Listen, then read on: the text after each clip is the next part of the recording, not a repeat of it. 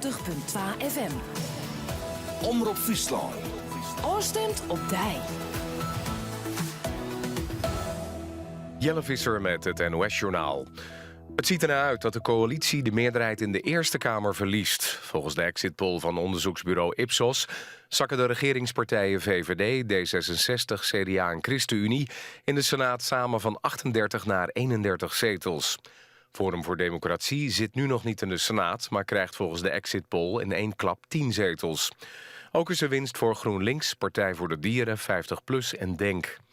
Dat Forum voor Democratie de grote winnaar zou worden van de Provinciale Statenverkiezingen bleek al snel uit de exit polls in Zuid-Holland, Noord-Brabant en Gelderland die het afgelopen uur gepubliceerd werden. Bij 10 stembureaus in Rotterdam en een stembureau in Nijmegen was vanavond een tekort aan stembiljetten, waardoor mensen niet konden stemmen. De stembureaus sloten om 9 uur, maar mensen die al in de rij stonden mochten later alsnog stemmen nadat de bureaus met nieuwe biljetten waren bevoorraad. Volgens een woordvoerder van de gemeente Rotterdam komt het tekort door de hoge verkiezingsopkomst. In Vlaanderen wordt het afsteken van vuurwerk waarschijnlijk nog dit jaar verboden. Op initiatief van de minister van Dierenwelzijn hebben coalitie- en oppositiepartijen daartoe samen een voorstel ingediend. Vooral bedoeld om ongelukken met bange dieren te voorkomen. Gemeenten in Vlaanderen die toch vuurwerk willen afsteken mogen dat alleen doen op bepaalde plaatsen en tijdstippen. Het vuurwerkverbod geldt ook voor kabitschieten en wensballonnen. Wanneer de nieuwe maatregel ingaat, is nog niet duidelijk. En de EU-lidstaten kunnen akkoord gaan met een kort uitstel van de Brexit, maar dan moet het Britse lagerhuis volgende week instemmen met de Brexit-deal van premier May. Dat zegt voorzitter Tusk van de Europese Raad na overleg met premier May. May wil uitstel tot 30 juni. Het lagerhuis heeft de Brexit-overeenkomst van May al 2 keer weggestemd. En dan het weer. Vanavond en vannacht wat opklaringen. Minima tussen 4 en 7 graden. En er is vannacht en morgenochtend kans op mist. Morgen in de loop van de dag zon. Het wordt dan tussen de 10 en 16 graden. Dit was het NOS-journaal.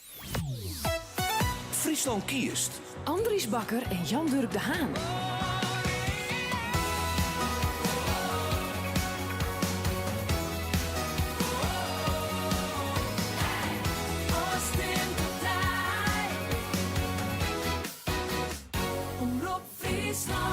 Het is 12 minuten nu 10. Welkom bij de tweede uur van Friesland Kiers. Maar uitslagen van de Stedenverkiezings 2019 live in het provinciehuis in Ljout. Voor nu al net alleen nog op de radio, maar ik op televisie. Ja, de Oerlien binnen stembureaus sletten en het grutte tellen is begonnen. En waar houdt het Fruus in de gaten? Dat ken net als uw verslagjouwer Simone Scheffer.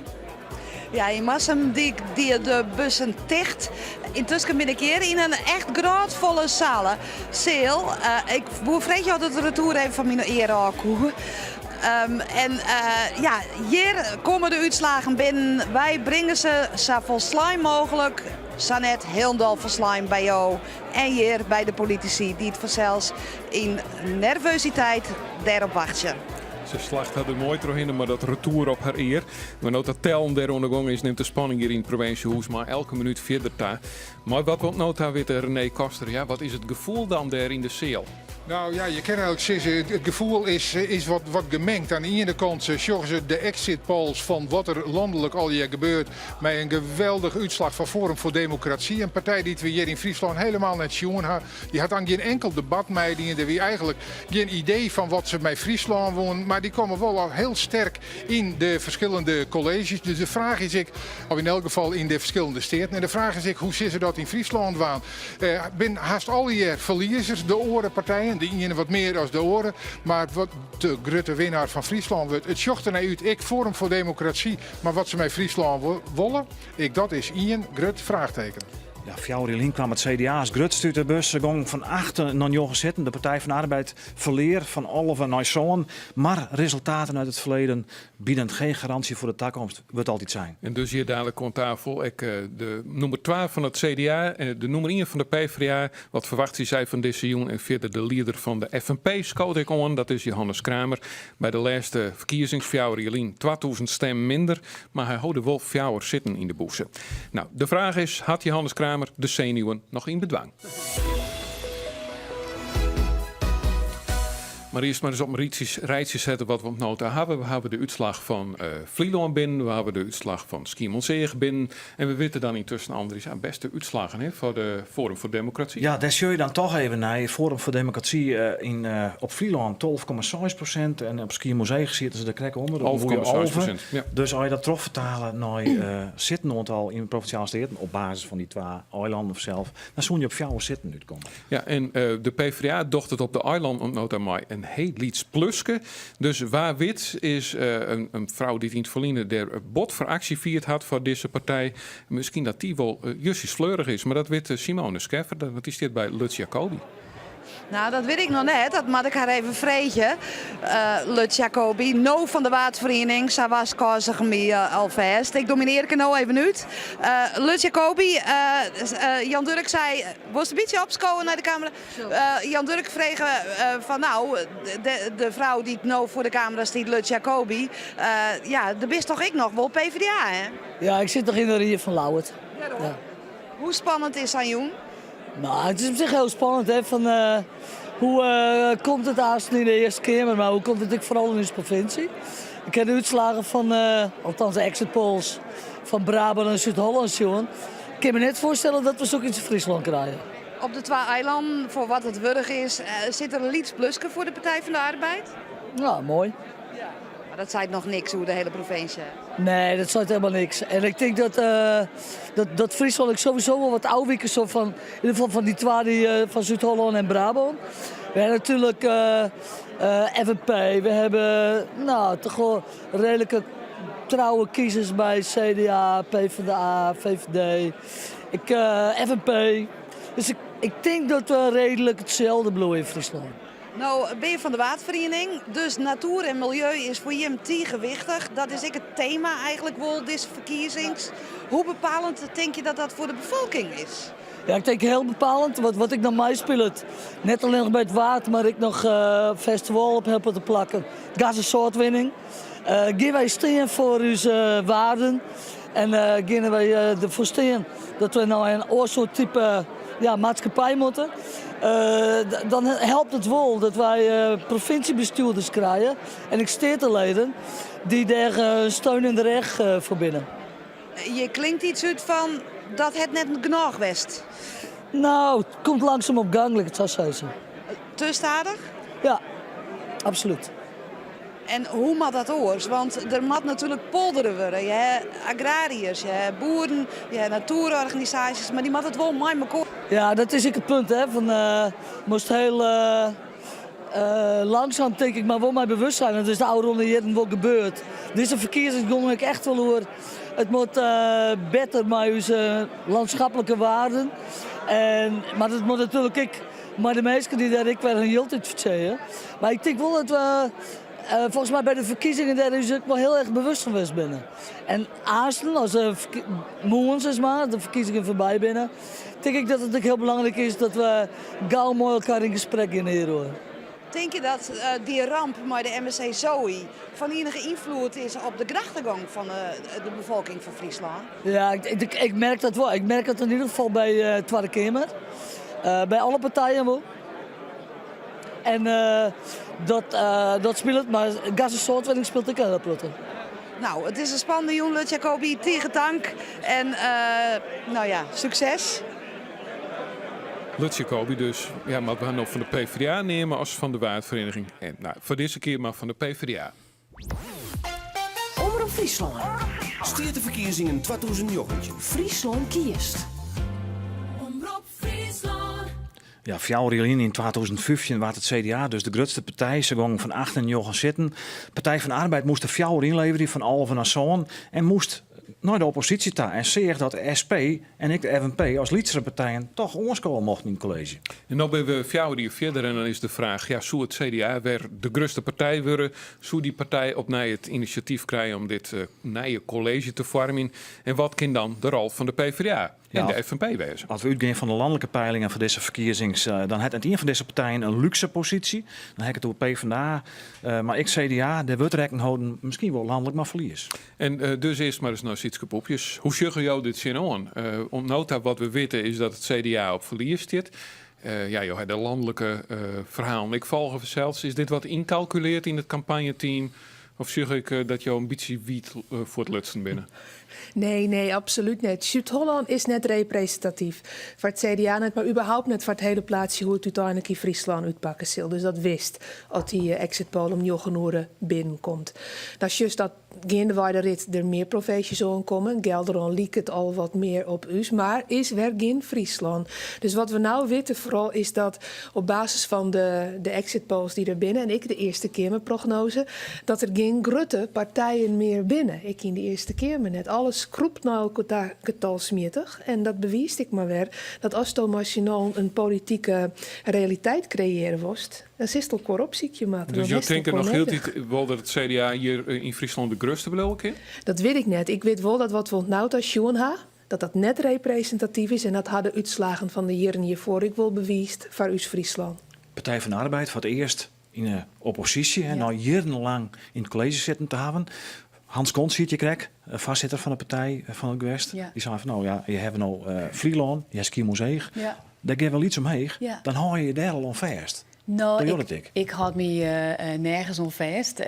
Pas om een orenstolven van de jongen, dan kunnen we zien wat al die uitslagen dienen. Ik ben net van de cijfers dat ik achter de iPad zit. We hebben mensen op een fractiekeer, maar die vinden dat machtig om te zien. En het weer een mooie opsteker, dus ik ging wel even de hand omheen bij die uitslag. Maar het zei nog net niks over het hele plaatsje. Wij doen het goed in de grote steden. Dus dan moet ik nog zien aan de een van de jongen dat Ljouwt binnenkomt. Nou dan, mooi me vraag je van hoe wij er naar sjuggen.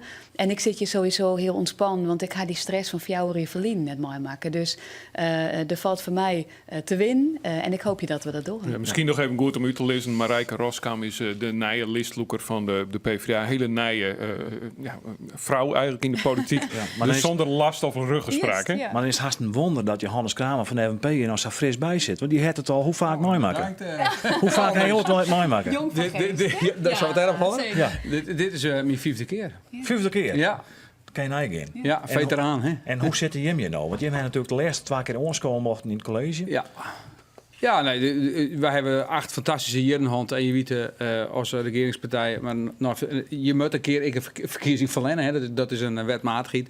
Aan de andere kant, we hebben deze campagne bij inzetten met een partij die zei we willen kleur op haar wangen hebben, we willen de discussie domineren. Nou, we hebben mooi onze karbietactie, mooi biologische landbouw, mooi onze jonge actie in Belsum. Ja, wij kleur op haar wangen. Dus in die zin is dit voor u als FNP al heel doorslagen.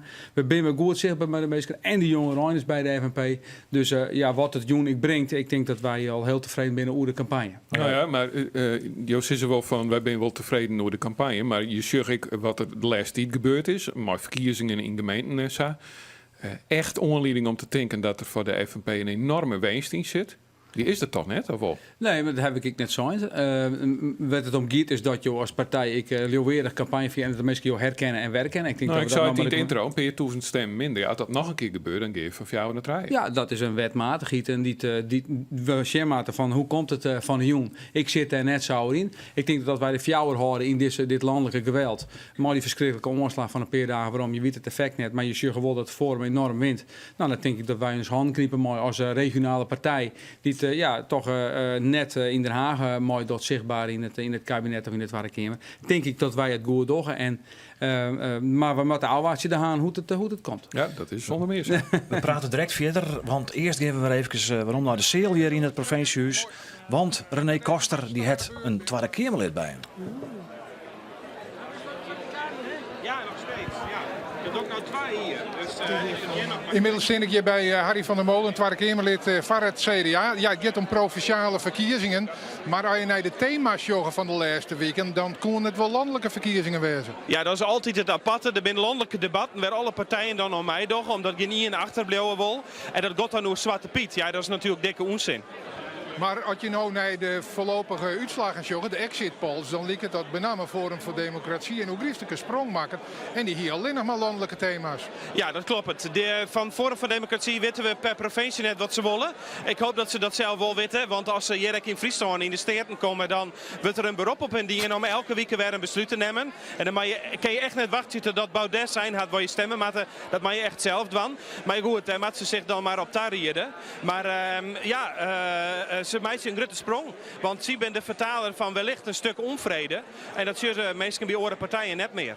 Hoe kan dat? Had je hem dat nooit goed aanfield of vertalen kent, die onvrede? Jawel, want we zijn in de Kamerverkiezingen vooruitgang als CDA door juist zeg maar, de punten waarop mensen zich zwaar gaan maken te benemen. Het verschil nou is dat we dat nog steeds doen, maar dat we aan de andere kant in een kabinet zitten om er wat aan te doen.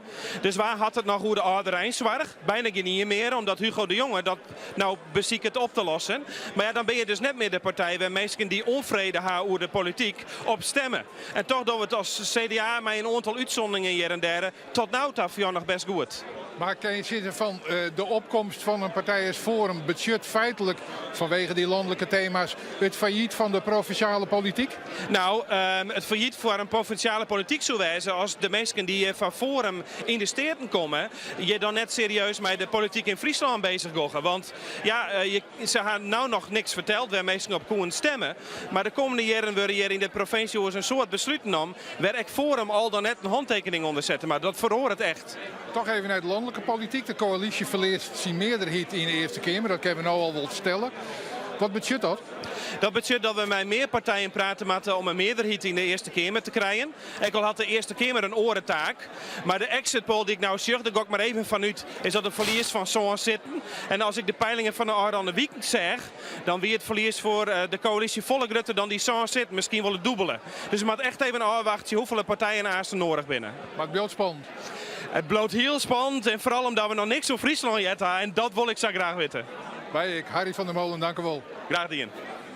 René Koster importeert maar Harry van der Molen. We hebben niet over Friesland yet. We hebben wel wat over Friesland yet. We hebben 2 uitslagen nou binnen. Dat binnen de uitslagen van Schiermonnikoog en dat binnen de uitslagen van Vlieland. Ik jou voet dadelijk dat net maatjouwend is van wat er in de provincie gebeurt. Wat we wel zien hebben is dat Forum voor Democratie, de grote winnaar liep het wel. In elk geval opvallende winnaar van landelijke exit polls en uitslagen. In elk geval hier in Friesland. Dus ja, boppen de 11% komen mis. Hier aan tafel praten wij op radio en televisie verder. Draaien mensen aan tafel, Sietske Popjes van het CDA, de nummer 2. Van de morgen nog weer pagina grut in een regionale krant. Nee, ik wil die, dus die is er zo bij. Dat ja. Ik aan tafel Marijke Roskam, de nieuwe listloeker van de PvdA, en Johannes Kramer. Net de nieuwe listloeker, maar de bestaande listloeker van de FNP. Ja, om met Marijke Roskam te beginnen. We hebben direct Harry van der Molen en René Koster. Is de opkomst van Forum voor Democratie het failliet van de provinciale politiek? Nou, ik denk dat ik als kans zie om als de partijen die het wel mijn hart van Friesland en een inhoudelijk programma die het wel op alle debatten komen, die het elkaar informeren, die het met elkaar contact hebben, die met elkaar heel goed beet houden. Dus het is ook een signaal naar die partijen dat ze zien laten hoe serieus als ze de kiezer nemen. Dat je dan zeggen, hier zei ik van nou ben je maar al in hoe lees ik zou net weten. Waar het van die partij hier in Friesland zich inzet, hem of haar. Dus ik denk dat het echt een duidelijk statement is naar de zittende partijen. Ik zie naar mezelf, ik zie naar mijn borrelen. Dat je elkaar beter houden deze aasten naar de uitslag. Dat je een programma deel lezen wat de Friese kiezer serieus neemt. En maar, wat ik aan die zware te meer te komen. Maar het Forum omheen zit, dan heb je het net goed in als provinciale politiek. De zittende partijen. Nou, dus Forum is een partij van lege briefjes. De mannen hebben net hun inhoud weten we net. Het wordt algemeen bepaald door meneer Baudet. Toch wordt er een heel soort op stemt. En ik denk dat dit onjaat wat wij als FNP altijd zoiets hebben, dat dus democratie te min en te dicht bij de mensen is. En dat er te volle vanuit Den Haag beslist wordt en de mensen in Friesland te min over hun eigen toekomst te zitten hebben. Dan zul je dus hele gekke dingen ontstaan. Dat mensen provinciale verkiezingen stem Rutte weg. En door ik gevestigde partijen normaal. Dat is eigenlijk schandalig. Maar het gaat om je eigen wen jou, het gaat om de dieken hier, het gaat om de natuur hier. En ik denk dat als wij meer volg krijgen, en dat vinden wij als FNP natuurlijk al heel lang, dat het dan ik volle nieuwsgieriger wordt voor de mensen om ik op provinciale thema's en op provinciale partijen te stemmen. Maar dus dan wil ik even een stien in de viever gooien. Dan zeg ik eventjes naar jou, mevrouw Poepjes. Ik denk wat van vermoeidheid op jouw gezicht te zien. Nou, gewoon een lange campagne, klopt dat? Ik heb vanmiddag even een hutdraft. Okay. Ik denk dat het daarvan komt. Nou ja, maar hoe dan ik? Je BS-dien, denk ik. De Arone Fjouwer ik werd als deputaire. Je hebt nou je BS-dien in de campagne. En dan zie je dus eigenlijk dat ik zonder dat je dat doet, zonder dat je, ik maar wat presteert hij in Friesland, dat je links en rechts inhellen worden terug zulke partijen. Dat ik net zeer. Dat het net wat maar je motivatie. Nee, absoluut net. Want de kiezer had altijd gelijk. Wij binnen tjenjend aan de inwoners van Friesland. we gaan niet wezen op een soort sollicitatiepeteer alle 4 jaar weer. En dan kiezer het daar het laatste woord in. En het had niet maar die inzet uit te steen of het sneu is dat het al 4 jaar of 8 jaar deputaire is. Dat doet er al in het. Het gaat erom. Kind die verhaal wat wan voor de meesten van Friesland. Maar dat doet het toch wel. Ik bedoel, Maar Johannes ja, Kramer van de FNP. Je hebben hetzelfde. Je hebt je best, die neem ik aan. Jawel. Maar je kunt er net echt op aanrekken. Nee, maar Jan Dirk, het is net de eerste keer. Hè. We hebben de LPF-hand, we hebben de PVV-hand. En nu hebben we Forum. Elke keer komen ze uit een groot gat blazend, mooi manmachtig binnen. Nou, en ik maak je de vergelijking. Ik maak je de vergelijking. Wij zitten zitten hier als radiomakers en televisiemakers nou aan tafel. Dan doe je heel bot je best. Je beziet er een mooi programma van te maken. En dat mensen dat thuis waarderen. Dat die waarderen dat het jongen wordt. Maar als je 4 jaar je best doet en het maakt het net uit, dat lijkt me een raar gevoel. Ik zie het wel, maar het net uitmaken. Ik bedoel, dit is een democratische verkiezing. Mensen zijn vrij om te stemmen wat ze willen. Als ze op Forum stemmen, doen ze dat. Dat mag ik respecteren. Daar kunnen we wat van vinden. Maar dat is gewoon zo. De jongen, al die partijen, ik was even naar de polls, hebben nog steeds stemmen binnen. We nog steeds stemmen volle meer mensen op uw partijen als op Forum. Dus ik denk dat dat een kracht is, een signaal is dat we machinaal deze democratie liberty en strijdbaar houden moeten. En ik mag ook een werkje maken om deze provincie te besturen. En blijven te informeren, want wij troffen van de media bij het flyer. Ik wil meesken van goh, maar wie over vertellen wat de Partij van de Arbeid versteert. Nou, ik haal stem tussen je op Forum. In een PSN uitlezen wat wij willen voor de meesken. Opkomen voor de meesken maar krappe beurs. Meer betaalbare rent. Nou, ik kan samen opnemen. Ik hoor het net met de baan van de stemmen hier. En toen zei Ian, nou dan heb ik eigenlijk wat te raap stemt. Maar goed, het is ook een proteststem. Hè? Ja, dus de Eerste Kamer die zit erboven. Ik ben leuk, maar ik zeg er, ik word naar de rol van de media. Nou, hier ben we dan goed versjoen met goede verslagjouwers en mensen die het investeren de verslag. Maar zitten wel, maar Kramer. Ja. Nee, maar als ik zeg nou, bijgelijks de steden in Zuid-Holland of gewoon landelijk Nijs, als ik dan zie goed politici en daar hebben wij in oude ronde tijd ik echt nog wel wat van vernaamde debatten. Een oerke juster, hè, maar een PM'sken. Wij matten in one-liners elkaar om eren slaan. Dat is net hoe democratie werkt. Je maat de mensen meer informeren. Dus ik ben wel wat, wel wat frustreerd over dat wij dwongen worden om in 20 seconden te zeggen. Maar hoe kan je dat dan verrooien? verrooien? Hoe kan je zo'n verrooien? Want de Eerste Kamer hing het er nou boven. Proteststemmen, Rutte-referendum hij al een keer zijn. Zoen je de verkiezing, de getrapte verkiezing eigenlijk van de Eerste Kamer los helemaal van provinciale steden verkiezings?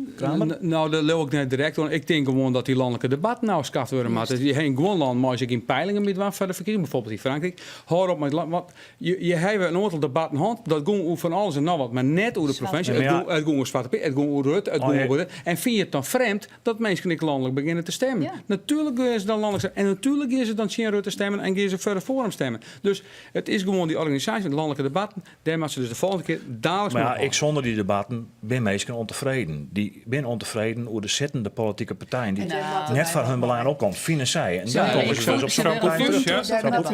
Want wij zijn natuurlijk vol volksvertegenwoordigers van alle Friesen in dit geval. Ik goed als die in de Tweede Kamer bist net alleen nog van CDA's of PvdA's in de Tweede Kamer. Nee, de bist een vertegenwoordiger van alle Nederlanders. Dus wij matten wel wat als volksvertegenwoordigers, maar het sentiment van meesken wij vielen u zo lilk of wij vielen u zo ongemakkelijk dat wij op komen stemmen gaan die net die zich bij debatten aanmelden. Want dat is natuurlijk een wat wonderlijke gong van zaken. Alleen nog, wij matten echt ervan. En dat houdt dus in dat wij goed vele blauwe matten wat er in Friesland speelt. Ik ben het met Kramer volslijn is dat de teneur van landelijke debatten en hielendal dat het in one-liners van 20 seconden mat. Daar mat maar eens een keer een heel verstandig persoon als Jen. Het afschaffen van de Eerste Kamer. Ik zet een punt. Okay. Er moet een verstandig persoon als Jen. Dat wordt regelen. Jan Dirk de Haan. Ik zit persoonlijk even naar. Ja, nee, dat is prima. Gekheid. Ik ben eigenlijk wel benieuwd wat dan nou je gevoel is. Waar komt de FNP op uit, Johannes Kramer? 4 jaar zitten. Wat je nooit hebt. En misschien wel 5, ik weet het net. Hij heeft dan geen enkele indicatie. Het is een onderbuikgevoel. Ik weet het gewoon net. Nee. Maar Heike Roskam, Johin in een peiling van de kranten. Je Ja. prognose weer dat de Partij van de Arbeid het CDA voorbij ging zo. We moesten die prognose invullen en dan Ja, weet je dat de maar je hebt het orenpartijen... Nee, ja, ik ben eerst net akkoord gaan, maar dan wordt er zo, ja, elke keer vullen dat in. Ja, maar je denkt wat oors, maar je vult het maar in, want je denkt dat is correct. Nee, Ja, wij waren waskogen van het feit van, goh, zet je hem zelf wat heger, want de orenpartijen zetten je vanzelfs ik wat leger. Dat is wat een mentaal speeltje. Nou, ik vond het net een knip van de neuswurg, dat hele stuk. Wanneer ben je tevreden, lijkt het zo? Ik ben tevreden dat we zo aan de wacht zitten. Ik ben ook zo'n lichtblauw of in een. Nou ja, je bent left meer. Nog in politiek denk je dan, stel dat fjouwer worden, wat zit dat wat voor jou? Van mij net, want ik heb mijn verkeerd besteld voor de steden. Dus het is net zo dat je zegt van nou, dan ben ik zat te loorstel, dan heb ik net goed die Nee, ik heb echt ontzettend zin en het meen ik serieus. Ik had zoeder in een oorbleuwen, maar Rijke Roskam Ik verrek komt mij voor de in alle PvdA. dossiers en alles wat ik thuis aan heb, streden, daar steen ik voor. Sitske Poepjes, wanneer bak je de taart van het CDA? Maar hoeveel zetten? Ik ben nou wel even uitbakt, maar die taartenboel, dat mag ik wel je zeggen. bakken wat oud. Ja, dat binnen echt kleermooi. Maar geen idee. Ja, dat wie echt een stukje emotie dat er even in moest. Maar goed, jij nou Jochen zitten. Ja. Dan wil ik wel verwachten dat je hem dat misschien net horen zullen. We zullen het mooi maken. Ik ken er op dit stuit. Het is nou wat nooit zien, lo ik. Nog neer toe zezen. Ik wil zien wat er van Friesland uitkomt. Dank u wel eerst. Sietske Poepjes hier aan de tafel. Marijke Roskam voor de PvdA. Sietske Poepjes van het CDA verzeld. En Johannes Kramer van de FNP. En we komen vers nog bij je in Berom. Ja. Maar als er meer uitslagen binnen. Dan zullen we nou wel eens even Sichan in de seel, want vanzelf... Het lijkt mij in elk geval aardig om nog eventjes te nemen van mensen die kijken afstemmen binnen wat de uitslagen binnen niet want nou te houden. Ik had je er al zijn dat Schiermonnikoog binnen en Vlieland. Schiermonnikoog nog eventjes omdat in de herinnering erop een PvdA die het op Schiermonnikoog een justjes beter, 1,1% erbij. En is dat de grootste partij met 18,2%. De VVD staat met 13,1% op nummer 2 en de nummer 3 daar is het CDA met 12,9%. Forum voor Democratie, helle der, ik pak dat er nog eventjes bij, helle 11,6%. Nee, 11,6%. Ja, 11,6. En dan pak ik de oren er ik nog eventjes bij, dat is Vlieland die we binnen kregen in. Nou, VVD wie de grootste? De VVD want dat is traditioneel het geval zelf. VVD staat er op mij 26% nog wel bovenaan, maar had wel zo'n procent verlen. En Forum voor Democratie, ik belangrijk denk ik om nog eventjes te nemen, hier der 12,6%. Dus meer dan 10 en dat zullen dan fjouwen zitten in de steden budget te kennen. Maar goed, 2 eilanden, dat zou nog niks. Er komen nog 16 Friese gemeenten bij. Wij blowen bij jou, we brengen dat ik bij jou, de hele joen. Let van nou eens even zien in de Seel hier in het provinciehuis. Want vanzelf is de jonker René Koster nog een orenverslagjouwer actief. En dat is net de meeste, dat is Simone Scheffer. Ja, en Simone Scheffer is Lico Jim alle jaar en zeker ik de politici in afwachting van zelfs meer uitslagen. Want die 2 eilanden, dat is hartstikke mooi, maar dat zijt nog net het meeste. Het is dus ik spannend voor de listloeker van het CDA, Sander de Rauwe. Ja, het zijt nog niks, maar je verliest wel wat op die eilanden. Ja, maar de eilanders die zijn natuurlijk altijd special editions. Die toch altijd wat ze zelf willen. En zei het attack. Nee, de echte uitslagen moeten er nog binnenkomen. En daar zie ik naar uit. Als je het landelijke een beetje zorgt, Zuid-Holland, Big Leaks, maar Forum voor Democratie, wat de grootste partij wordt, nou zal dat in Friesland waarschijnlijk net zo wezen. Maar schrik je daarvan?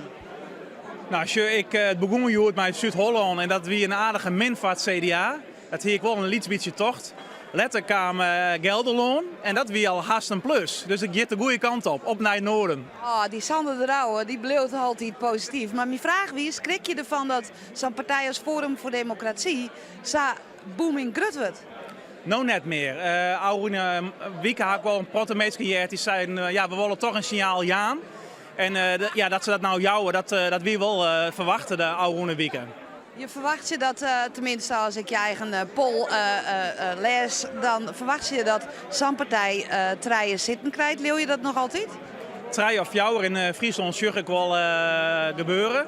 Ze zijn welkom. Ik wil graag kennis maken. Ik ken ze totaal net. Ik weet net waar het binnen. Misschien ben ze je het wel zo aardig wezen. Maar elke partij had recht op zijn zit. En de kiezer beslist. Zo simpel is het. En dan gewoon on het werk met z'n allen. En hoe is het voor politici, hè, de gevestigde orde, om daarmee om te gaan? Dat je ze net kennen, dat je net weet wat het binnen, dat je eigenlijk net weet wat voor vlees je in de kuip hebt. Het gaat er gewoon bij. Ik ben zelf ook begonnen een keer voor het eerst helemaal naar in Bolzert. Koer de mensen mij in de rie ook net zo goed. Het gaat er gewoon bij. Als CDA zitten wij alle partijen door nou mij. Gewoon mij, er waren nieuwe partijen, gevestigde partijen. Els niet had mij dan van Friesland. En dat geldt voor Forum ook. Die moet daar nou bewijzen.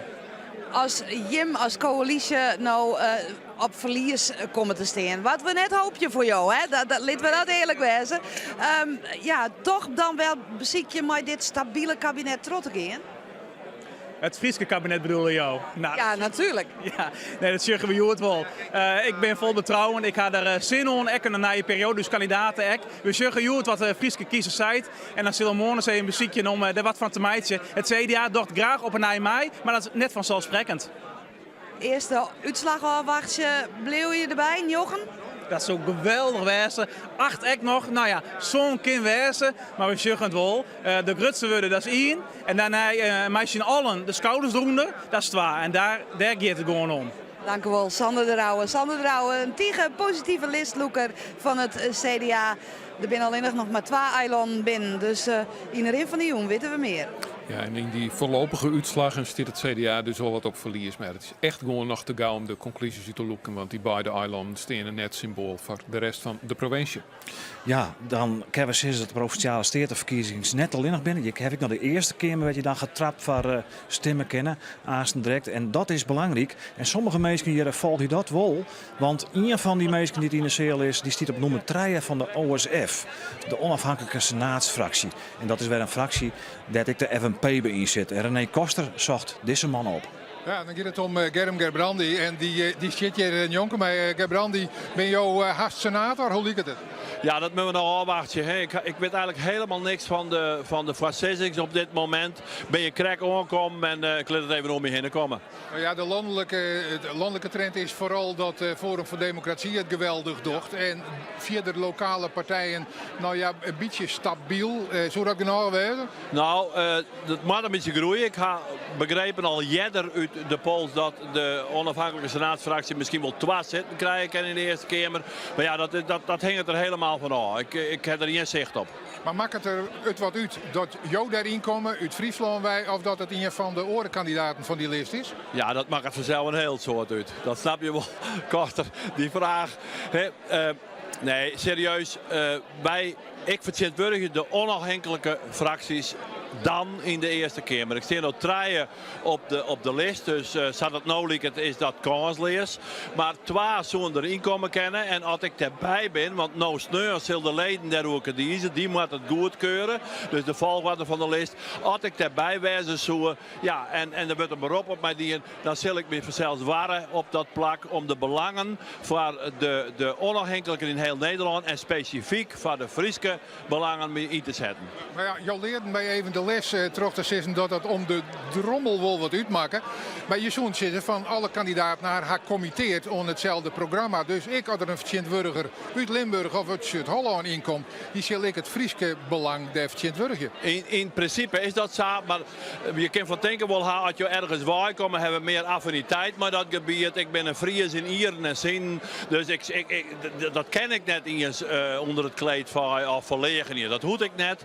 Er is mijn vregen om deze functie, om je dat beschikbaar voor te stellen. Als ik het vertrouwen krijg, doe ik dat graag. En dan kom ik daar als Germ Gerbrandi uit Friesland, die de onafhankelijke in Nederland vertegenwoordigt.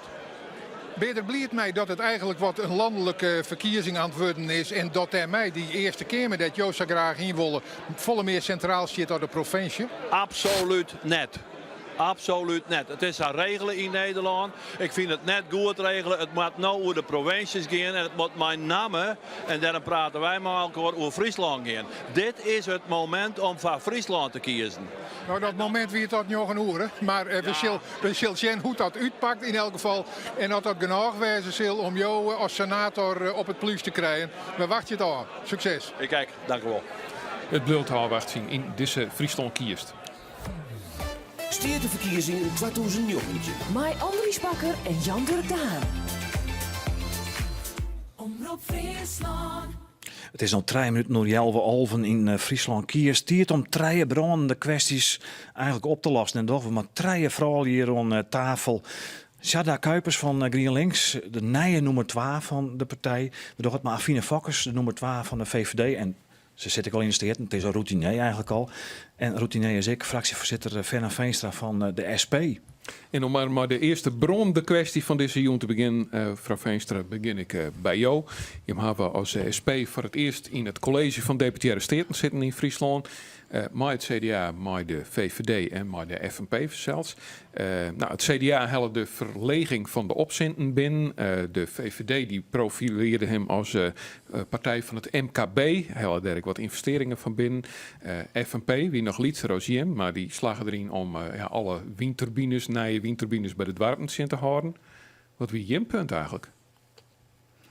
Wij hebben een heel aantal punten ingebracht en ook een aantal punten gekregen. Een van de dingen is bijvoorbeeld meer duurzame landbouw. We hebben een kansenfonds, die mensen die weinig kans hadden, dat die toch middels projecten wat meer kansen konden krijgen in de maatschappij. Dus de sociale kant. En we hebben ook een aantal portefeuilles gekregen die voor ons erg belangrijk waren. Die zitten in het Dwarsmers, hè? Ja. Die zitten in de duurzaamheid. Zeker, we zijn super trots op de Meanskips-energie die hier in Friesland tot stand is gekomen. De afgelopen jaren erg gegroeid is. Maar we hebben ook gevraagd om het dossier met de afvaloven in Harlingen. En daar zijn we strenger op gaan handhaven. Maar goed, je moest een opboksen zien Sander de Rauwe van het CDA. Maar een soort ondervinding, Johannes Kramer van de FNP. En Jim kwam er helemaal na in. Hij hem goed inraakt, hij hem goed onderhandelen?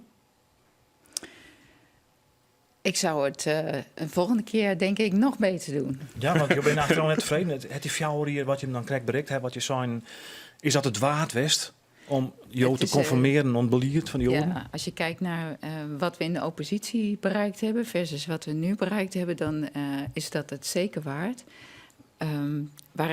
Waar ik wel een beetje van baal, en dat weet ook iedereen, is dat die verrekte molen in Reduzum niet is kunnen vervangen. Nee. Dus als je het nou op nijd was, dan zoen je net weer akkoord gaan maar dat protest van de FNP naar je windturbines bij Dwarpen. Dat zoen je net weer zat. Nou, we hebben afgesproken dat dorpsmolens vervangen konden worden.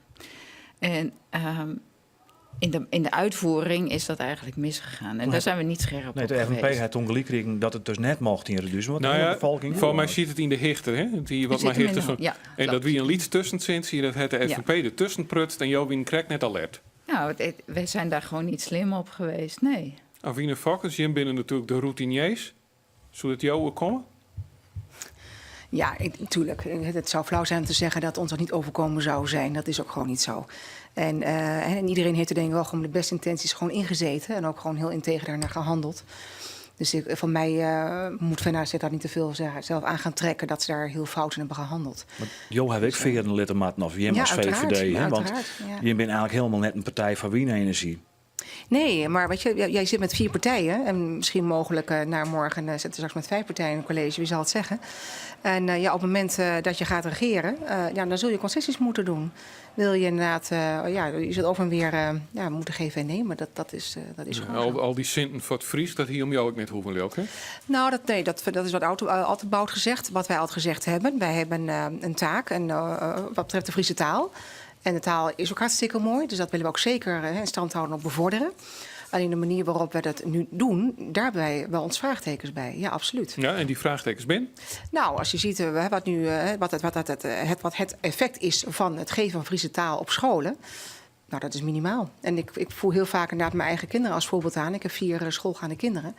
En die op de lagere school en middelbare school Fries hebben, nou, als die naar Omroep Friesland kijken, dan kunnen ze het niet volgen. Dan ben je ook stedelid, fjouwers kwalk in de ben. En dan ik nog op de lijst voor de Eerste Kamer. Ja. Wil je daar ook nog in? Als het me gegund is. Het wordt regen, want je staat op nummer 3. Ja. En je hebt verlies in de peilingen, dus je zullen er waarschijnlijk net in komen. Je hebt al 3 zitten. Ja. Als je het net haal je, wat dan? Ga je dan net van het deputaire schip? Want je hebben alles hier in de steden nog aan. Nou, weet je, wie onze gedeputeerde wordt, zover zijn we gewoon nog niet. We gaan morgen, het wordt net per definitie Klaas Kielstra? Nou, we gaan morgen als fractie bij elkaar zitten. En de ALV heeft bepaald dat de fractie erover gaat. Dus ik ga niet nu op de zaken vooruitlopen. We gaan straks als fractie om de tafel. Hier vraag je daardoor, zou je het willen? Want daar begint het maar eigenlijk. Nou, uiteraard zou ik het willen, maar er zijn meer mensen die het willen. Ja. Maar nogmaals, daar gaan we niet op vooruitlopen. We gaan gewoon eerst maar eens in de fractie bepalen van hoe en wat. Ja. Er zijn heel veel goede kandidaten en uiteraard is Kielstra ook gewoon kandidaat. Waar er heel nieuwsgierig naar zitten luisteren is Sjada Kuipers. Want Sjada, net uit Friesland afkomstig, gemeenteraadslid West van GroenLinks in Weesp. Dat klopt. Hoe komt een Weespernaarse, als ik het goed is, in Friesland terug? Weesper. Ja, ligt heel gevoelig bij veel Weesper Weespers. dan dat. Hoe komt hij in Friesland? Ja, nou, ik heb een Friese geliefde en die heeft me mee naar deze mooie provincie getrokken. De liefde. Ja, dus vandaar. Ja. En vond hem dadelijk actief voor de partij worden? Nou, ik was dus al bij GroenLinks actief, maar in Friesland.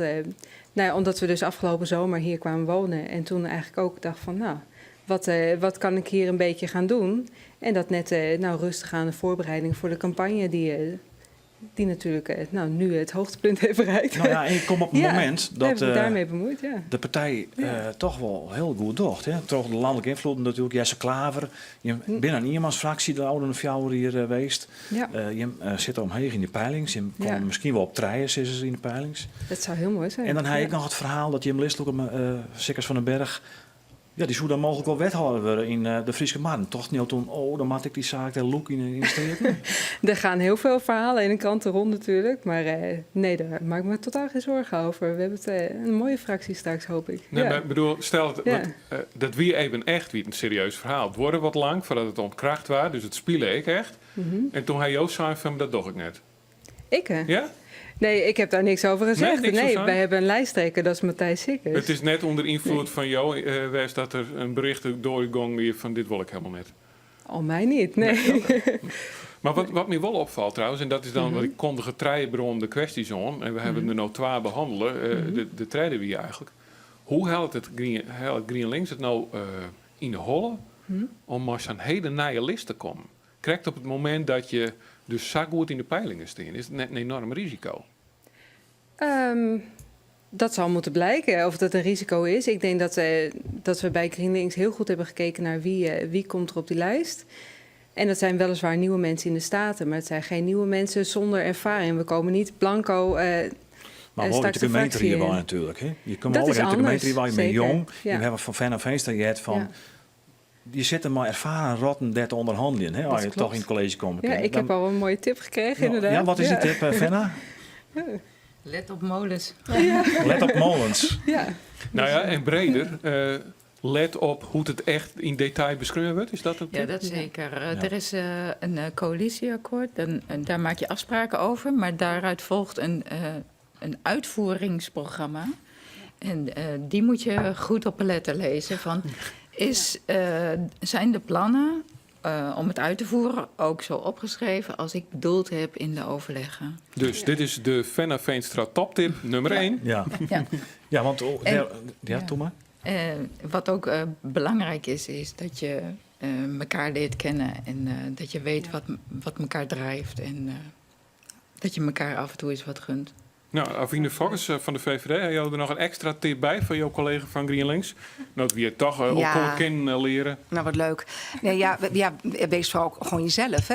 En sta voor degene wat je voelt en wat je vindt.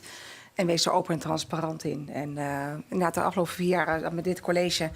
en dat Venna zegt het heel terecht... is ook een kwestie geweest van elkaar dingen gunnen... omdat de relatie goed was. En dat is wel begonnen inderdaad over meet af aan... eens een keer om tafel te gaan van... goh, waarom zit je in de politiek, wat drijft je... hoe sta je in het leven? En als je dat van elkaar weet, dat geeft een band. En als de sfeer goed is, dan groei je elkaar wat. Dus dat is investeren vooral ook in elkaar, zou ik zeggen. Ja. GroenLinks liet het dan in de lift te zitten. Venna Veenstra, je hebben natuurlijk al jaren vanaf 2012 in investeerd zitten. SP is ik goed gegaan de vorige keer. We kwamen in het college. Het liep het nou krijgt daar even de andere kant op te gaan. En je neemt maar Auskiën. Is dat mooi om die reden? Of dat je zegt, het is genoeg geweest? Nee, ik heb me kandidaat gesteld voor Europa. En ik ga wat anders doen. Ja, je hoop je daar wat te bereiken, dat je in het Europees Parlement komt kennen? Ja. En hoe vier ben je ermee? Hoe concreet is dat? Nou ja, ik sta nu als nummer 5 op de lijst. Dus kan nog spannend worden.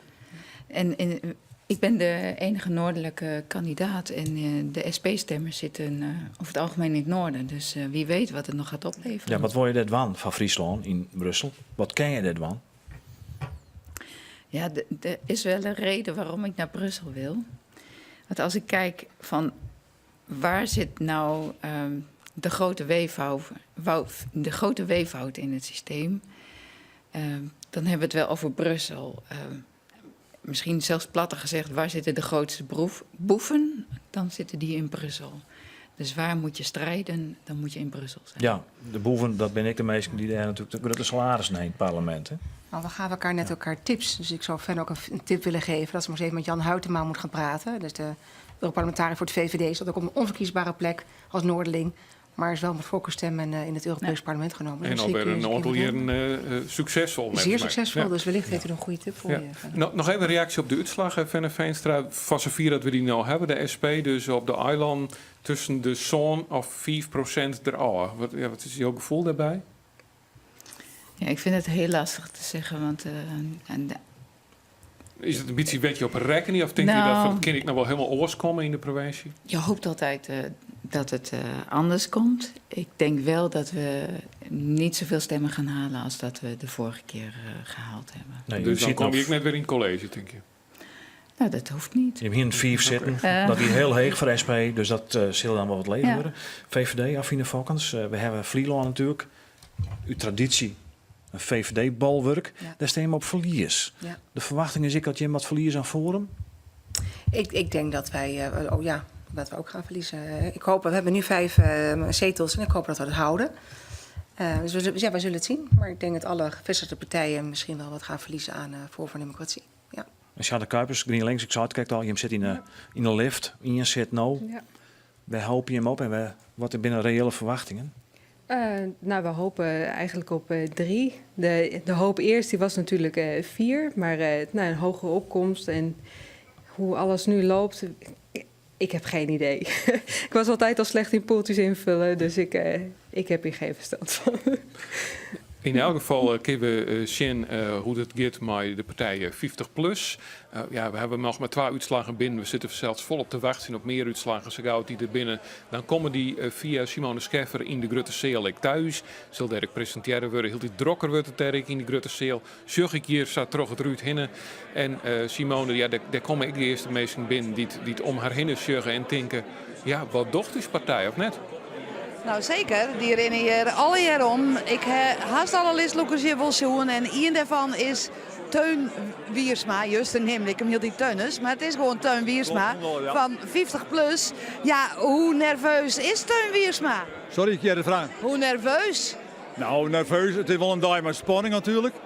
Just jong hier met het slotdebat en na het slotdebat, dat mag iedereen best weten, dan kom je thuis. Dan ben je al zoveel weken, zoveel dagen onderwijs geweest.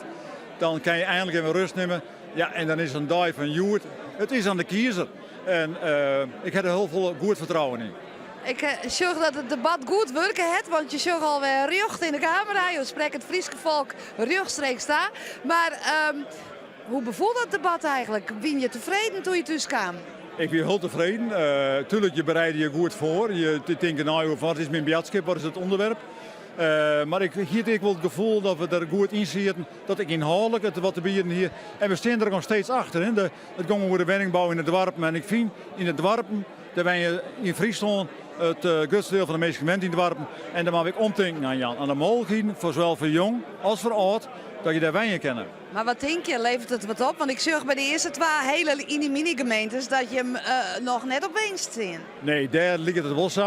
Maar als je zorgt naar het landelijke beeld, ik jaar om je heen dat in alle andere provincies we er 1 zetel bij krijgen. Ik ben natuurlijk nog de voorlopige cijfers. Ik zeg van jong, de cijfers van Maurice de Hond. En die gaan dat we in Friesland op 2 zitten moeten komen, jongen. Nou, en zou je daar weer eens mee wezen? Ik zou er heel weer maar weer, absoluut. En wat kun je dan voor potten brekken in de komende periode? Nou, ik denk dat wij dan volle sterker het probleem, maar de punten waar dus de ouder aan hier in Friesland met de maatje in het. Dat is dan het wijnen, maar dat is ook de zonnezwart, de bereikbaarheid ervan. Maar dat is ook de mobiliteit, het IMB4. Ja, hoe gaan we om met kwanden? Het kennen wij in Bloemen in Dwarpen, maar ik van het welzijn in zijn algemeen, dat we daar meer van betekenen kennen. Maar wat denk je ervan, hè? Een Forum voor Democratie, zul je hier grif ik zitten krijgen dat er nog meer versplintering komt? Er waren juist al 14 partijen. En die mij die in een debat wil ze zegt je nou mij doen. Ja. Nou, aan de ene kant vind ik dat spietig. Aan de andere kant zeg ik, ja, het is democratie, hè. Dus iedereen die een mening heeft, mag die vertolken natuurlijk. Dus het zit er wel bij. Maar ik hoop wel van harte. Ze hebben net aan de debatten deelgenomen, Forum voor Democratie. En dat geldt ik voor denk. Dat als ze hier in de steden komen, dat ze dan een wezenlijke bijdrage leveren aan het wijnen of het wezen van de mensen hier in onze provincie. Ken je ze? Ik ken ze absoluut net. Nee, alleen nog van de televisie. Hoe is dat? Ja, het is wel vreemd, vind ik eigenlijk. Dat je alle oren partijleiders, fractieleiders of partijleiders, listloekers, ken je. Welke partij het ook is, Aruna Wik, hij man kan optreden. Hij man kan in gesprek wezen, hij man kan een roepen kent.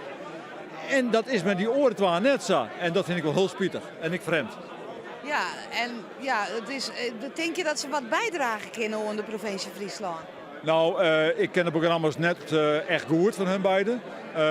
Maar wat ik van Jet heb en wat ik gelezen heb over het programma van Forum voor Democratie, ben ik bang dat ze heel weinig bijdragen zullen. Maar 50 plus, die kan dat wel, denk je ook. Ja, absoluut. Als je zoekt naar de bevolkingsopbouw, hier in Friesland 640.000 inwoners, waarvan haast de helft boven de 50, daar kan wat te betekenen.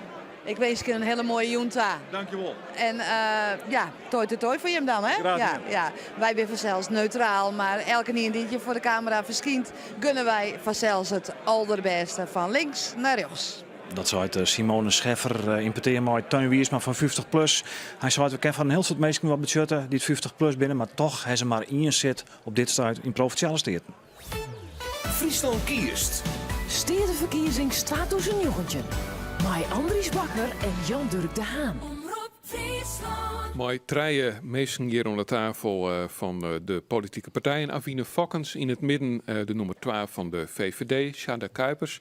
Nij, de nummer 12 van GroenLinks. En Aski innemend, maar nu nog fractievoorzitter van de SP, Venna Veenstra.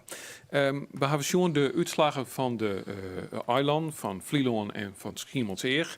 Ja, daar moeten we het nou eerst maar doen. Als je toch van Forum voor Democratie, partij wordt eigenlijk de hele juni al neemt, een uitslag van correct ietsje boven de 10%. Dus we weten in elk geval dat in Friesland dit een rol speelt. Mevrouw Veenstra, hoe zeg je daar eigenlijk zien? Ja, het is een partij die opkomt. En ik denk dat het ook veel proteststemmen zijn van mensen die gevoel hebben dat ze grip hebben verloren op hun omgeving, de politiek, zeggenschap. En dat is jammer.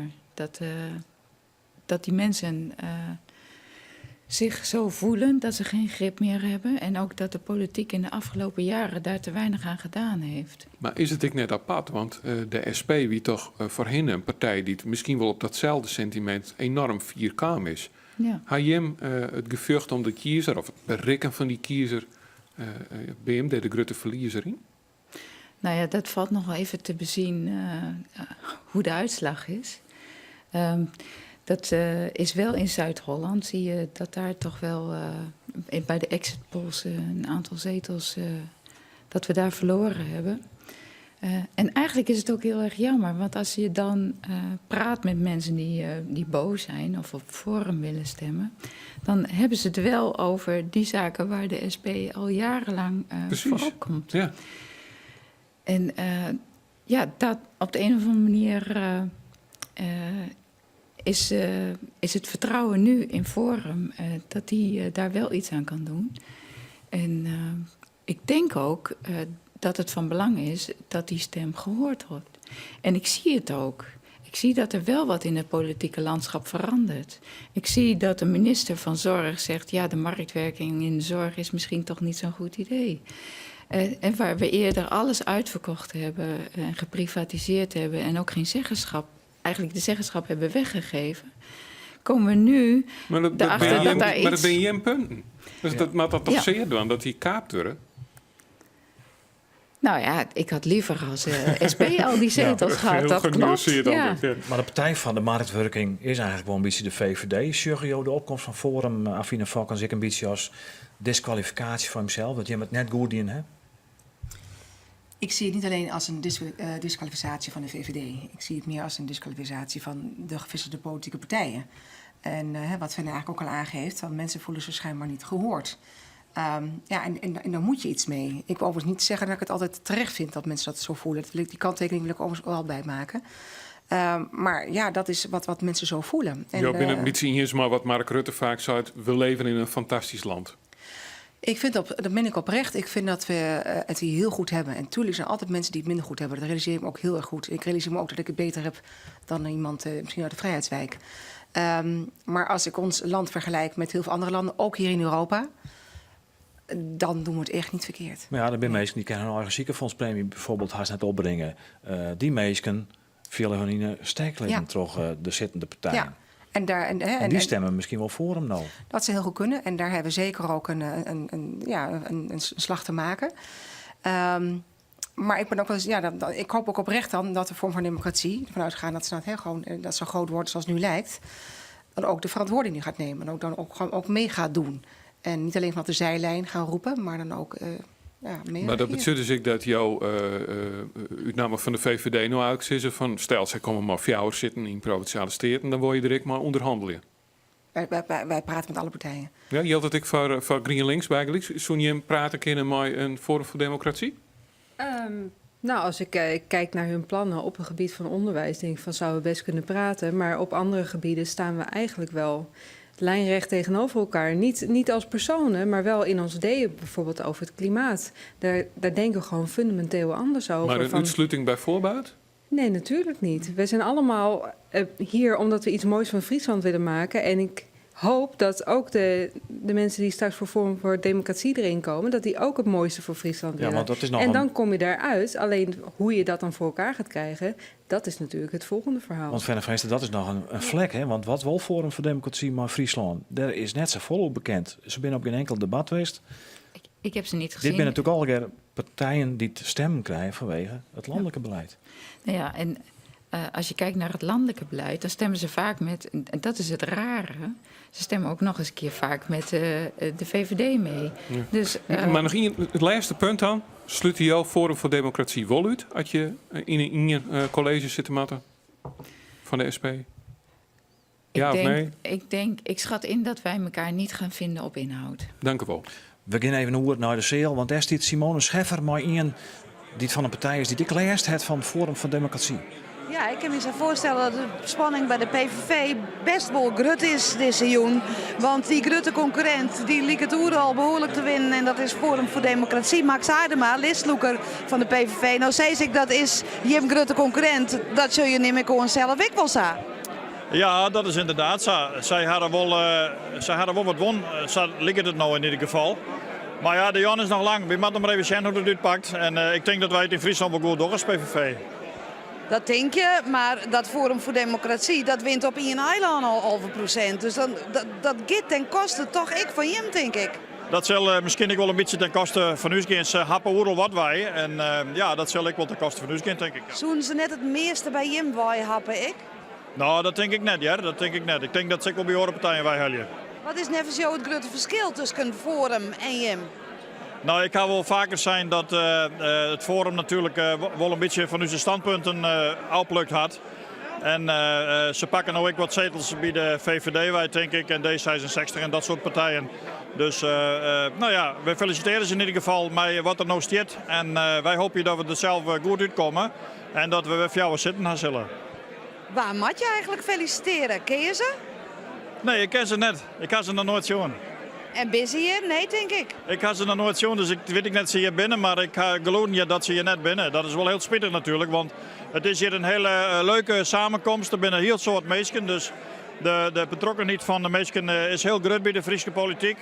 Wij zijn natuurlijk ook een prachtig mooie provincie en het is heel mooi dat je zo volle mensen binnen.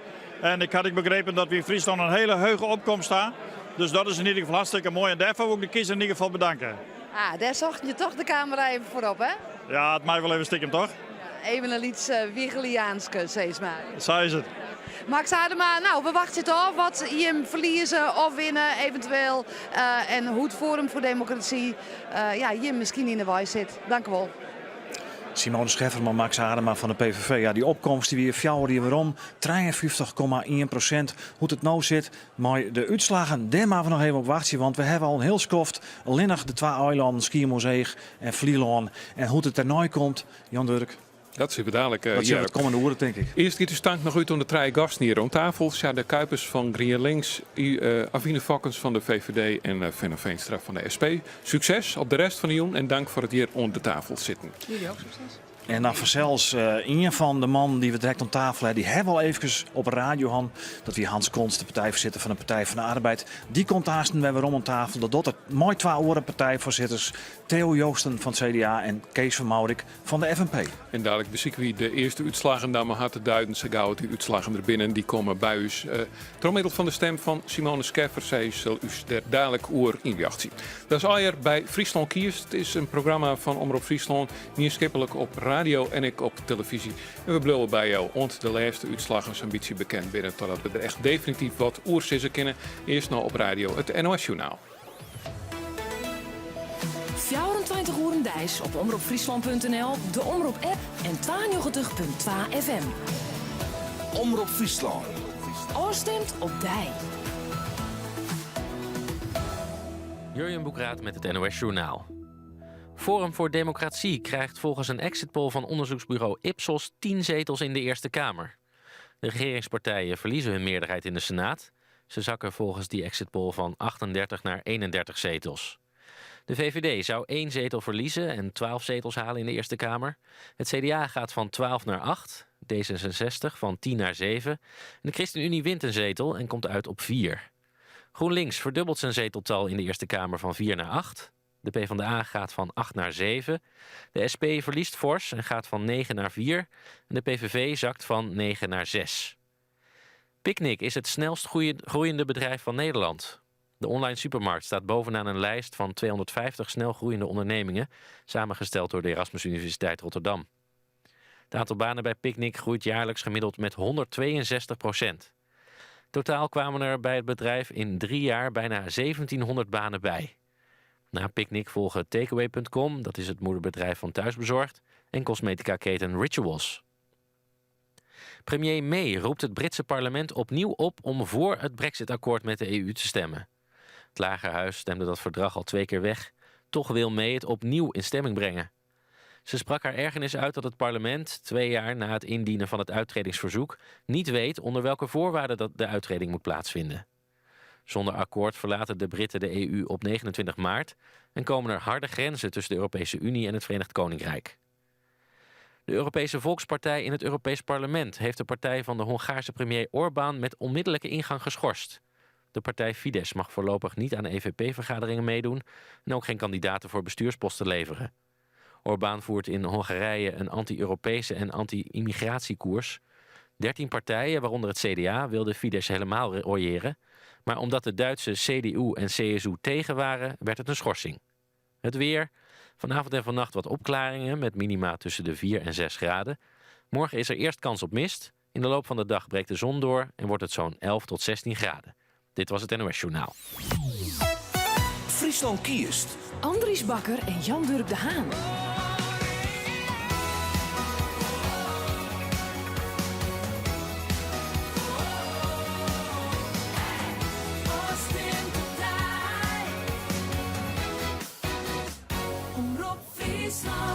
Het is 2 minuten en een half. Welkom bij de 4e uur van Friesland Kiest, het maatschappelijke televisie- en radioprogramma over de Stedenverkiezing 2019. 2 uitslagen binnen in Friesland bekend. Schiermonnikoog en Vlieland. En wat we daarvan zitten kennen is dat Forum voor Democratie op beide eilanden meer dan 10% helle het waar je vertalen kennen in fjouwen zitten in de Friese steden. Nou, de rest met algen nog binnenkomen, dat wacht je wel. We gaan eerst eens even naar de Seel hier in het provinciehuis, want daar zit voor u Simone Scheffer. Ja, het is toch wel lang wachten op die uitslag. En eerder deze jaar begreep ik van de voorlichter van de gemeente Ljouwert, Big Leaks, dat het in Ljouwert al wat vertraging oproept in een aantal stembureaus. Dus ja, dat is al een teken dat het misschien net zo hut giet. Het is zelfs een dubbele telling. Je hebt wetenschap en je hebt provinciale steden. Dus het is wel even een onpootje voor al die mensen daar in die stembureaus. Het wachten is dus nog op de wat gruttere uitslagen. En daar zit elke niet op te wachten. De politici en wij ook vanzelfs. We wachten toch. En verderop in diezelfde cel, daar is dus verslaghouder René Koster die het ook de sfeer proot. Ja, zeker. En dan verneemt ze inderdaad dat de impact van die landelijke rekeningen die er nou binnen, waarbij Forum ook griezelig heeg in de topscorers is, maar dat hier gewoon ook griezelig een impact had. Mensen schrikken daarvan. Sinds aan de orenkant van ja, dat misschien dat in Friesland ik wel weer een slagje tafvalt, maar de trend is duidelijk. En correct omdat het een partij is die hem in de campagne net Sjenlitten had, waarvan we net weten wat hij bij Friesland wil, dat maakt het heel onduidelijk. Want gaat het hier om een partij die je mij nemen kennen in een college, dat zou je samen kennen, had het om een hele grote partij gaat. Of komt er een soort cordon sanitair van andere partijen die zitten van ja, een partij die in de verkiezings niks van Friesland houdt, die hoeven dan in een college. Ik net. Misschien was ze dat ik wel helemaal net. Ja.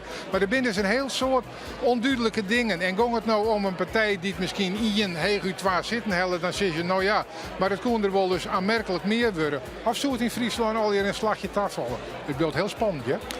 En Jojere en zeggen dat al hier in Friesland kiest. Maar dadelijk hier aan tafel de partijvoorzitters van de FNP, van het CDA en van de PvdA. Dus zullen we dadelijk dus oppraten.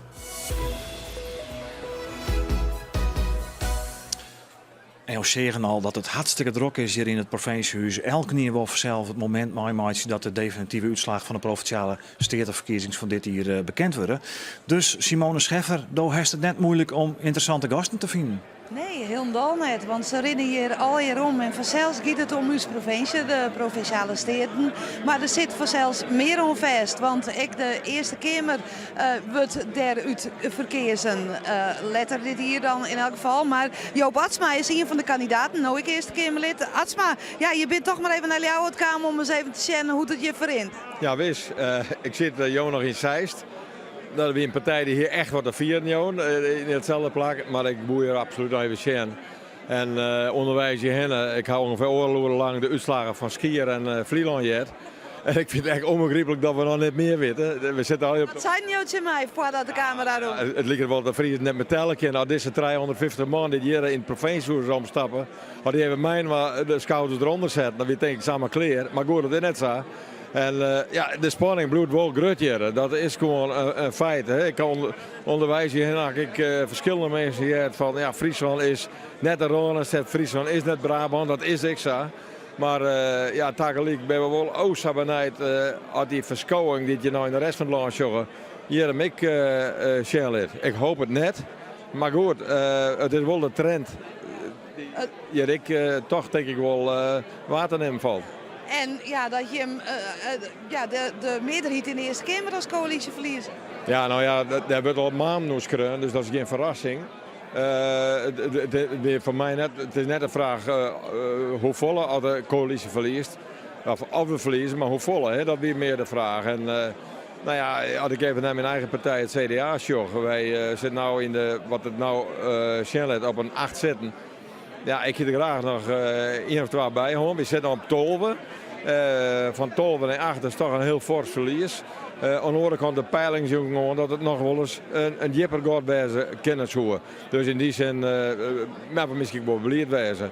En ja, dat er een soort verschoot, ja, dat is duidelijk. De Forum voor Democratie met 10 zitten in de Eerste Kamer. Ja, dat is echt eigenlijk onvoorstelbaar. We kennen het niet, we hadden het niet eens jongen. Maar ja, dat geldt voor elke niet. En aan de andere kant, het is ook wel nieuwsgierig. Zou mij direct naar zien. Zij is het. Wij wachten het al. Atsma, tegendank voor je reactie. No.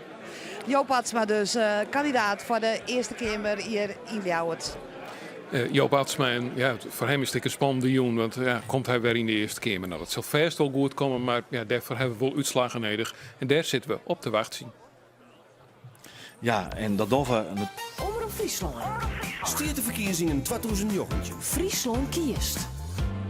Omroep Friesland.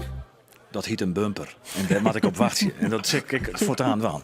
Maar we praten over de verkiezingen met 3 gasten. En 12 van de gasten die wie een plant. Dat binnen Theo Joosten, partijvoorzitter van het CDA in Friesland. En Hans Konst, de partijvoorzitter van de Partij van de Arbeid hier in Friesland. Maar de treden dat zoerwijze Kees van Maurik van de FNP, ik partijvoorzitter. Alleen nog die doet nog zijn burgerlijke plicht op het stembureau van de Gasmer. En is hier nog net, maar we hebben een fantastische vervanger. Dat is de nummer 2 op de list van de FNP. Corlienke de Jong. Ze mooi tussen de 2 mannen niet zitten. En uit alle eerbied beginnen we dan ik met Corlienke successen. Waarom wordt het zo lang dat die uitslagen binnenkomen? Ja, nou, daar heb ik meer over. Komt dat door die grotere gemeenten of zo? Nou, dat zou best kennen, want het is natuurlijk ik heb zelf ook wel op het stembureau zitten in het Verliezen. En ik weet wel dat het een enorme put is om al die biljetten te tellen. Dus het zou kennen. Maar ik ken me nog in mijn herinnering dat we 4 lief weet ik let, ja, dat ik heel lang. Maar goed, toen hingen we meer gemeenten komst dan alleen die 2 eilanden, hè, van nou. Dat is weer, maar dat zou een reden wijzen kennen. Dat was ver na middernacht, geloof ik. Nou, toen weet ik ja, we treinen naar de huis rieden s'nachts, dus ik weet het nou. Ja, toen we het inderdaad letter Konst zit er mooi achterover. Dat komt natuurlijk door die liedse winsten van Vlieland en Ski Museum. Je mooi iets meer in de microfoon praten. Ja. Want we zitten nog heel tijd te wachten. We weten net, kijk waar we stenen. Landelijk hebben we natuurlijk wel wat. Een exit poll. We hebben wat grotere provincies. Forum voor Democratie hebben we het al aan. Wat vind je het meest opvallende Jonken Forum voor Democratie? Ja, Forum is het meest opvallende, maar de just dacht ik dat de coalitiepartijen, en dat is de verwachting, dat die waarom rennen, hè, dat die alle keer een beetje inleveren. Als ik de pols geloven moet, dan valt mij eigenlijk heel erg mooi wat het de VVD kost. Misschien is dat ik wel het verhaal van de laatste jaren. Ja. Elke een die regeert, maar de VVD die moet inleveren. En de VVD zelf is er op een of andere manier immuun voor.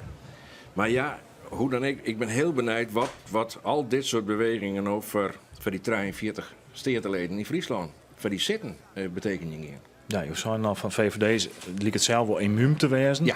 Die andere partijen verliezen. Nou, een van de partijen die natuurlijk met de VVD in het regeer zit, dat is het CDA.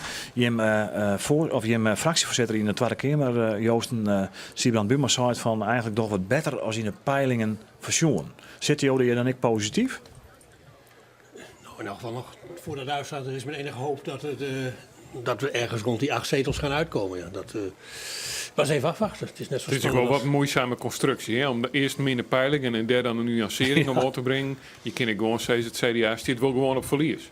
Ja, dat denk ik ook wel, ja. Je bent realistischer uit. Maar de omvang van het verlies, dat is natuurlijk nog wel even afwachten. Ja, dat is weer. Ja. Ja. Maar in Friesland ben je natuurlijk als CDA toch wel vrij stabiel, hè? Trouwe opkomst vaak. Ja, dus ik vind ook de exit polls van Zuid-Holland niet een waarde hebben die je zo 1 op 1 kunt vertalen voor Friesland. Ik denk dat daar een andere trend in gaat zitten. Of afwijkend van de trend die we daar zien. Maar goed, wij hebben de exit polls van de Eerste Kamer. Reageer daar eens op dat VVD en Forum voor Democratie beide lieke grut waren ze zo'n en mij wie het net 12 zitten. Beide 12 zitten, zo'n ze hel in de Eerste Kamer. Ja, dat is een buitensporige uitslag die denk ik ook niemand voorzien had. Maar het is zoals het is en het volk heeft gestemd, zal ik maar zeggen. En dat heb je maar te accepteren, het hele verhaal. Daar kun je lang en breed bij stilstaan. Maar nou, het is misschien wel aardig om even te noteren, Corlienke de Jong. Ja, is dat een uitslag, weet je, van tevoren van dachten van dat kan realistisch zijn? Nou, als je de loeren in de zeeljaren, dan is hij als wel aardig van de mik. Om samen te zeggen, dit hier net volgens mij. Maar ja, het is nog betiet. Friesland die rent in alle opzichten er vaak positief uit. Dus we moeten hetzelfde jaar nog even afwachten. Maar dat het samen gaat, dat hier net volgens mij net in rekening. Nou nee, we leven in Friesland net op een eiland. Dus maar die Eerste Kamer ga je dan toch te maken zien. Maar als je Friesland, dat is wel toch correct even oors alle andere provincies. Dus ik verwacht je dat het net maar ja, dat is. Nee, maar ik bedoel, we hebben als Friesland ik maar een Eerste Kamer te maken. Als we binnen Nederlanders en dan maar ik dan als je een constitutie gaat daarna. Ja, nou, ik vind het heel spietig dat de provinciale statenverkiezingen steeds een beetje minder over de steden gaan, over de provincie gaan. De discussies gaan over de Eerste Kamer. Wat betekent dit voor het kabinet? Wat betekent dit voor Rutte? En dan nergens om. Maar Rutte speelt het in deze steertenzeel maar een zeer bescheiden rol. En er moeten ik belangrijke besluiten voor Friesland nemen worden. Dat snap ik, dat het hier in de steertenzeel Rutte net zo'n grote rol speelt. Maar toch, die Eerste Kamer, die zit toch onder provinciale steerteverkiezingsvest. En je zit er nou een keer maar in de Tweede Kamer, die eigenlijk in de Eerste Kamer maar een lietse meerderheid heeft en die meerderheid kwijtraadje kennen. Dan is het toch logisch dat dat een thema wordt in de constructies dat het er nou is. Ja, helaas is dat iets wat inbouwd is in uw systeem. En ik denk dat we zonder dus ernstig nooit denken, maar dat je behalve de steerten en het wetenschap net aparte verkiezings voor de Eerste Kamer houden. Wat vind je ervan, Joosten? Is dat een goed idee van Konst? Nou, dat denk ik niet. Ik denk dat juist deze zekere afstand recht doet aan de functie van de Eerste Kamer. Op enige afstand kijken naar de wetgeving en dat beoordelen. En ik denk dat de Eerste Kamer veel te politiek zou worden als die ook rechtstreeks verkozen gaat worden. En dat is wat je per vast voorkomen moet. Want het politieke, dat zit er al een beetje in, hè? Ja, en ik zeg niet dat het geen rol speelt. Maar de hoofdtaak van de Eerste Kamer is natuurlijk vooral wetgeving beoordelen. En ze vergaderen ook maar één dag in de week.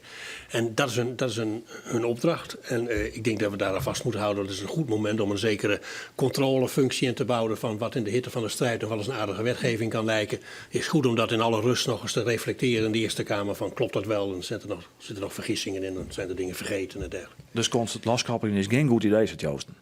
Ja, wij verschillen daarin van mening. Ik denk dat de Eerste Kamer in de oude ronde 20 jaar, en met name in de laatste, bij de laatste 12 verkiezingen, heel tijd politieker worden is en heel tijd meer beschouwd wordt als een zinmacht, als de verkiezingen nog een keer oerdwan.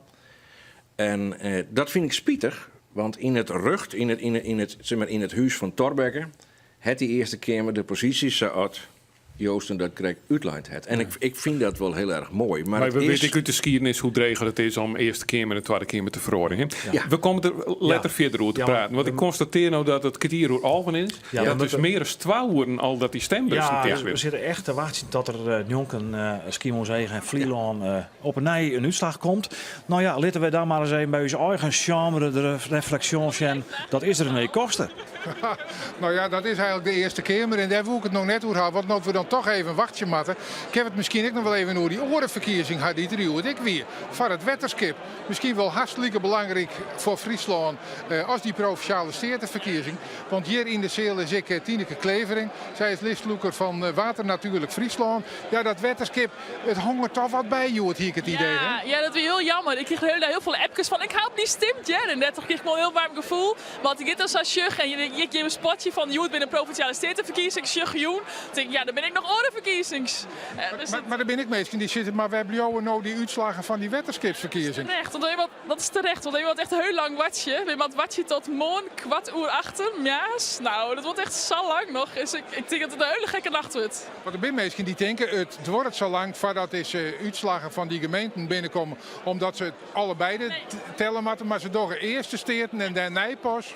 Ja, eerst de steerten en dan de wetenschappen. En de Nijpas op persoonsniveau voor sommige gemeenten ik nog. Wij krijgen pas mee te jannen te jaren welke personen erin zitten. Dus het wordt echt nog heel lang, nog een halve week. Dus het wordt een vreselijke week.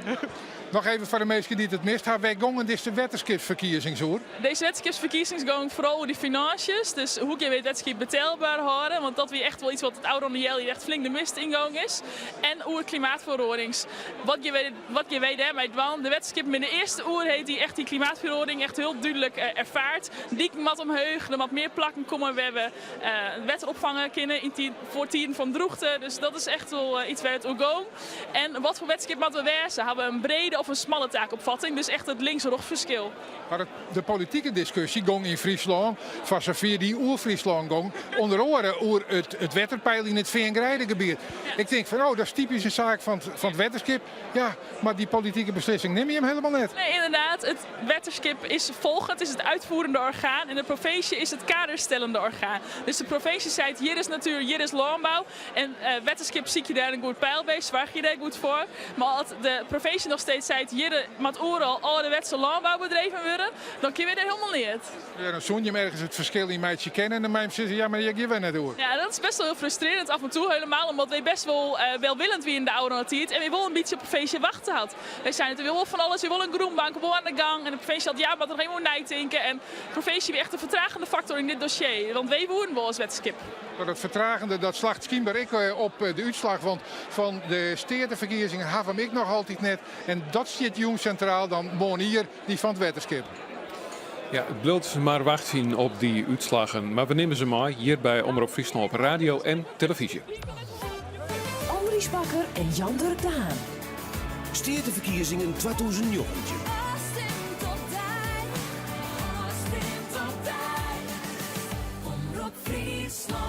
Wat we intussen wel weten is dat de uitslag van Skielge, die zit er aan te komen. Die kunnen we op dit stuit nog net melden, maar die zal wel haast binnenwezen. En Andries haast ook nog nijberuchten. Nou ja, dan griepen we weerom op tweets van meesken uit de gemeente Wijsa als Bigelieks Tjeerd van der Zwan, de burgemeester van het Jereveen.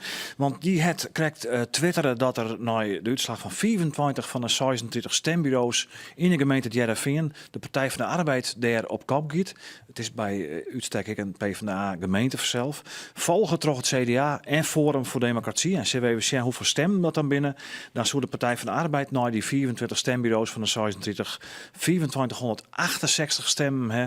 Het CDA had er 1896 en dan zien we naar Forum, die zit op 1851. Dus die zit maar vlak achter het CDA als de tweede partij van het Jereveen. Ja, en Steenrik getallen bij Van FNP, want daar zit Colinke de Jong, hier bij u zo'n tafel al. Ja. Die zit er maar een soort ja, ik denk, wacht zenuwachtig idee op te wachten. Ja. Dan bouwen we de spanning op. Maar die zit op dit stuit op 1060 stemmen op het Jereveen. Nou, dus 24 stembureaus. Ja, en dan ga ik naar de duiding van deze uitslag van de PvdA naar Hans Konst. Goed bekend op het Jereveen, alleen nog al vanwege het I-stadion dat hij daar eerbouwd had.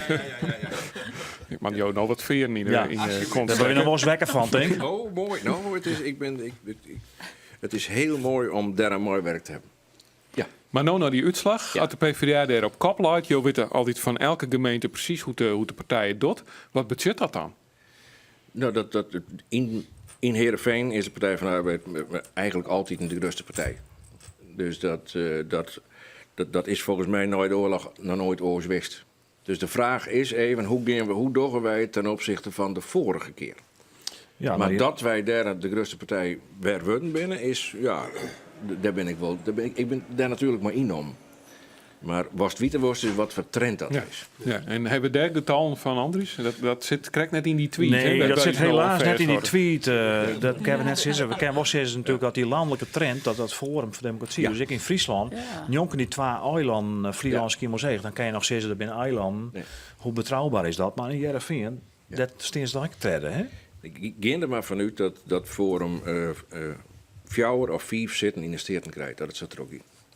Ja, Joke en ik kan linken die. Nou ja, dat juist. En dat is wel. Als ik de loeren die duurt de hele dag toch wel rondgaan, is dat, ja, wat is het programma? We hebben ze nooit zien. Waar wordt op? Het is eigenlijk wel heel zorgelijk dat het zo kan. Dat een partij die toch zo groot in een kwarte tijd worden kent, maar zoveel aanhang, ja. Waar halen ze bij, denk je al in Friesland? Ik denk overal. Ze snoepen overal, stemmen wij. En dan kan ik denken van, goh, wat is er dan aan de hand in Friesland dat dit kind, dat ze zoveel aanhang krijgen. Ja, daar is een antwoord op. Beziek je daar eens een antwoord op, Jan? Misschien is het wel zo dat de burger heel dit meer teleurstelt raakt het en verder ook komt te staan van de politiek. Dat is een treurige ontwikkeling. Ik denk dat meespeelt.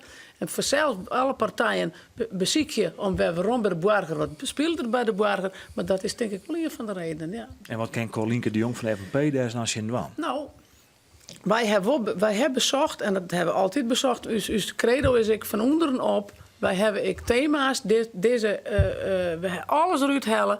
En we hebben 3 karrensporen, de biologische landbouw, hebben we ons op inzet. We hebben wat de mensen willen. We hebben het behuizen op het dorpen. We hebben aandacht voor de ambachtsluid. Dus we hebben bezocht om, wat speelt er en wat wankt er in Friesland. Dus dat het wel eens reden trievest. Maar of het genoeg was, dat weten we net. Nee, Theo Joosten van het CDA. Snoepen ze ik van je eigenlijk? Ja, ik ben erg benieuwd naar die analyses als de uitslag er is. Hoe die partijverschuivingen hebben plaatsgevonden. Ja, ze zullen ongetwijfeld ook voor ons hebben afgesnoept, maar in welke mate en waar het vandaan komt, daar ben ik vreselijk benieuwd naar. Of die analyse, die krijgen we ongetwijfeld ergens een keer. Daar ben ik erg benieuwd naar hoe dat gegaan is. Ja, maar we hebben daar natuurlijk nodig in beeld van. Maar Wat kan je als CDA er rondwaan dat dit soort zaken toch beter beheersbaar binnen misschien? Dat je eerder signaleren, die onvrede in de maatschappij?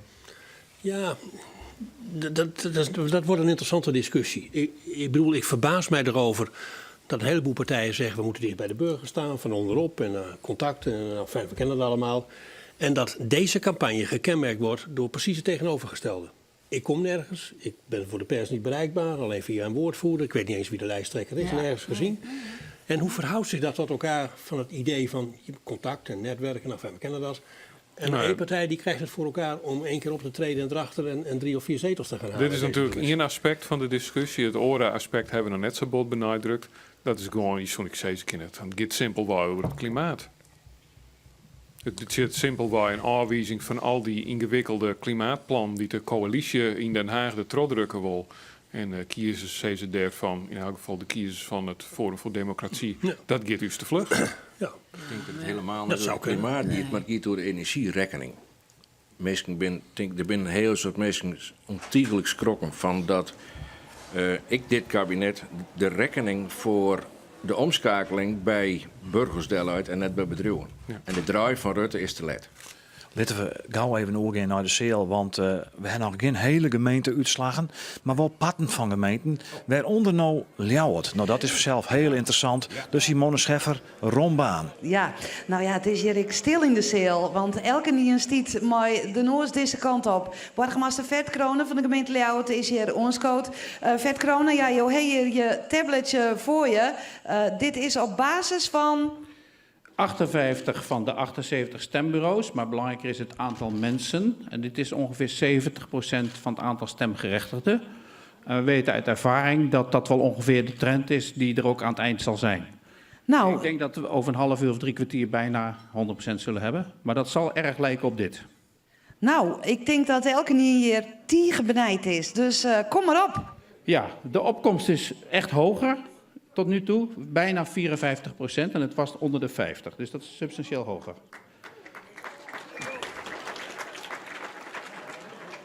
Dan nogmaals, dit is een prognose op basis van 70%. Partij van de Arbeid van 21 naar 18,3. CDA van bijna 12 naar 9,5. VVD van 10,3 naar 8,7.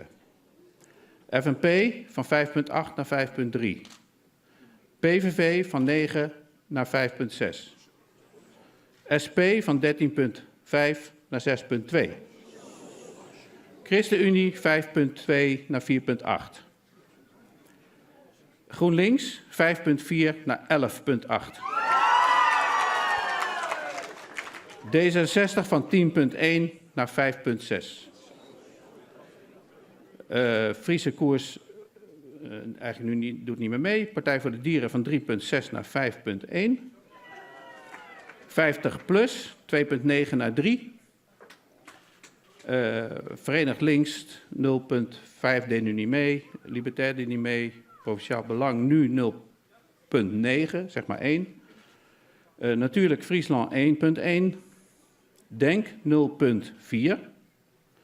SGP 0,4. Forum voor Democratie 13,2. Daarmee is hier, zeg ik in alle objectiviteit van de getallen, de Partij van de Arbeid de grootste partij.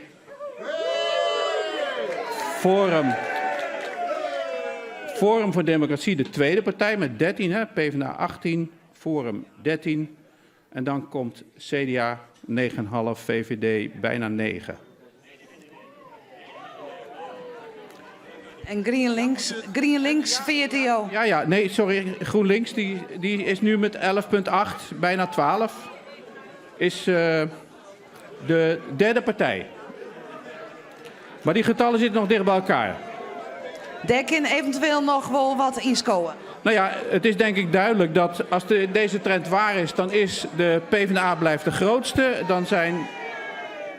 Dan zijn Forum en GroenLinks dicht bij elkaar. Dus Forum de grootste, maar GroenLinks zit Forum op de hielen. En de grote winnaars eigenlijk. Ja, GroenLinks en Forum zijn de grote winnaars, zonder twijfel. En die strijden dus om de tweede plaats. Maar dit is op basis van 20%. Joseese, uit ervaring weten wij, dit is ik ongeveer wel de einduitslag. Maar er kunnen lietse verschoningen inkomen. Ja, als partijen een procent van elkaar zitten, kan dat in de laatste 30% nog veranderen. Maar de trend is wel helder. Dank u wel, Vert Kronen. Wij bleven toch in spanning afwachten op die 100%. Dan meld je je bij. Zij is het. Vert Kronen, die op basis van 20% van de telde stemmen een prognose maakt, die waarschijnlijk wel liedje op die van 100%. Nou ja, alle conventionele partijen verliezen eigenlijk. Alleen nog GroenLinks is een hele grote winnaar. En Forum voor Democratie wint ik. En de Partij van de Arbeid is, altijd al een Ljouwert leidt, in elk geval nog altijd de grootste partij. Ja, want dat moet er even maar nadruk bij is dat dit is een uitslag voor Ljouwert. Dus net een uitslag voor de hele provincie. Dus maar 70% van de stemmen telt van Ljouwert. Dat klopt. En als je inderdaad wel een paar tendensen, Simone Zuid kijkt al, dat Forum van Democratie doet het dus heel goed in Ljouwert. Wordt de tweede partij na de Partij van de Arbeid. De Partij van de Arbeid 18,3% van de stemmen, zakje. Forum met de 13,2 en dan komt GroenLinks op 11,8 en daar volgen ze natuurlijk een beetje de tendens in de stad Grijns mee. Dat GroenLinks het in de stad, waaronder staat natuurlijk, maar Grijnsland, nou ik Ljouwert heel goed doet. Ja. Ik sluit aan met een nieuwe uitslag van Waardeiland. Wel een groter Waardeiland als Schiermonnikoog en Vlieland, die we eerder dus gewoon hebben. En die uitslag die komt van Skilge. En wat zullen we daar van Skilge? Daar wie de VVD vorige keer behoorlijk grut, stier maar 90% boppen aan. Dat is nou het getal. Er is maar 1,3 aangang. De PvdA is daar de tweede partij, 17,9. Maar ik daar het Forum voor Democratie van 0 naar 15,1%, Andries. Dat is de derde partij daar, ja. En het CDA verliest 3,8%, komt uit op 11,4%. GroenLinks staat op 11%. Had ik wat verleend der. D66 staat op 6,3%. De PVV verliest 6%. Misschien wel onder invloed van Forum voor Democratie. Die zullen ongetwijfeld verleen hebben voor Forum. En de SP staat daar op 3,5%. Partij voor de Dieren op 3,4%. 50PLUS 2,5%. ChristenUnie op 2,4%. De FNP had Justus Verleen komt uit op haast 2% van de stem. Provinciaal Belang komt op 0,8%. Natuurlijk Friesland op 0,7%. De SGP op 0,1%. En Denk had 0,0%. Dus er is waarschijnlijk net stemt op Denk op Skilge. Nee. Maar goed, wat voor trend hebben we daaruit?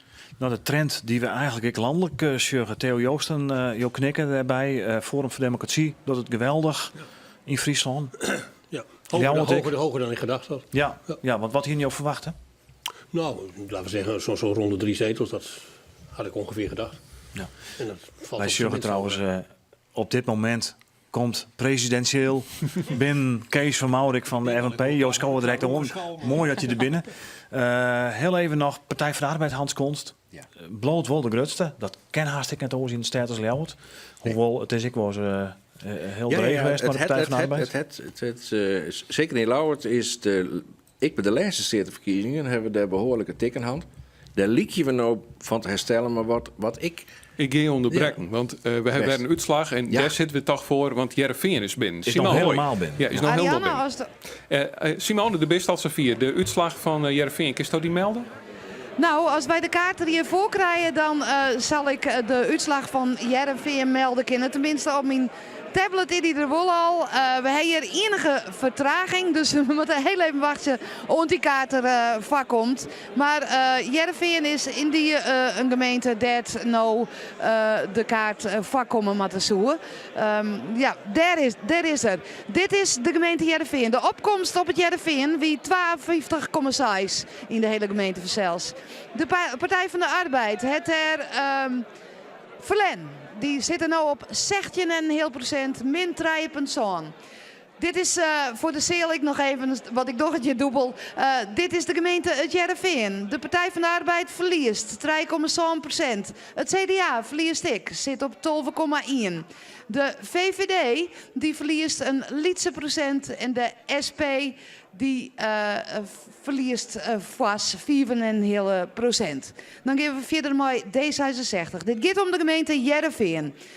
Min 3,7% en dan de FNP. En die verliezen ik in Heerenveen 2,3. En dan klikken we terug naar de volgende. PVV, die hier zo'n commissie, die zit nu op 4, verliest dus een lietse 3%. ChristenUnie. Nou, helemaal gelijk. Dus die zitten op 4,8%. De GroenLinks wint haast 4% in de gemeente Heerenveen. Dan krijgen we de Partij voor de Dieren.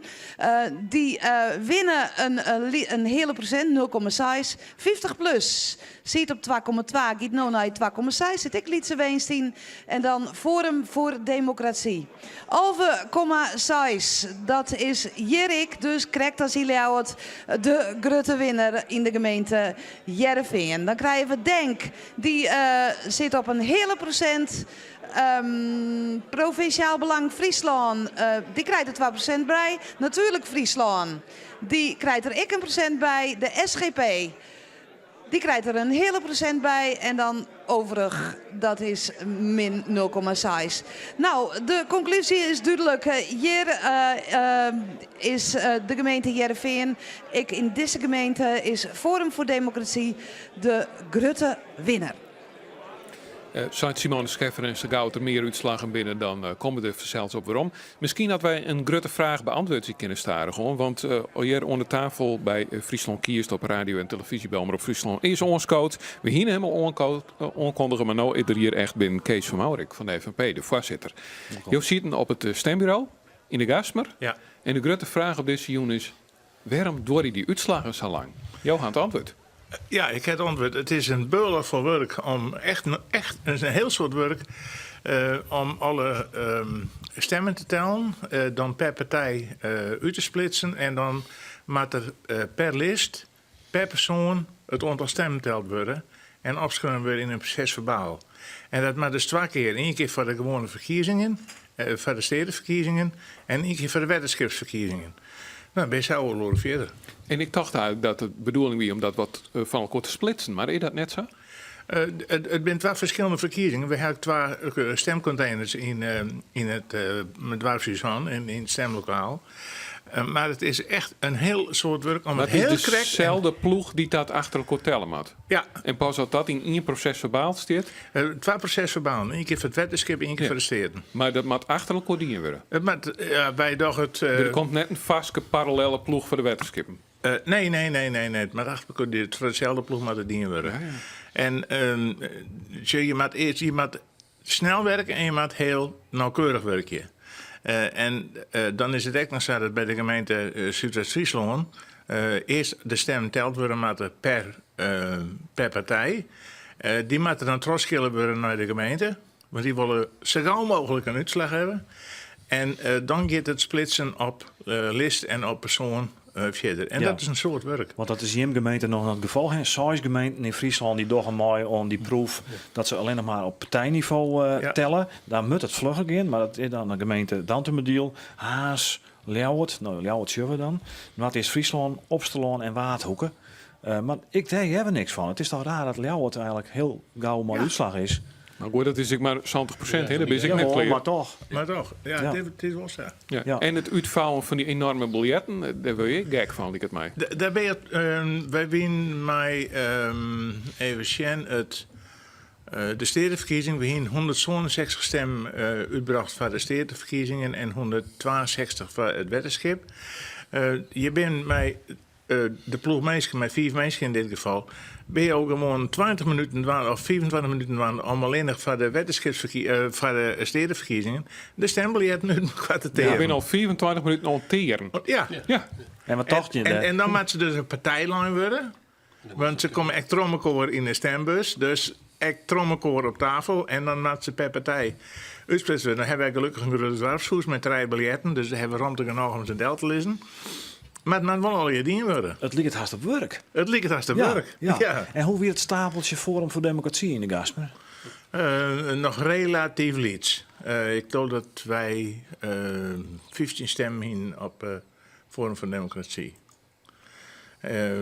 Ja, want dat ben ik dus natuurlijk even op actualiteit. Jo hebben het natuurlijk ook al in mij gekregen dat de partij het ook in Friesland, Ljouwert, gemeente Heerenveen, dus hartstikke goed docht. Ja. Wat zou Jo dat? 2 dingen. Ten eerste, het is een nieuwe partij. Ze presenteren haar op een hele frisse, ongebroekelijk politieke manier. Dat is het ene. En het tweede is, je kan zeggen wat je wil, maar Thierry Baudet is een intellectueel. En er zijn een soort mensen die binnen dat geblaad van politici gewoon zeggen, hij is er nog van.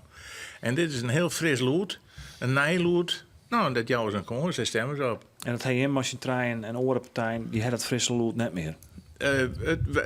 Wij zijn een oude partij in die zin, we zijn van 1960. En alle partijen, CDA, VVD, FNP, die beziek je, en dat hebben wij in deze campagne ook gewoon, om haar zelfs op een nij te vinden. Wat kunnen wij nou onijs brengen, wat kunnen wij nijden, dat wij mensen enthousiasmeren om uw visie te delen en met u zijn zetting in voor de komende 4 jaar hier. Ik zie dat er een uitslag is, Jan Durk of net? Nee, er is nog net weer een uitslag, maar ik wil eigenlijk eventjes van mensen die het correct afstemmen op Friesland kiest, op radio en televisie, die het misschien nog benijd binnen wat er ontnota binnenkwam is. Kies toch een kwarte keervetting van de indruk ontnota? Nou, de indruk op nota, en dat komt vooral omdat de gemeenten Ljouwert van 70% aan en Jereveen al heel dat aantonen, dat Forum voor Democratie in beide gemeenten eigenlijk heel heeg scoort. Ljouwert is zelfs de tweede partij, op het Jereveen de derde partij. Partij van de Arbeid is wel de grootste in beide gemeenten, maar verliest daar ik. We kennen zeggen dat GroenLinks het heel goed doet in de stad Ljouwert. Partij voor de Dieren die verliest nergens, dus die doet het ik goed. Maar alle oren zittende partijen, VVD, CDA, neem maar op, FNP ik, die verliezen toch wel. En om de vertaling, ik kan toch Jan naar de Eerste Kamer. Er komt nog, krijg ik een nijs binnen op het ANP. Dat de exit polls nou ik zeggen dat de meerderheid van het college in de Eerste Kamer voort is. Ja, van de coalitie eigenlijk. Ja, van de coalitie in de Tweede Kamer. Ja. Dus daar zal een werken weer maken. En als ik zou zeggen, we hier al de eiland, maar uitslagen van Forum voor Democratie van zo om de 12%, beetje onder de 12%. Maar Ljouw telt maar volle meer inwoners, natuurlijk volle hudder maar. Ja. Als ik goed maais kreun, hier het Forum voor Democratie, daar hebben die tussenuitslag 13,2%. Jereveen 11,6%. Had 11,6%. Dus dat zit al om de 12% heen. Dan zie ik nog weer eventjes naar jou, Hans Konst, partijvoorzitter van de PvdA en alle deputaire en steerteszaakkundige uit Willem Rekening binnen. Ja, dat kennen we er ook in nog. Dan kom je misschien wel, ik wil 5 zitten uit. Ik denk tussen de 4 en de 5 zitten en in de gast met heen ze maar 5, maar 5 is wel haast 10%. Hè? Ja, nou ja, op mij is dat dus. Dus het is net alleen Ljouwert en Heerenveen. Het is ik de gaster. In heel Friesland scoort Forum voor Democratie. Ja, zie je. En van Maurik zei het eigenlijk van, ze hebben nijloed, fris loed. Deal je dat? Ik vind het net fris. Ja, ik vind dat een totaal verkeerd. Ik denk deze mensen, ze liek je haar helemaal niks aan te lopen van hoe wij wend binnen maar elkaar om politiek en democratie te bedruwen. Dat is juist. En toch spreekt een heel soort mensen aan. En ik denk dat het net eens hun immigratiestandpunt is. Maar dat wat Wilders jij ik dient het. Geen net mol in de muller. Gewoon heel erg sissen wat een soort mensen denken. En ik denk dat ze met name op de energiekosten, op de energierekening nou deze zitten binnen. Ja, dat zou dus kennen. Anders, maar die Wolnem, ik zou nog even naar GroenLinks zien willen, want we hebben het wel heel veel Forum voor Democratie. Ja. Maar wat is nou de tendens van GroenLinks? Wat we dan als je want die zit eigenlijk oorlog wel opeens, toch? Jazeker. Dus ik zei correct dat Ljouwert is het meeste te zien. Daar staan ze op 11,8% van de stemmen naar 20% van die stemmen die het stelt binnen. En dan is het toch meer als verdubbelen, want ze staan op 4,4 hier weer om. Dus ik ben meer als 2 keer zo groot in Ljouwert worden. En ik op het Jereveen ben ze maar 4% omheen gegaan. Dus de kerst ervan uitgaan dat ze nou in zit, hè. Als het zo trof vertaald worden kan, dan komen die treien zitten wel degelijk in beeld. Ja. Maar ze wel denken dat op platteland misschien toch wel krijgt wat de oorslaat als in een grote stad Ljouwert. Ja, maar toch, misschien is het goed om Dirk eens eventjes naar te zien, want we hadden wel heel veel Forum voor Democratie, maar binnen dus, GroenLinks hier het eigenlijk als het slietjagert. Dat is, ik zeg maar eventjes naar jou, Joost van het CDA. Zou je dat zien als ik een factor uit het klimaatdebat? Nou ja, als dat een argument zou zijn waarom mensen op Forum stemmen omdat ze tegen, wat hier even over de tafel ging, zou je precies het omgekeerde kunnen beweren bij GroenLinks. Men stemt daar blijkbaar voor omdat die een duidelijk en uitgesproken verhaal hebben over de klimaatveranderingen en de transitie dan op energietreinen die moeten plaatsvinden.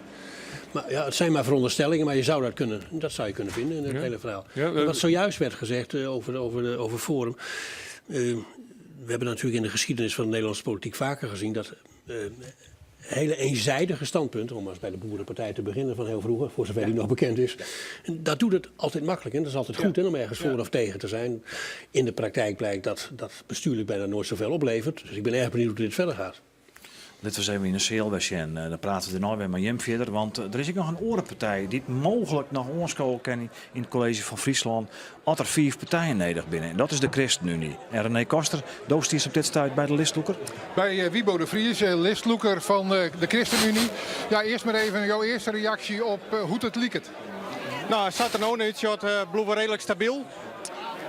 En dat kenmerkt denk ik onze partij landelijk de trend volgen. Dat we hier in Friesland zat nou uitshot door dat ik.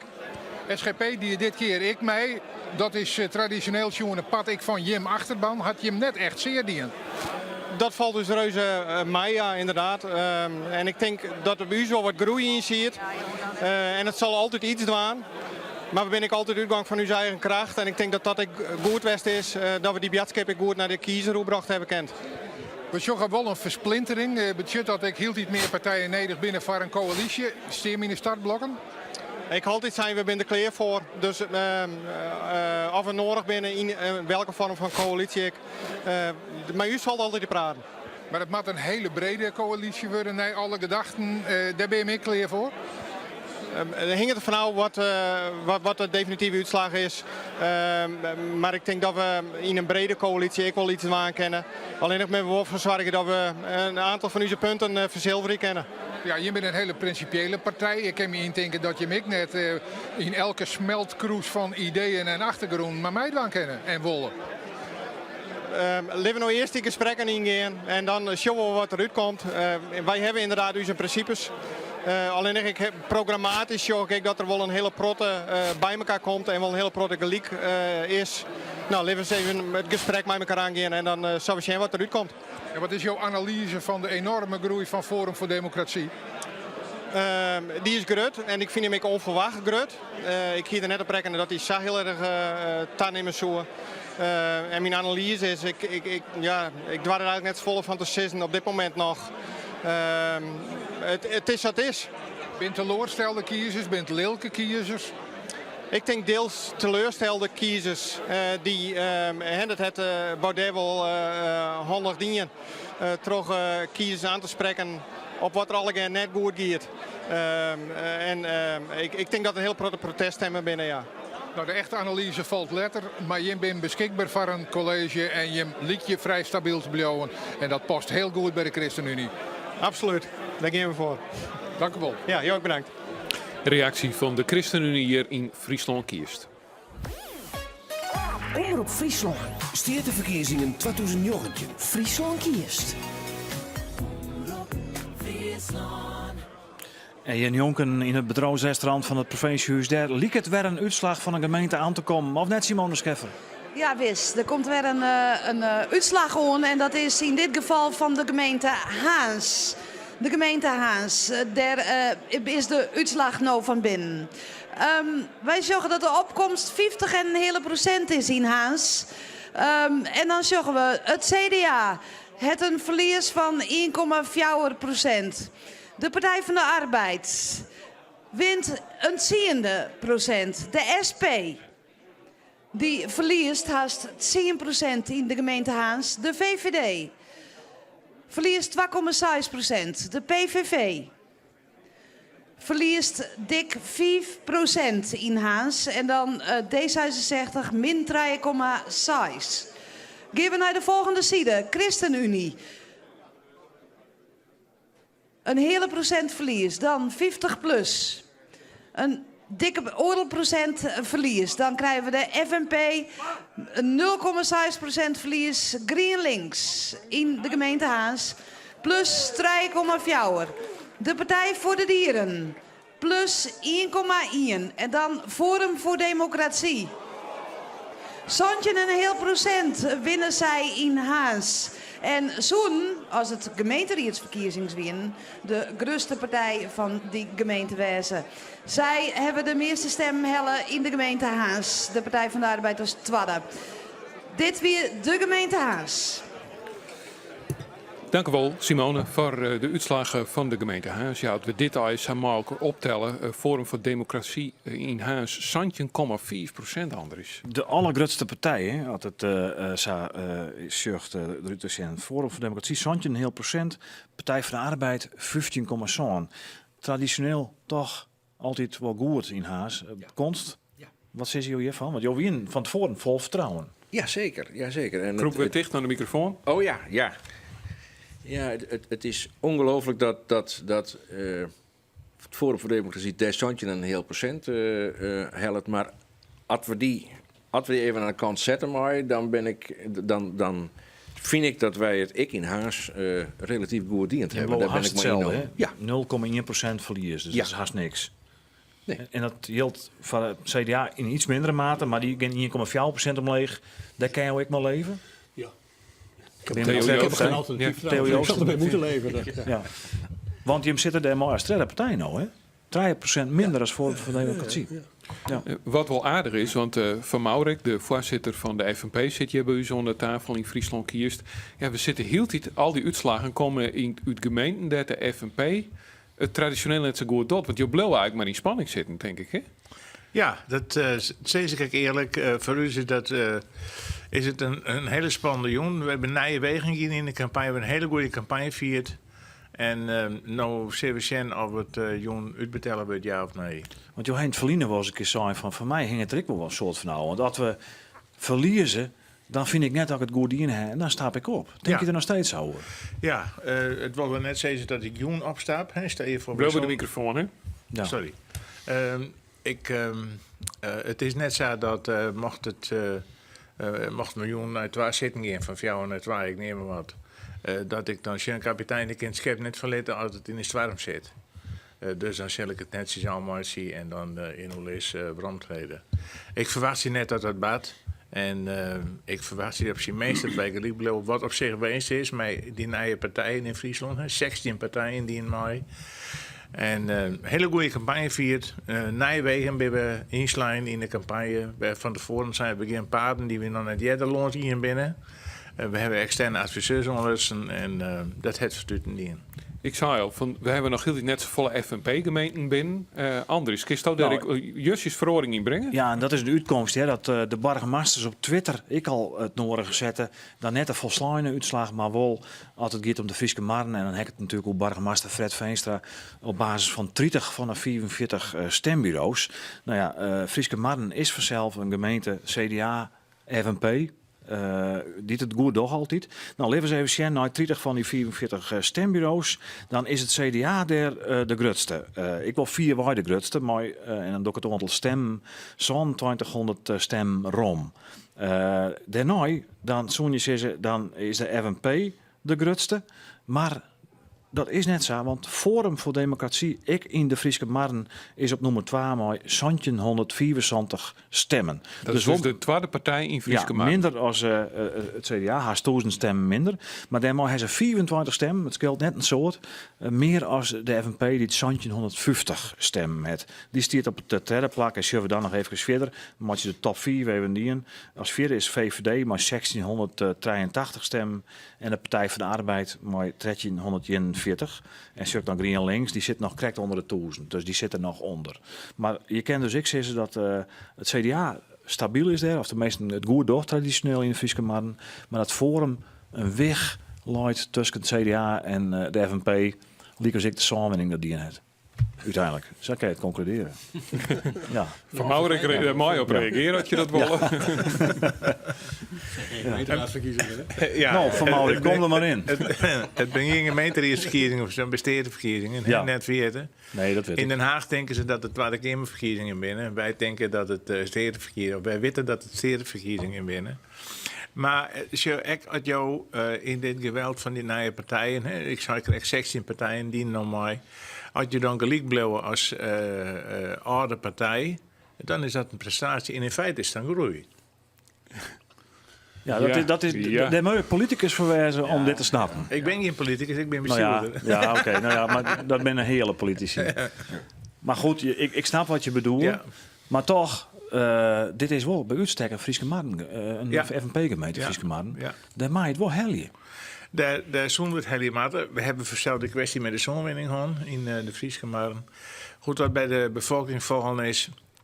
We hebben brieven gekregen van mensen die zijn geweldig dat je hem de eigen rug houden hebben, dat je hem naar de mensen harken hebben. Precies, dus mensen heb ik zo aan, dat kan wel stemmen opleveren nog. Dat zou stemmen opleveren kunnen. Het is zelf heel spietig dat het zo is.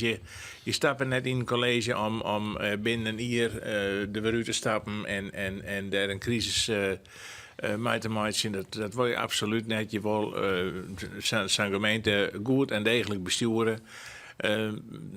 De FNP heeft gezegd van nee, wij vinden deze kwestie te wichtig. Het uitzicht, het natuurgebied en de fabriek van 30 meter heegbouwen, daar konden we net mee akkoord gaan.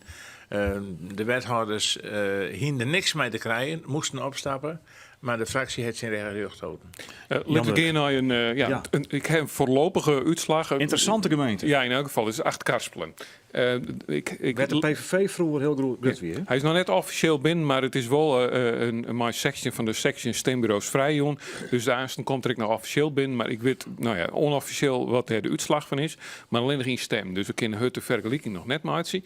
Maar het CDA is daar wel de grootste partij in 8 Karspelen. Maar haast 2500 stem.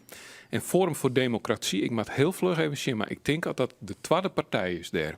En die zag ik daar steen maar 2000 stemmen. Dus na het CDA, de tweede partij, ik in 8 Karspelen. Ja. Dan ben je ook van Maurik zelfs benijd wat de FNP daar docht. Die docht het maar 1244 stemmen. Dus die zit wat in de middenmoot. Partij van de Arbeid, zeg ik even naar jou kant als voorzitter. Ja. Kan ik jou melden dat is wat 1200 stemmen uitgebracht binnen. Dus dan zit je een beetje in de richting van de FNP. ChristenUnie wel opvallend 1508. Dat is heel goed, hè? Dat is een gemeente daar. Ja. En de SGP had 269 stemmen. Ja, en de PVV trouwens, die komt ik nog op 1200 terug. Hè? Ja. En als je dan die Forum stem er ook, want je zoon is dat niet ten koste van de PVV. Maar Harry Graansma komt er natuurlijk ook wel, hè? Een van de steerteleden, dus misschien heeft dat er ook maar te krijgen. Dat het toch wel redelijk trouwe aanhang nog is. Ja, misschien moet ik even naar de VVD zien. Die heeft er 630 stemmen in 8 Karspelen. Ja. Nou, het is een tussenuitslag, maar wel aardig betrouwbaar dus. En ja, we weten dus ook dat in 8 Karspelen de aanhang van Forum voor Democratie lieke groot is als in de rest van de provincie. Dat het echt een breed beeld is. Ja, dat kunnen we nog wel concluderen. Maar nood 8 Karspelen binnen is hij daar helemaal wel een goed zicht op. Want dan kan je sinds al je Forum en PVV optellen zo'n, dan kom je echt op een hele grote factor. Hè? Dat is toch in zijn gemeente 8 Karspelen. Ik wil logisch, hè, want die de PVV had ik altijd heel goed. Ja, ik zie toch dat het ten koste ging zo van de PVV voor een groot part en dat liep het in een aantal gemeentes net zo te wezen. En dat. Wat je daarmee mutten, wat is die kiezers voorkomen? Af en toe bij mensen die voor het eerst gaan te stemmen, dat zo wijzen kennen, dat ze dat protestlood jaren laten willen. Of ze snoepen van alle partijen wat af. Maar is het opkomstpercentage, is daar al iets over bekend? 54% in 8 Karspelen. Ja. De verwachting is dat het heger leidt als die 53,1% die we fjouwen die lijn. Niet significant hoger, denk ik. Nee. Ik had nog van de Frieske Marden, maar die heeft al eigenlijk al niet correct neemt, maar daar hebben we nou ook de varierige uitslag binnen maar het vergelijk. Dan gaat Forum voor Democratie daar natuurlijk van 0, want die dienen vorige keer net maar naar 12,9% van de stem. Dus ik deed weer die 12,13%. CDA bleef wel 4 uit de grootste daar, verliest 4,3% en komt uit op 9,8%. FNP bleef er haast stabiel heel iets winst. We gaan die vergelijking dan net maken, maar dat is de uitslag van de Frieske Marden. Ja, dus een lietse winst, vermoed ik. Heerlijk. Ja. Geweldig. Ik denk al, het blijft wat stil. Ja. We gaan naar René in de Seel. En die staat jongen Michiel Schrier, de listloeker van de SP. Ja, de listloeker van de SP en ik deputeerde van de SP. En daar winnaars ben ik verliezers. Je hoort een heel soort verliezers, omdat er een grote winnaar is. Maar een van de grotere verliezers is de SP. Meneer Schrier, zeggen jou dit aankomen? Nee, ik zag het niet aankomen. Ik zag niet aankomen dat Forum voor Democratie zo groot zou worden. Dat zie je toch wel een partij die zonder hier ooit in de provincie is geweest, zonder een debat te hebben gevolgd. En eigenlijk een politiek bedrijf die niet op feiten is gebaseerd, maar op, ze kunnen alles roepen. En mensen die geloven dat toch op een bepaalde manier. En ik denk dat het wel ook de mensen zijn die anders op ons hadden gestemd misschien, maar nu achter Thierry Baudet zijn aangelopen. Hoe kwalificeer je Forum voor Democratie? Nou, kijk, het is een partij die heel hard roept en die van alles kan roepen. Zonder dat ze eigenlijk dat baseren op feiten. Hè. Ook als je kijkt hoe ze eigenlijk klimaatontkenners zijn. Of hoe ze omgaan met de immigratie.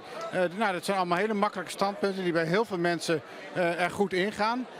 Maar ja, als je dan iets dieper gaat kijken, dan is dat eigenlijk gebouwd op drijfstand wat zij de mensen vertellen. En dat kan gewoon in Nederland. Dat kan gewoon nu in Nederland. En mensen die slikken dat verhaal toch. Er is vaak sprake van een soort onvrede. En de SP, wie je nou krijgt in je van de partijen die dat aardig wisten te kanaliseren in een stem op de SP.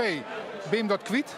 Nou, kijk, wij proberen toch wel een eerlijk verhaal te vertellen. Hè? En wij ontkennen niet dingen die we zien in Nederland. En we zien ook dat er iets moet gebeuren in de energietransitie. En we zien ook dat het gevolgen zal hebben voor de mensen in de provincie. Maar ja, dat is een moeilijker verhaal dan dat je zegt van het klimaat, dat verandert niet en niemand hoeft wat te doen. Ja, maar waar ga je minder op stritten zoeken en meer in de steertezaal? Misschien wil je hem achterban dat helemaal net. Nou, ik denk niet dat het daar ligt. We staan nog steeds op straat, we gaan nog steeds de buurt in. Dat doen we niet alleen tijdens verkiezingen, maar dat doen we de hele periode lang. En daar ligt het niet aan. Maar ja, nou, dit verhaal, wat nergens op gebaseerd is van Forum voor Democratie, nou, daar geloven mensen wel in. Aan de campagne had het net Lijn en ik net on jouw inzet in het college. Nee, als je dit bekijkt en als je ook de exit polls ziet, dan is het toch ook wel een landelijke trend die we overal zien. En we zien nu een aantal gemeentes ook binnenkomen in Friesland zelf. En dan zie je ook dat de SP halveert overal eigenlijk, of soms iets meer dan halveert. Andere partijen ook kleiner worden en 2 grote winnaars zijn. GroenLinks, hartstikke mooi, hartstikke goed, maar helaas ook Forum voor Democratie. En dat Jimsa verliezen, dat doet zeer. Ja, tuurlijk doet dat zeer. Dat wil je niet. Je wil altijd gelijk blijven of meer groter worden. Maar ja, dit is wat het is. Michiel Schrier, dank u wel. Graag gedaan. Ja, René Koster interpreteert maar een deputaire die het fjouwer deputaire west had. Met name van de SP in Friesland. En het is nou maar de vraag of er daar weer waarom komen kan.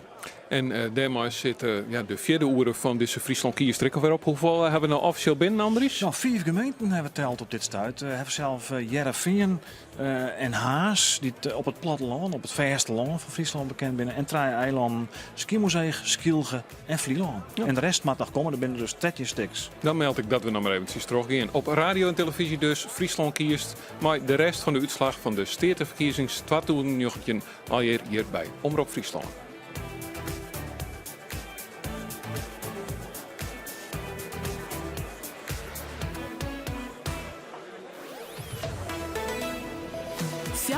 Oerendijs op omroepfriesland.nl, de Omroep-app en 92.2 FM. Omroep Friesland. Oorstemt op Dij. Jurjen Boekraat met het NOS Journaal. Forum voor Democratie is opgetogen over de voorlopige verkiezingsuitslagen. Tweede Kamerlid Hiddema sprak over een nieuwe lente en een nieuw geluid. Forum voor Democratie krijgt volgens een exitpoll van onderzoeksbureau Ipsos 10 zetels in de Eerste Kamer. De regeringspartijen verliezen hun meerderheid in de Senaat. Ze zakken volgens die exitpoll van 38 naar 31 zetels. Toch blijft Nederland volgens premier Rutte goed bestuurbaar. Volgens hem zijn er genoeg verstandige partijen waarop de regering een beroep kan doen. De aanslag in Utrecht lijkt niet veel invloed te hebben gehad op het stemgedrag voor de Provinciale Statenverkiezingen. 3/4 van de kiezers zegt dat de aanslag niet heeft bijgedragen aan het uitbreken van hun stem. Blijkt uit representatief onderzoek van Ipsos in opdracht van de NOS. Eveneens zegt 3/4 van de kiezers dat hun keuze voor een partij niet sterk is beïnvloed door de aanslag van maandag. Voor 11% van de kiezers geldt dat wel, de rest is neutraal. In de Rotterdamse wijk Feyenoord is een man doodgeschoten. Dat gebeurde in de Oranjeboomstraat. De politie zoekt in de omgeving naar de dader of daders.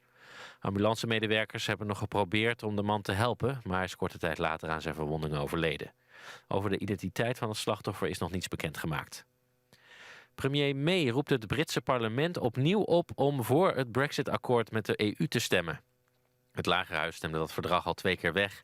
Toch wil May het opnieuw in stemming brengen. Ze had eerder op de dag een verzoek ingediend om de Brexit met 3 maanden uit te stellen tot eind juni. EU-president Tusk zei dat de EU dat wel wil, maar dan moet het Lagerhuis eerst instemmen met het Brexit-akkoord. Zonder akkoord verlaten de Britten de EU op 29 maart en komen er harde grenzen tussen de Europese Unie en het Verenigd Koninkrijk. Het weer, vannacht opklaringen met minima rond 5 graden. Overdag eerst kans op mist. In de loop van de dag breekt de zon door en wordt het zo'n 11 graden in het noorden tot 16 graden in het zuiden. Vrijdag nog wat warmer. Dit was het NOS Journaal. Friesland kiest. Andries Bakker en Jan-Dirk de Haan.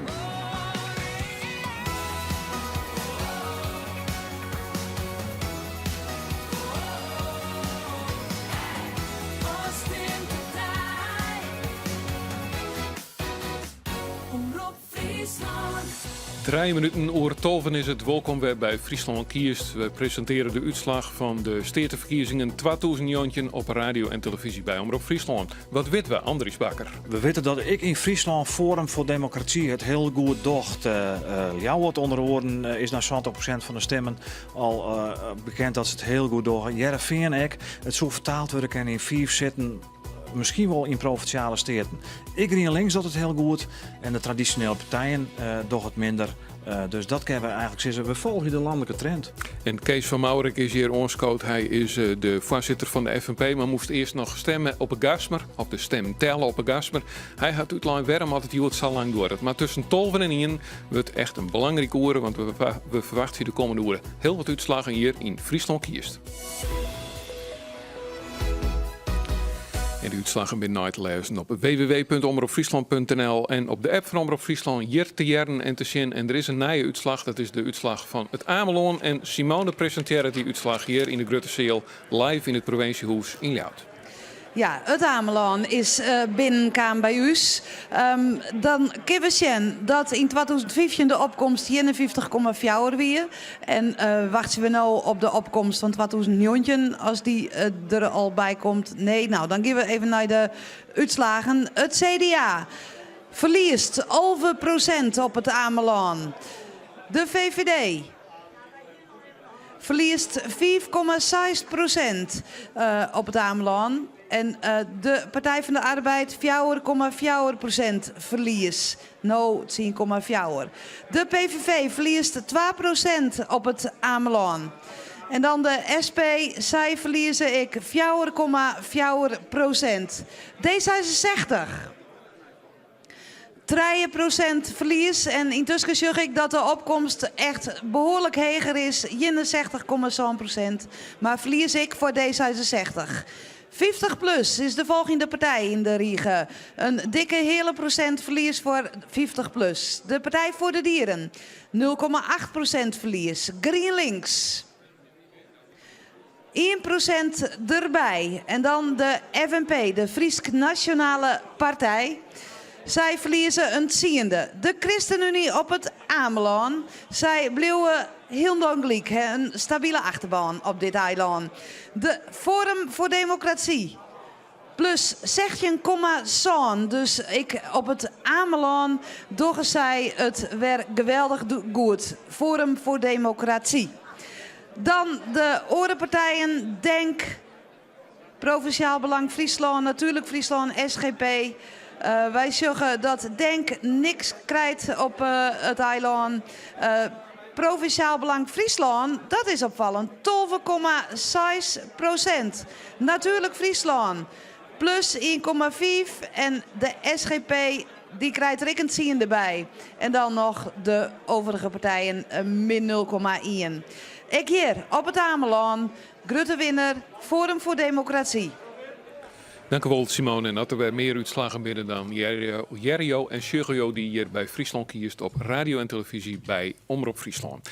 Opmerkelijk, Andries, ik wil het nog maar weer een keer nemen. Ik zeg Provinciaal Belang op eens omheen. Ja, daar zit ik heel met verbazing naar te zien. Zie dat Forum voor Democratie het heel goed doet op Ameland. Dat mag we haast wel verwachten. Maar Forum voor Democratie wordt volgen door de VVD en dan Provinciaal Belang Friesland met 12,6%. wil ze het eigenlijk in de rest van de provincie net geweldig doen. Ja, Dus dat mag we even uitzoeken hoe dat kan. Nou, mooi om na je uitslagen hier voor te lezen aan de tafel in het provinciehuis van Ljouts. 3 gasten hier aan tafel. Kees van Maurik, de voorzitter van de FNP, die is zitten bleun. En 4 hier aan de tafel. Matthijs Sikkers van den Berg van GreenLinks. En je hebt een beetje dezelfde hierstijl, maar ik zeg ze. Klaas Kielstra. Dat minder maar aan de buitenkant. Ja, dat is heel goed. Dat mag skieren worden door de FNP. Klaas Kielstra, listloeker voor de VVD. Ja, laat ik maar eens eventjes naar jou tagen, Klaas Kielstra. Hij jij erop en ik al een reactie, jong. We zitten lang op de uitslagen te wachten. Als eerste ben ik wel heel benieuwd. Wat is eigenlijk het gevoel van een listloeker van een grote partij in Friesland op zo'n dag, als die uitslagen zo lang wachten? Wat doet dat eigenlijk met jou? Nou, dat is wel spannend. En zo'n laatste dag ben je toch een chef van, ja, wat kan je nog dwaan? Dat is net zo volle.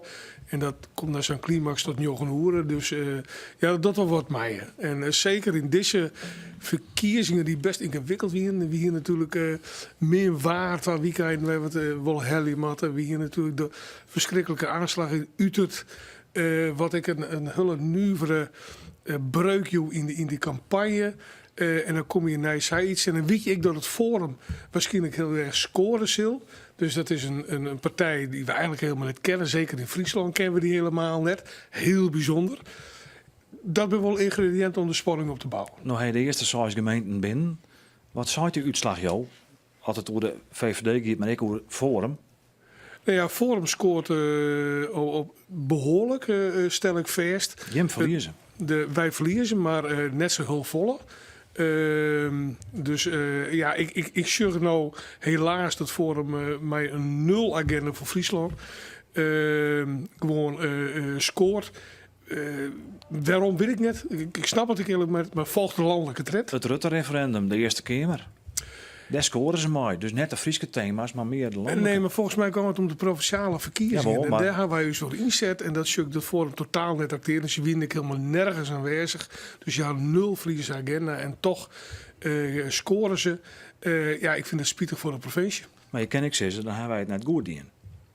Als mensen die maar de campagne aan de West gaan. Want de Friesen, de kiezer het altijd gelijk. Toch? Alle partijen hebben zich goed inzet. Gewoon op een normale, ordentelijke manier. Gewoon een goed programma voor hun dan van Friesland maken. De VVD had er tegen goed hun best dingen om gewoon een goed programma voor Friesland te maken. Dus in die zin hebben we gewoon dingen wat we dwaamatten. Maar dit soort trends, en dat is blijkbaar een soort naaie politiek, vaak via internet wordt het georganiseerd. Ja, daar hebben we electoraal nog een onvoldoende antwoord op. Maar dat is breed bij alle zittende partijen. Ja. Nou, misschien de man die het wel antwoord had op al deze vragen, dat zou Matthijs Sikkers van den Berg van GreenLinks wijzen kennen. Misschien zijn er wel bepaalde tactieken die je hem delen, of net? Maar voor democratie. Ik zou net zo gauw weten wat voor tactiek dat ik deel. Nou, sterk op sociale media bij GreenLinks. Nou ja, daar ben wij wel sterk vertegenwoordiger. Maar ik denk dat het vooral gaat over toch wel een hoofdthema wat landelijk speelt, maar ook natuurlijk provinciaal speelt. En nou ja, misschien wel zelfs in een hele grote natuurlijk speelt. Dat is het klimaat. En daar heeft aan de ene kant Forum voor Democratie die hem 13 oud zet, die in mijn eigen bangmakerij doet, net de feiten goed heeft. En heeft us aan de andere kant, als GreenLinks, die zegt van goh, dit pakken we op. Wij willen een betere vooruit achterlitten voor uw baan en voor uw baasbaan. En nou ja, dat is de andere kant. En mensen kiezen daarvoor. Je moet op de flank zitten van het klimaat, of heel bot voor, of heel bot je te nauw zetten. Dat scoort in deze verkiezing. Nou ja, Jim zei het al, de kiezer heeft altijd gelijk. En dat is dus wat er nou uitkomt. Er zijn mensen voor en mensen zin. In ieder geval op basis van de feiten die wij als politici, en ik vind dat wij daar een verantwoordelijkheid in hebben om het eerlijke verhaal te vertellen en het hele verhaal te vertellen, dat mensen daar een uitdaging op maken. Hè. En je stond nog een parallel loeken kennen. Forum voor Democratie rijdt het op de landelijke uitstraling. Zodat van GreenLinks misschien, had je heel eerlijk binnen, ik net Hilde. Ik heb nog nooit, dit ben mijn tweede verkiezings. En in 2014 wie de eerste, toen wie Bram van Ooyek kreeg we waarom. In 2018 wie Jesse Klaver er. En ik heb nog nooit ontkend dat elke partij, op welke manier dan ook, baat of les heeft van een landelijke verkiezing of een landelijke partij. Dus dat zelfs voor mij nou echt net jaren. Dat zou werken dat. Mensen sjuggen naar het landelijke beeld en dat geldt zelfs voor een FNP, waarbij mensen sjuggen naar wat doet de FNP in de OSF of wat doet de FNP. Ja, zo dat ze weten? Ja, dat toch een mensen. Maar er is net een onsprekende landelijke lijsttrekker of een landelijk verhaal voor al die onafhankelijke senaatsfractiepartijen. Nou ja, maar als die Wolsa profileert, dan maken ze die koppeling natuurlijk zelfs ek. Als bijvoorbeeld een FNP. Want wij zeggen zelfs ook dat wij die verbinding hebben uit Den Haag dan wel eerste of tweede keer. Dus wij zwagen je zelfs er ek voor dat wij dat benadrukken. En of we dat meer of minder doen moeten. Ik vind dat wij in de campagne een duidelijke campagne viert op Friesland. Op Friese thema's. En dat is echt wat Kielstra zei. Ik denk dat wij dat goed dient hebben. En de kiezer het daar een keuze op maken. We zullen direct even naar de eerste resultaten van GroenLinks. Ja. Onder andere ik in de stad Leeuwarden. Want daar liep het naar 100% heel goed. Maar Simone Scheffer had even een man opzocht. Die krijgt een hele verrassende uitslag op Ameland hier. Ja. Dat weer provinciaal belang Friesland. Simone, Rinus Buizing. Hoe kan het dat het op Ameland zo goed met deze partij gaat? Ja, ik weet het net. Misschien heeft Rinus Buizing wel gigantisch campagne viert op dat eiland. En heeft hij dat 3 keer de ronde makken. Maar Rinus Buizing weet dat zelf vanzelfs het beste. Wat opvallend, Buizing, dat je hem op het Ameland het zo goed doet. Ja, het is een van de Waddeneilanden die lid van u is. Dus misschien dat dat van invloed is. Maar 12,6%, die wil ik wel vaker zien van de jongen op de schermen. Maar die zorgen we benammen bij Forum voor Democratie. Ja, maar wel, het laatste scherm we hebben voorkomen, hebben we toch altijd wel dat we daar de heetste binnen. Dat we horen moet. En we hopen nou nog altijd dat we hier zit binnen hebben. Want voor de rest is het net zo florissant. Verleden weekend zei ik nog 4, maar ja, daar komen we net aan taal. Dus, Wie toch wat optimistisch. ja, maar ik wijze in de campagne. Maar we hopen in ieder geval dat we toch nog op die ene zit komen. Dus er komen nog een paar grutten. Smallingeloon komt nog. Definitief Leeuwarden. Maar ja, ze hebben net zo volle meer verschillen met wat Kronen zo pas zei. Maar ja, we blijven pessimistisch. Maar je zoent ze, want je bent toch al die lokale belangen enzovoort. Dat je toch een behoorlijk stevige achterban hebben moeten zoen. Hayek, maar je ziet nou natuurlijk wat er nou op Forum voor Democratie, dat ben al je proteststemmen. En ja, wie dacht net van, dat hoeft in feite net, want ja, alleen de landelijke politiek wordt erbij belutsen. En daar hebben wij natuurlijk helemaal geen invloed op. En dat zullen ze daar ook wel omdoen. Het wordt wel duidelijk dat het ben provinciale verkiezings. Maar dat een heel soort mensen toch op basis van oorzaken haar een keuze maken hebben. Klopt, en dat is schande.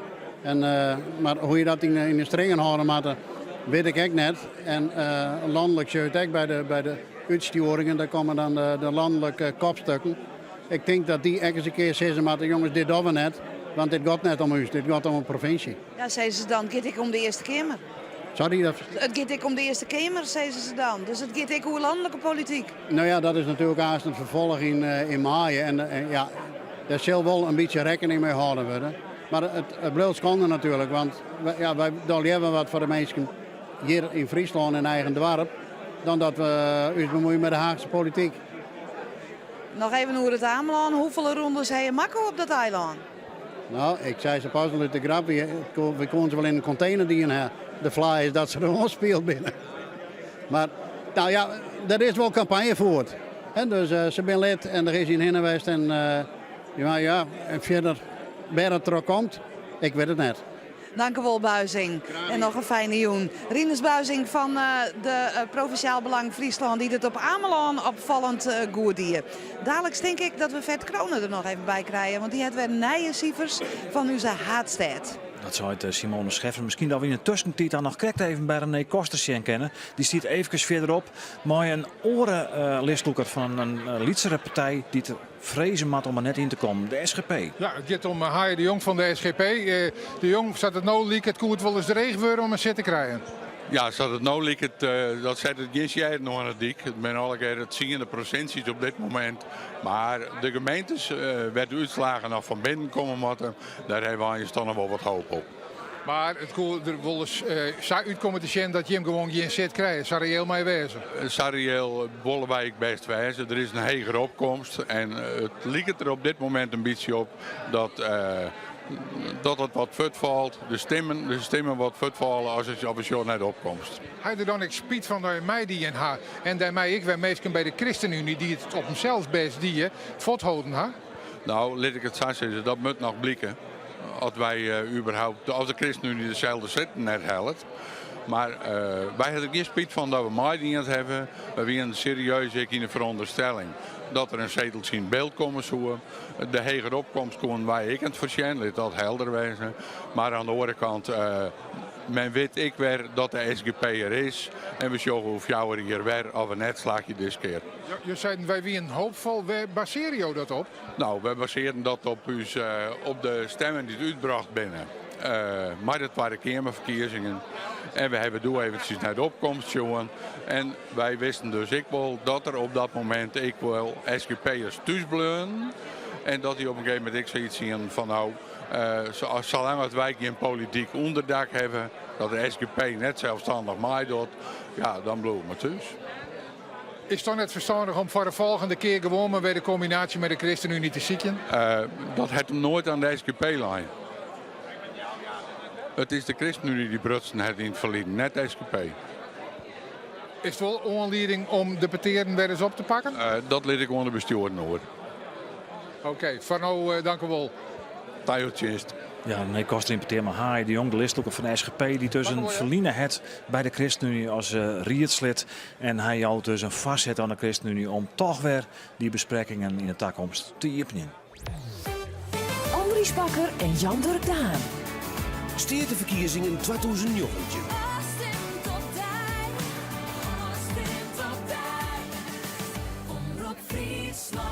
20 minuten oer 12 is het intussen. Ja, waar hier toch dat het weer zo lang door is hoor. Nou, we hebben jij op de jong begrepen van Kees van Maurik hier aan tafel, voorzitter van de FNP. Hoe dat correct in zijn werkgang is, dat had onder andere te maken met dat het al 24 minuten kost had om die enorme stembiljetten van provinciale steden naar u te vouwen en vervolgens daar in een dorpshuis deel te lezen. Dat wie op een gas, maar van Maurik. Ja. Wij praten hier aan tafel verder met Kees van Maurik, maar ik onderscout is Matthijs Sikkers van den Berg. Hij is de listelijker van GroenLinks en Klaas Kielstra, de listelijker van de VVD. Ja, Klaas Kielstra, jou ik al vragen van wat doet het nou met jou persoonlijk? Matthijs Sikkers van den Berg, van jou is de allereerste keer listelijker. En dan wordt het zo lang. Ja, je weet nog heel net wat je ont daar binnen. Het lijkt het mij. Ik bedoel, ik vind dat spannend, maar ik ga niet te verliezen of niet te winnen. Hoe geldt dat voor jou? Nou, het is natuurlijk de derde keer dat ik liesloeker ben. Hè? Dit is de eerste keer voor het provinciale steert. Ik heb dit al 3 keer. Dit is mijn derde keer dat ik dit meemaak. En in gemeenteland zo zei ze dat het dan kwart durft, maar dat hoeft net per se. Dat kan het echt lekker lang durven. Want de Frieskomar is op dit stuit, de gemeente waar ik Futkom, is op dit stuit echt nog net geheel binnen. Dus dat kan echt lang durven. En wat doet dat mooi? Nou ja, dat maakt het dat die spanningsboog natuurlijk de hele tijd op spanning stiert. En dat merkt nou net, maar dat merkt morgen wel. Maar jou hebt goede cijfers, dus dat jou toch een beetje dat je achteroverleunen kan en toch wat gemakkelijker dan een Sjen kennen. Zeg alleen nog naar jou, ja, meer dan 11% winst. We zeggen er heel enthousiast naar, maar we weten echt heel goed. Hè? Je hebt zo uitgekregen, er zijn 6 gemeenten binnen, dus er moeten er echt nog een heel soort. Ja. En dat kan wel het verschil maken tussen 2 of 3 zitten. En nou ja, net dat we ontevreden binnen mooi iets, want we hier de dus alles wat erbij komt is mooi om en mooi. Ben je natuurlijk nog enthousiaster, maar voor jou nog enthousiaster. Zo werkt het wel. Maar nou ja, we zijn blij met alles. En we jaren intussen dat in Leeuwarden nog trog geteld wordt.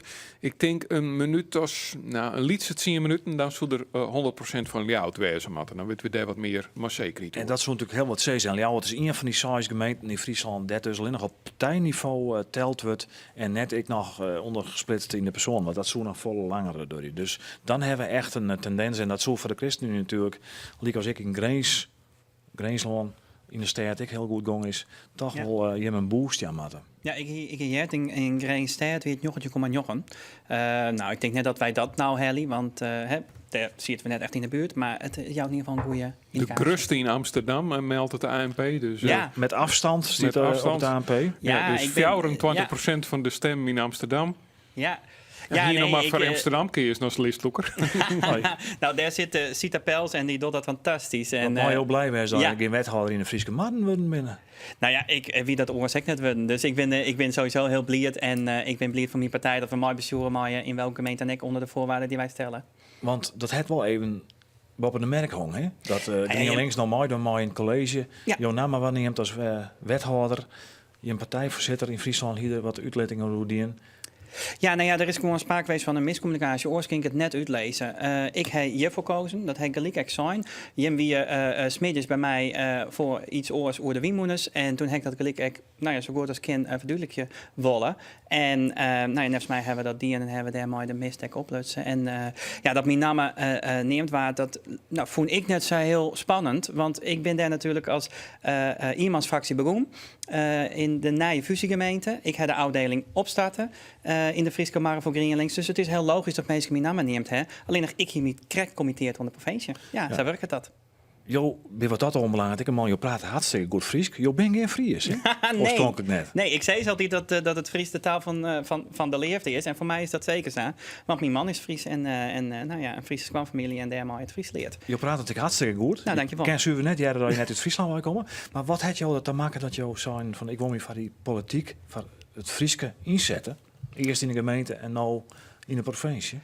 Nou ja, ik vind het belangrijk om mijn steentje wat bij te dragen, mijn maatschappelijke steentje wat bij te dragen. Hè. Ik werk zelfs in de jeugdzorg en daar doe ik dat op die wijze. En ik vind het echt mooi om het op een orenwijze te doen. En ik heb dat in de gemeente dienen. En nou, op provinciaal niveau kan ik me nog verder ontwikkelen en dieper ingraven in de carrière dossiers. En dat lijkt me een hele mooie uitdaging. En in de provincie dat zelf wel minder concreet en minder dichtbij als in de gemeente, hè? Dat maakt je natuurlijk wel realiseren. Maar de onderwerpen gaan wel verder en dieper als in de gemeente. Dus daar zit het verschil ook wel. Ja, er in deze Friesland kiest zien we de Venna Veenstra toptip. Dat is voor als je in het college komt. Zij hebben wel een paar goede tips. Een van de tips wie onder oren dat zij zei van let er goed op als je in coalitie onderhandelingen bedarrie. Kun je leuke afspraken maken. Maar als er dan echt een uitwerking komt op papier, dan moet je dat nog 4 keer checken dat je punten er goed in staan. Nou, Klaas Kielstra van de VVD zit hier aan de tafel. Waar wordt het aanstaan wat maar GroenLinks? Heb je nou een goede tip voor de man die het nij is in het provinciale? Nou, wij zijn de vorige keer met de huidige coalitie begonnen om te investeren in ons als persoon.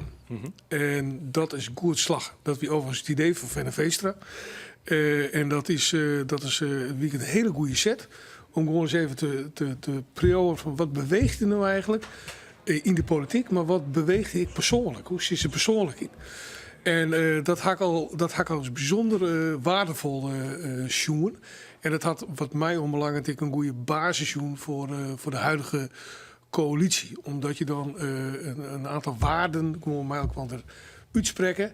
En verrassend ik heel veel waarden delen. Ja, dus dat jou er weer inkomen, Kielstra, dan breng je dat ik weer in het naar je college. En dat jou de boeten vallen, is een tip om Matthijs Sikkers van den Berg van GroenLinks.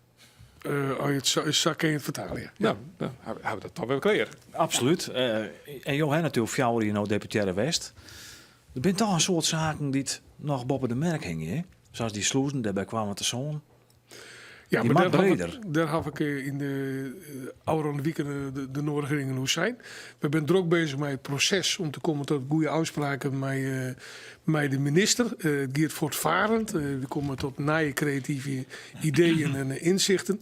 En ik ben ervan overtuigd dat we komen tot een goede oplossing. Dat is net slagen voor 20 maart. Dat hoed ik net, dat wie ik net als bedoeld als verkiezingsitem. Maar gewoon, het gaat me echt om die sluis, om die te verbreden van tot 24 meter. Maar het is een moeilijk proces. Want ik in Europa moet heel komen, dat is al een paar keer bezocht. Het is heel tijd weer oudketst. Je maakt er heel tijd maar weer de vervechtje. Nee, maar dat is ik zo. Hè. Dus het gaat om wetter. En juist dat budget is redelijk uitputten op dit moment. Het gaat ook om wegen en om bregen. Er zijn ontzettend volle wegen en kunstwerk in Nederland die aanpakken moet worden. Er is achterstallig onderhoud. Dus ik snap ook wel de wrakseling die het ministerie had. Alleen Wij vechten dus voor uw eigen sloes. En dat had net in te krijgen met Friesland, waar ik mij Flevoland en Oerisel. Dit antwoord wordt het hartstikke lang als het gevecht. Maar daar hebben we op deze jongen geen tijd voor. Nee, komen we later op weer flauw. Ja, we komen erop weer om, want we kennen nou namelijk naar de seel weer. Want we hebben nog geen 100% van Ljouwert.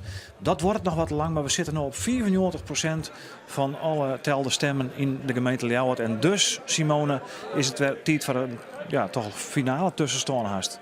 Ja, laten we het hier eerst maar een voorlopige finale tussengestaan van de gemeente Ljouwert. Hè. Voor alle duidelijkheid, dit is de uitslag van de gemeente Ljouwert in de verdeling van percentages voor al die partijen.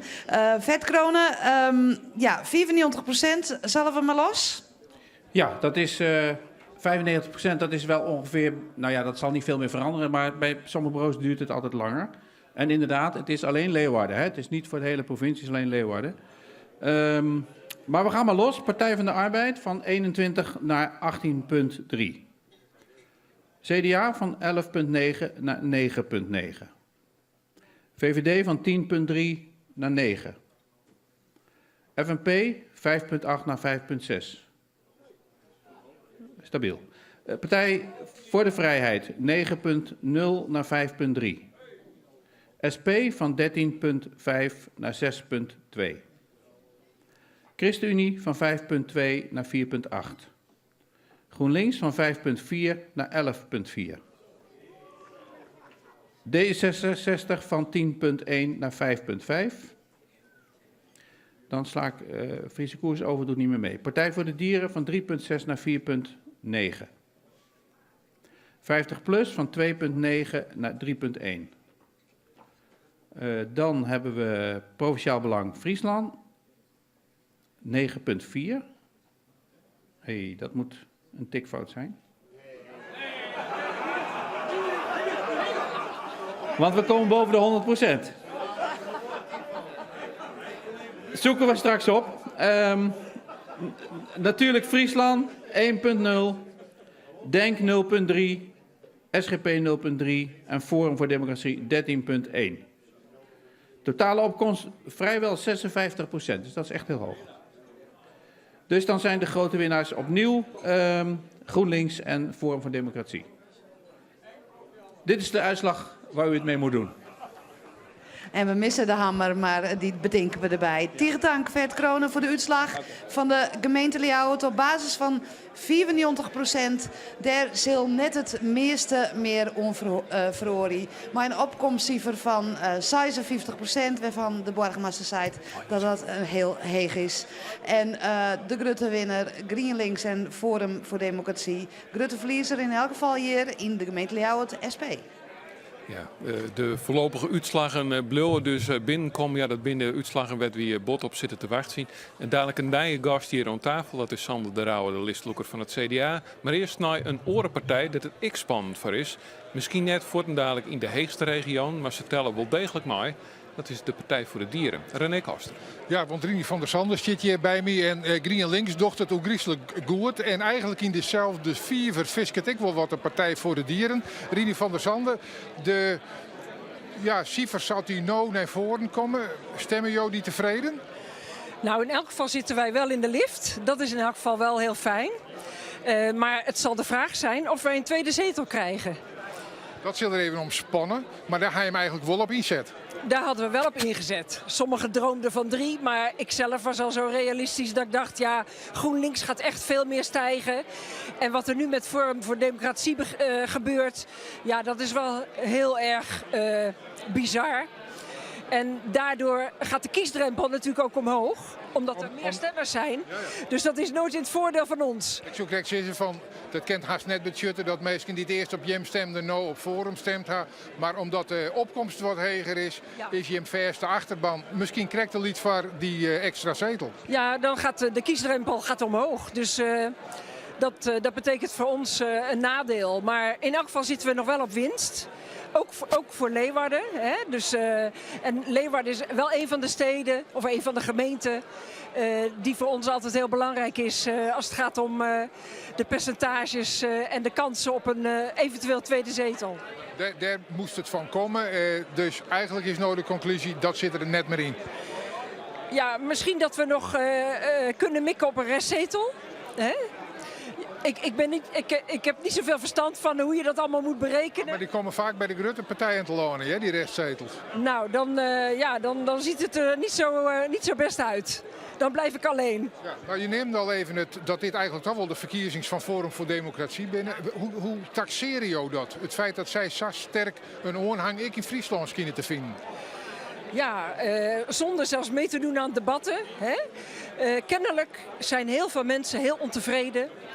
En hebben ze behoefte aan een grote leider. En dat zien ze waarschijnlijk in hem. Maar degene die hier in Friesland straks in de Staten komt, ik ken die persoon niet. Dus dat wordt een grote verrassing wat dat voor de Staten gaat betekenen en voor Friesland. Want ik weet niet wat hun Friese programma is. Maar wij zitten wel in de politiek voor Friesland. Je bent wel het gezicht van de Partij voor de Dieren in Friesland. Dat blow je de komende jaren ik wil, maar je hier er graag even een maatje bij gaan willen. Ja, zeer beslist. Want het is best een pittige klus om het in je eentje te doen. Wat je er uit dat je dat toch nog een fjouwer die je zou waarmaken? Ja. Maar ja, goed. Dan doe ik dat. Hè? Maar ik hoop nog ergens op dat ons, een gelukje hoe heet dat? Ten deel valt. Precies, ja. Nou, we zullen zien dat slagen. Rini van der Sande, dank u wel. Graag gedaan. En ik moet er wel bij zeggen, het blijft zelfs varierige uitslagen. We hebben uiteindelijk nog maar van 6 Friese gemeenten de officiële uitslagen binnen. Een aantal tussenuitslagen hebben we neemt, werd wel dezelfde trend zien zitten. Maar bij gelijks van Zuidwest-Friesland hebben we nog niet yet. Nee. Van Waardhoeken hebben we nog niet yet. De Stellingwerven binnen nog blanco. Smellingenlonen is nog blanco. Tietzerksterdiel is nog blanco. En wat is Friesland? Dus de kind nog wel heel wat verloren. Hè? Absoluut. Nou, het is Friesland en de Waardhoeken schijnt wel binnen nou en 10 minuten binnen te komen. Maar misschien kunnen we toch jou wat even analyseren. Hè? Die 94%, dat zal toch net volle verschouwingen meer te laden. Maar Partij van de Arbeid is daar de grootste worden. Ze hebben al 2,7% verlen. Dus ze moeten inleveren.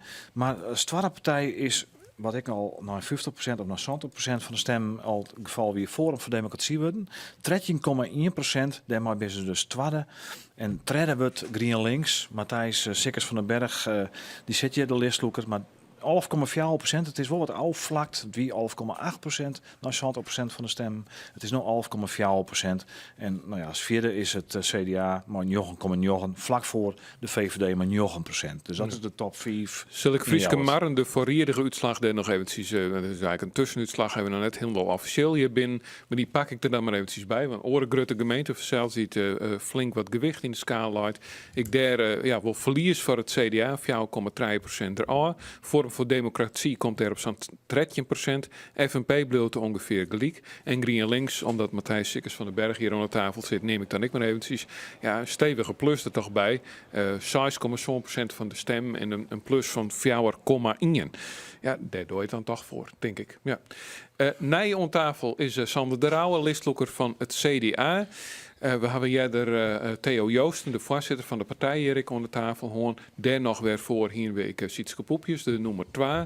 Heel starig komt het al je binnen. Ik ken jou als een scherp analyticus. Wat is je op dit moment jouw gevoel bij deze jong voor het CDA? Nou, ik denk en ik verwacht je dat wij op een nij de grootste worden kennen in Friesland. En dat is heel positief, heel mooi, want dat is toch wel de eerste prijs die je winnen kunnen. Het zal wel zo zijn dat wij niet beetje verliezen. Hoe volle weet ik nog net. Maar het is een afwijkend percentage van het landelijke verhaal. En dat is op zichzelf positief, maar het wordt wel een drege oorwinning. Het zou 8 zetten wij ze kennen, dat je hem erin inlevert, maar dan toch de grootste blowen, dus dan stuur zetten blowen als het gaat door de onderhandelingen. Nou, dat weet ik nog net, want Safie ben we nog net. Maar 8, dat zou gewoon heel mooi wezen. Dat moet gewoon eerlijk zeggen. Maar ja, het is nog heel onduidelijk. Hè? De grote gemeente moet er nog binnenkomen. De eilanden binnen, Ljouwertidder. Ja, dat zijn net representatieve gemeenten. Wat me wel opvalt, om nota, is dat ik weer altijd benauwd dat het CDA een protte inlevering zou bij Forum voor Democratie. Dat valt heel erg ta. Met name de SP betelt de rekening. En dat vind ik wel heel jammer en spietig, want de SP had het gewoon heel goed ding in Friesland. Maar waarom ben je ook benauwd geweest dat Forum bij het CDA meestal maar lopen zo? Nou, we zeggen dat in landelijke analyses oude dagen oprinnen. Dus dat we signaal in. En op stritten, ik wel mensen die zeiden, we binnen altijd wat CDA, maar toch misschien Forum. Dus dat winnen wel 2 serieuze signalen, maar dat valt dus daar. Zo, als het nou lijkt. Ja, ik wilde nog één uitslag van jou en daar, Jackie. We hebben de variedige uitslag Jedrik neemt van 8 karspelen.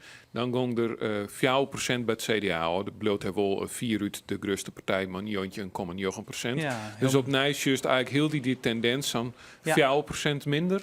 Elsnien levert in de breedte.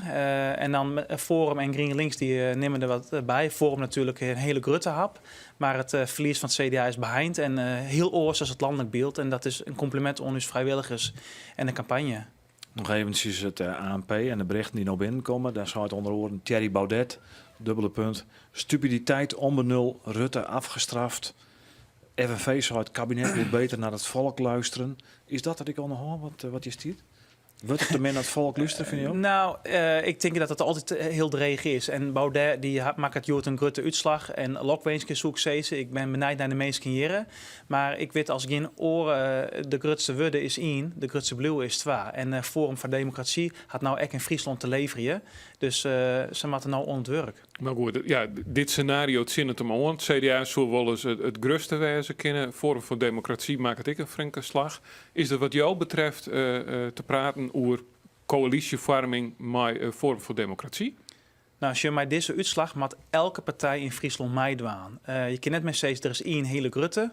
Elke partij, het leidt er al keer heel dicht bij elkaar. Elke partij moet meedoen in Friesland. En Forum helemaal, want sinds hoe het net mat, dat is heel goed. Dat jij erbij, ook bij de politiek. Zij hebben het voorgekregen nou van de Friese kiezer. En dat moet ze nou weer meidje. En hoe dat er Dus geen blokkade, maar is het ooit bij elkaar te krijgen, die beide programma's van het CDA en het Forum? Het begint met koffie drinken. En ik hoop je dat ik nou uiteindelijk de meesten kan zien en kan jaren. En daar moeten we gewoon opbouwen. Deze mannen ken ik heel goed. Daar kunnen we samen mee oparbeiden. Want die zaast moeilijk ook kennen.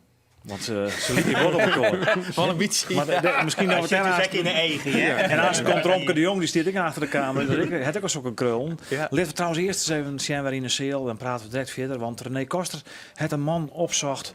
Ja, die hier een hele grote hoop om erin te komen. Maar René, dat zal wel net slagje. Ja, het gaat om Sietse Skukking van Natuurlijk Friesland. Ja, de vraag is, kom je erin? Nou, dat wordt een dreigeput, ben we bang. Dus dat is, we hebben al hier en daar de plakken waar wij verwachten wat sterker te scoren, die moeten nog komen. Maar dan maken we daar heel goed van om dat te halen. Je bent heel optimistisch in jouw prognoses. Wie dat speelt of wie dat hing je er echt het goede gevoel bij? Nou, je moet natuurlijk altijd een beetje een positief verhaal en dat is wel zo. Aan de andere kant de hoeveelheid reacties die wij uit de maatschappij krijgen en ik van mensen en dergelijke, daar krijgen we heel soort steun uit. Dus wij horen nooit net op. Wij gaan er nooit wel terug. Hier alleen graag nou ik me hier in de Staten. Ik us lood en jij laten wonen. Maar je wil het er ook in? Je wil een nieuwe beweging vormen? Ja, dat is wel het doel. Dat ben we eens al. En zoals ik al zei, we krijgen een heel soort positieve reacties van waarom van mensen. Echt net een peer, maar een heel soort. Maar wel te min om in die steden te komen? Nee, dat klopt. En nou ja, dat is spietig. Maar goed, het is een begin. We zijn nog net zo lang de handen verzeld, hè? En wij willen met dit hele verhaal waar we nou verder aan de slag. En dan eerst op gemeentelijk niveau, wat moet ik me hierbij voorstellen? Nou, wij zijn net alleen zozeer maar de politiek zelf. Want er zijn heel soort mensen die uit maatschappelijk veld. Ik ben actief in energiecoöperaties, voedselcoöperaties. Vooral in de mierskip, mijn mensen, dorpscoöperaties voor woningbouw. Daar komen de mensen naar je waai. En daar ben we wel actief, daar blijven ik actief. En daar geef ik maar verder. Maar hier graag, zeg maar, sinds het lood jaren laten wonen in het politieke markt. En nou ja, dat lijkt het er zo op dat net slag ingaat. Als beweging ging je hem terug, maar dat hoeft net per vast een politieke beweging te wezen. Mag ik dat begrijpen? Nou, politiek is een onderdeel van het totale plaatsje. Maar dat is net het enige. Werd vooral wat ik zei, hè, die mensen die binnen gewoon actief, concreet, maar dingen te wanden, initiatieven in de mierskip om dingen van elkaar te krijgen. En dat... Wil je hem daar een soort koepel van worden? Hoe maakt u dat intinken? Nou, daar zullen we de komende weken nog eens even over hoe we dat nou precies aanpakken. We zijn vooral de afgelopen weken en maanden ben we heel druk aan het campagne voeren geweest. Een soort online, maar ik met mensen in hun eigen netwerk. En dus dat het nou de focus aan. En we hebben er eigenlijk al gewoon vooraf je heen gegaan zijn van nou we gaan in ieder geval terug. We zijn altijd op de wand, maar we komende weken eens even de kop bij elkaar steken hoe we dat precies organiseren. Want er komt zoveel toch energie waarom op u staat, uit de mierskip wij, dat jouw dus energie om terug te gaan. Friesland is nog net van Sietses Cooking hoor. Nou, het is net alleen mij, hè. We hebben 20 man en ze zijn al heel actief. En achter die 20 man zitten nog een man of 50. Ja, dus ze zijn nog net van us al, laten we het zo maar zeggen. Succes. Ik mag de winnaars nog even feliciteren. Mijn naam is Green Links. Ik zal eerlijk zeggen dat ik het heel spietig vind dat Forum zo groot wordt. Dat is net mijn, zeg maar zeggen, wijze waarop een maatschappij met dingen omgaan moet. Dat vind ik heel jammer. Ja, maar dat je de kiezers hoor, hè? Dat klopt. Dus ik zeg, ik wees je hun lok, maar ik vind dat spietig en ik vind het mooi dat in ieder geval Green Links een goede uitslag eruit heeft. En ik hoop dat dat goed uitpakt voor Friesland. Sietses Cooking, dank u wel. Graag gedaan. Sietses Cooking, dus ja, hij zal er alle dagen net inkomen. Wie wat een curieus verhaal, Andries. Daar had dat volgende Aron hier en hoe dat ging in Provinciale Steden. Ja, Sietses Cooking is er inkom, Jelwai de steerteperiode, het even bij D66 dus zitten, maar is uiteindelijk toch voor hemzelf begonnen met de lijst Sietses Cooking, wat nou natuurlijk Friesland, maar die het aan de verkiezings. Hij hier invult in de prognose dat hij erin komen zou en ik net maar zo'n iets beetje, maar dat is dus waarschijnlijk net het geval. Om tafel, want ik heb het direct even hoe, Matthijs Sikkers van den Berg van Green Links, een van de winnaars, Sander de Rauwe van het CDA en Nij als opvolger van Klaas Kielster van de VVD, Romke de Jong van D66. Om met de laatste te beginnen, Romke de Jong. Je zegt als Sietses Cooking hier. Ja, dan zit hij dan toch wat maar gemengde gevoelens naar de Schenting. Want hij is uit je partij stapt. Ja, het is heel spietig dat hij uit de partij stapt is. Het week een moeilijk moment. Wie kijkt de listloekers street gaan en een orenweken later stapte erop. Om orenredenen, maar ja, het is wel heel spietig. Dat... Hij wie concurrent veel ja, in de listloekersverkiezing van D66. En gelukkig hadden leden daar een heldere carry maken en ben ik blij dat die ik loeken mocht. Ik vind het wel jammer, want op zich de heer Cooking altijd goede ideeën, kon goed vieren, zegt meidje. Alleen nog waar we ook net zien komen wie op de daadwerkelijke uitwerking, de Sinterage. En om plannen concreet te maken en er ik steun voor te zieken. Want één ding roepen is één, maar te gerrit dwaan is wel 12. D66 verliest toch overal een lietsbitje. Een Skoflien toen Pechtold nog de man weer bij een partij. Toen waren er zijn van nou dat wordt een heel soort verlen. Maar wat voor gevoel zit je? Het jetten het goedien en hij jou het goedien of hier het verlies misschien wat meer beperkt werken. De kiezer bepaalt en de kiezer had zijn dat we het voor de komende periode een stuk dregen krijgen. We krijgen een, maar je hebt verwachtingen van tevoren. Ja, verwachtingen. Dus we hierin hoopt dat we de zitten vasthouden zoen. We wisten wel dat we in bij de stedenverkiezingen op een landelijk niveau op een heel hoog zitten qua zitten. Nou, dat hebben we net hellen. Ik ben tiergewies maar Rob Jetten als een partijleider. Hij is jong, hij is fris, hij zwaagt voor de nadruk op klimaat. Iets wat hier in Friesland heel wichtig is. Maar het is dus net slag om die treien zitten vast te houden. Het lijkt er nou op dat we uit de voorlopige uitslagen 12 zitten hebben. Dat is minder dan verwacht en dat past wel in het beeld van het versplinterende politieke landschap. Ja, dat maakt het bestuur wat lastiger. Ja, en had je dan naar de uitzoeken dat je daar zelfs door de helden ging. Het is nog dreig om nou een helemaal vertaling te maken. Ik moet zelfs opmerken dat in nou kwartier voor in. En ik begin me eigenlijk heel meer zorgen te maken. Hoeveel uitslagen hadden wij nog redelijkerwijze verwacht kunnen voordat de onmacht bij de tellers echt daar slaat en het ik niet meer betrouwbaar wordt. Maar dat even terzijde. Maar wat zou dat je door de hel te gaan? Ja, dat docht heel zeer. Dat ken je net al zeggen. We vieren een mooi beleid in Ljouwert. We hadden een goede fractie zitten, dus ik hier daar wel meer op hoopt. Maar ja, we merken gewoon dat het Forum een enorme slag maakt aan alle kanten. Daar wil ik zich voor feliciteren. Ik ga zo nog net de show, dus ik hoop ze te treffen dat we nou aan de slag kennen. Maar het bloedt pijnlijk. Maar dit is wel weer met dwammatten en van een morgen is er een nieuwe realiteit en daar beginnen we mee. Ja, die nieuwe realiteit, Sander de Rauw van het CDA, die is dan waarschijnlijk dat er misschien wel 4 partijen nodig binnen van een nieuw college. Je hebt het vaker bij hand, veel waarom. Hoe pak je dit dan aan? Want dan maakt elke in een veerlid, ken dat wel. Nou, ik denk dat alle partijen die er morgen inkomen, of vreten officieel, mij dwaan matten. Geen enkele partij kan zeggen, wij even net, omdat wij misschien nij binnen of omdat we verlies gewoon hebben. Elke partij mat nou mij dwaan. Het is net meer de orde tijd van twee grote partijen die doen het. Nee, deze uitslag zei elke partij mat mij dwaan. En ja, hoe wij dat dan doen, dat weet ik net. Ik weet eigenlijk net of wij dat dwaan maaien. We moeten eerst maar eens er goed uitkomen. Ja, dat is gewoon nog heel moeilijk om te zeggen. We kennen het wel. We willen het echt altijd mij. Maar nou, dat weten denk ik pas vreed. Ja, want diezelfde winnaars natuurlijk wel mooi in Matt in het verhaal. De eerste winnaar, het is Forum, dat is GroenLinks. Maar Elsen niet, wat mij dwan. En dat is wat mij onbelangrijk het wichtigste om deze uitslag. Het leidt allemaal alle keer zo dicht bij elkaar. Ondanks Forum, dat liep het dan heel groot. Maar optelt is dat echt gewoon 12-13%. Nou, dat is van de eerste keer een hele goede uitslag natuurlijk van zelfs Lokweenske. Maar op het geheel is 12-13% net zo volle. Nog één oorrespect wil ik benemen op zijn jong. Want ik zei het niet correct, maar ik maak me er echt zwaar genoeg. Als wij nog meer uitslagen krijgen. Het blijkt echt een enorme toestand te wezen met het uitteren van al die biljetten. In stembureaus binnen mensen echt nog heel druk gaande om die uitslag voor elkaar te krijgen. Wat betekent dit voor het proces? Is dit anno 2009 nog uit Lisber, als je een verkiezing houden, dat het je net slaagt om een aantal uren daarna een uitslag te produceren? Mag hier net eens wat ongebeuren? Zeg ik maar, nou je hem alle trein, maar eerst maar eens naar Sander de Rauwe. Nou, als je misschien, en dat is het positieve naar is, geven we een beetje ten onder het succes, want de opkomst is gewoon heel heeg. En dat is heel mooi. En ja, dat betekent gewoon dat de meesten misschien echt wel een beetje rompelen binnen de trog. Morgen weten we het, vreed weten we het zeker. En het is altijd zo best. Op vreed is het duidelijk. De rest zitten, er binnen denk ik een hele protte rest zitten. Dat weten we het ook nog net. Dus pas vreed is het Safir. En het wie fjouwer hier waarom extra. Maar nog eens, ik bedoel, je organiseert, het is een soort feest van de democratie, maar je zegt hier je collega's, ik in de CL, Elsen in bloot wat in vertwijfeling achter. Dat is wel jammer. Die charme van alvoeren weten we gewoon hoe het zit en kunnen we hier al een beetje conclusies loeken.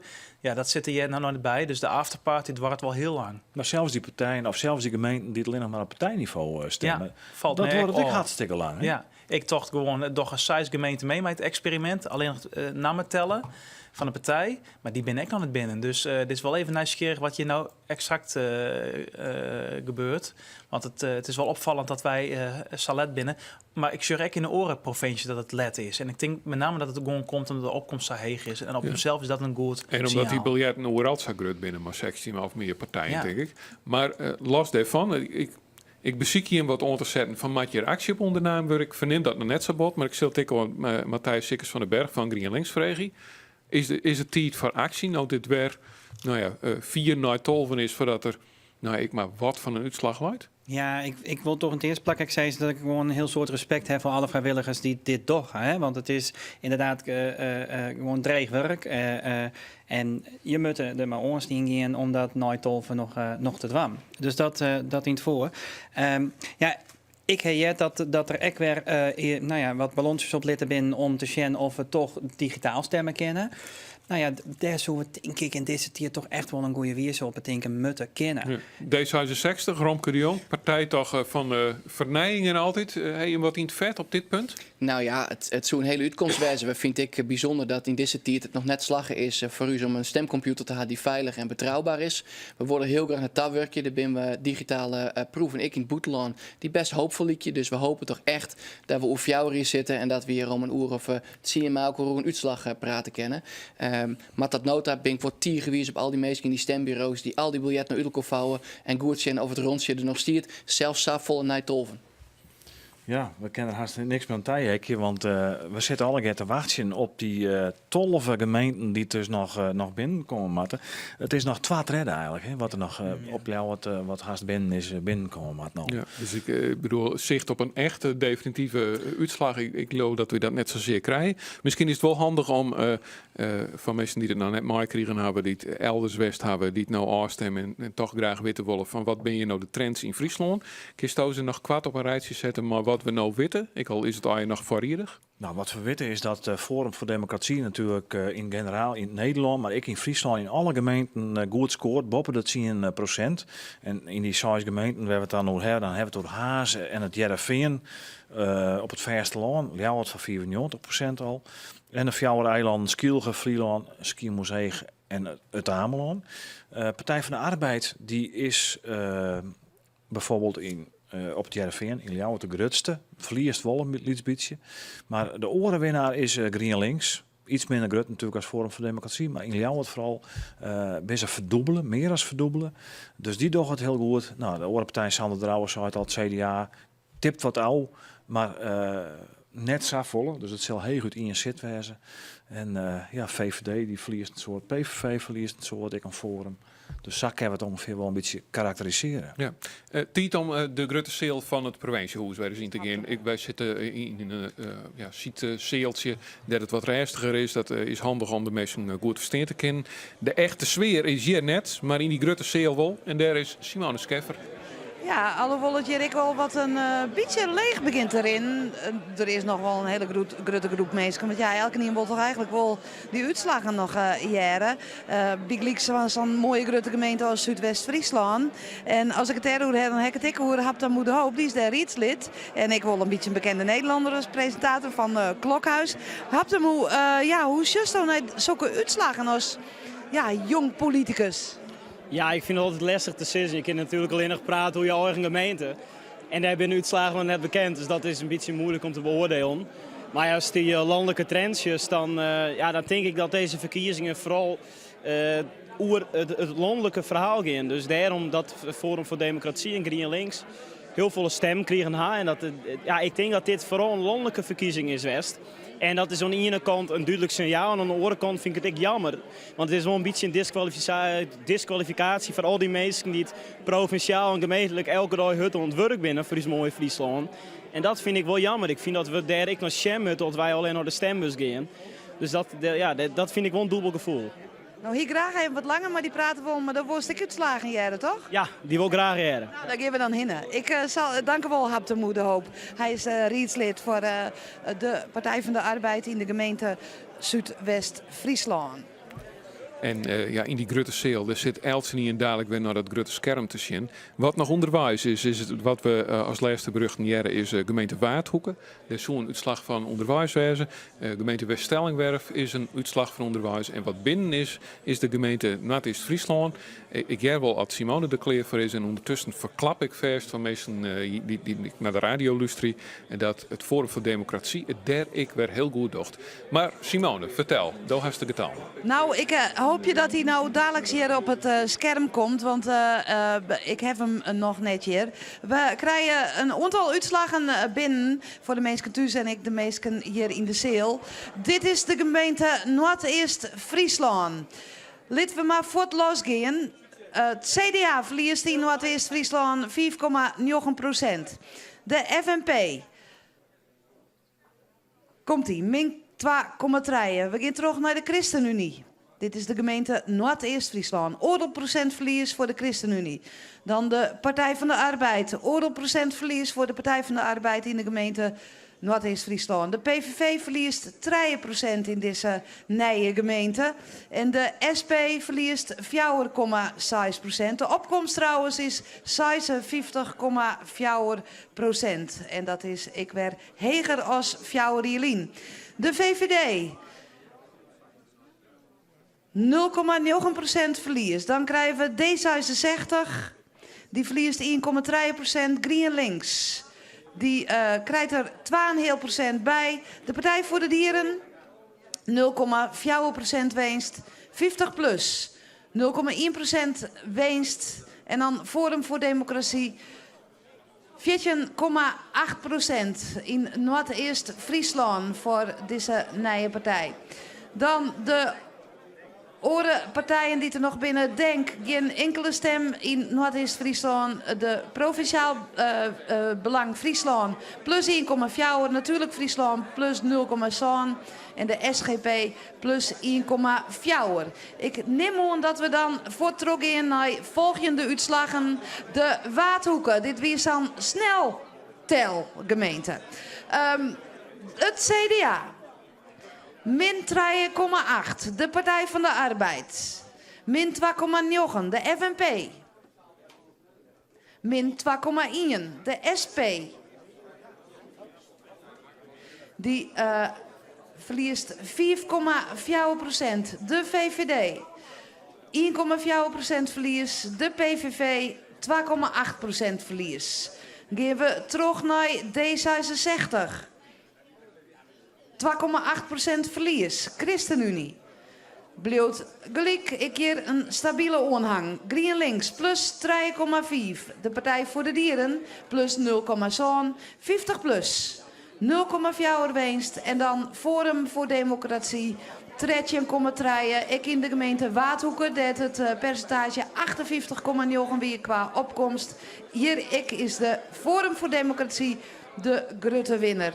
Dan de rest van de partijen. Denk 0,1% winst, 2,4 voor Provinciaal Belang Friesland winst. Natuurlijk Friesland 0,8 winst. En de SGP 0,4. Dan gaan we naar Dantemadiel.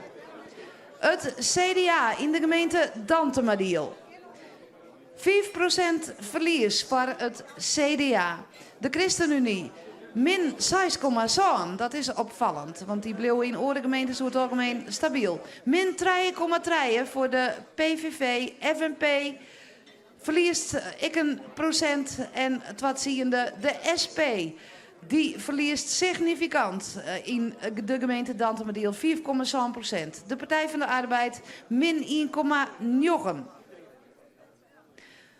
De VVD in de gemeente Dantemadiel 0,9% verlies. D66 0,7% verlies. GroenLinks, die wint ik hier 2%. De Partij voor de Dieren, die blijft stabiel in de gemeente Dantemadiel. Ik 50 plus blijft stabiel en Forum voor Democratie 15,6%. 59,6% opkomst in de gemeente Dantemadiel. De andere partijen dan nog, Denk, het geen enkele stem kregen of in elk geval geen percentage.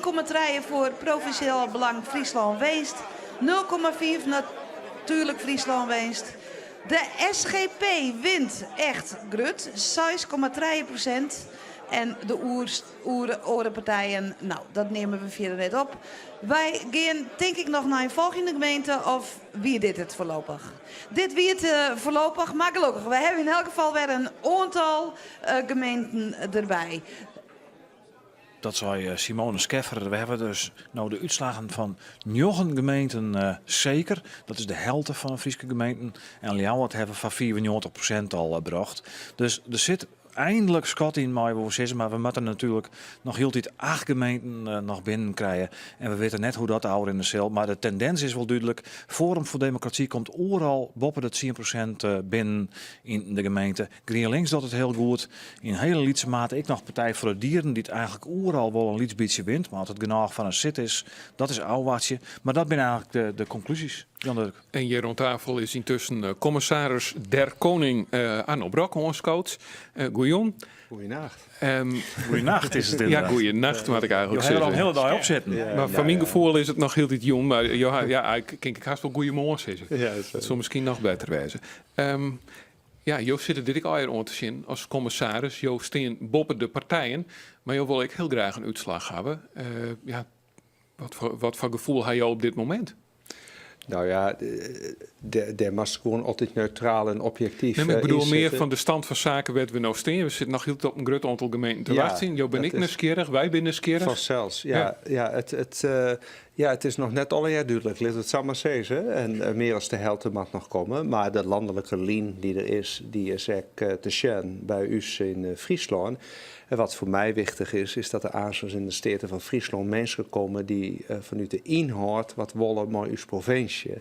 Die dus gewoon altijd in mijn schippelijkheid met andere partijen in de breedte en de diepte de goede dingen de willen van Friesland. Daar keert het mij om. Maar hier je verwacht dat het zo lang door is, zodat die uitslagen binnenkomen? Want ja, het had echt vlug. Het wie in het verliezen wel eens betieden, maar dat hier nog te krijgen met stemmen per computer. Nou, we hadden daar een hele discussie in Uitslaan over hoorn, waarom dat net meer mooi, dus dat papier en het pot leert, dat is hier en al weer om. Ja, en dit is echt een resultante van het stemmen mooi papier en pot leert en dan echt nog maar 12 verkiezingen op een dag. Dat is net samen te tellen. Er nog een per gemeente mooi, maar een experiment. Dat het nou gewoon alleen nog maar op stemmen telt wordt en morgen dan op vakkar. Nou, dat jouwt al wat meer romte. Maar het is dus echt in een relatief lietse provincie als Friesland, maar 650.000 inwoners net mogelijk om binnen een paar uren de uitslag te krijgen. Dus ja, we bluwen nog wat hingje van zo ongeveer 50% weten we ongeveer. Maar een paar wichtige gemeenten, die moeten we nog krijgen. Ben je ook Oost benijd naar West-Stellingwerf? Ik ben benijd naar alle gemeenten in Friesland. Maar ik naar West-Stellingwerf. En er is geen verschil tussen West-Stellingwerf of Schiermonnikoog. Nou, ik ben extra benijd naar West-Stellingwerf. Dat weet ik toch? Want waarschijnlijk is die er nou. Oké. Simone Scheffer. Ja, ik neem aan dat de uitslag van de gemeente West-Stellingwerf nou dadelijk hier komt. Ja, het scherm verhoort het al, dus wij krijgen nou West-Stellingwerf. En dan gaan we naar het CDA. Min 2,9. VVD. Min 4,7. De Partij van de Arbeid. Min 2,2. De SP. Min 4,7. Weer groot verlies voor de SP. En de PVV verliest ik 3,7%. D66 is de volgende min 2,1. Gaan we naar de volgende side. Dan vinden wij GroenLinks als eerste partij in die gemeente op plus 2,4. 50 plus.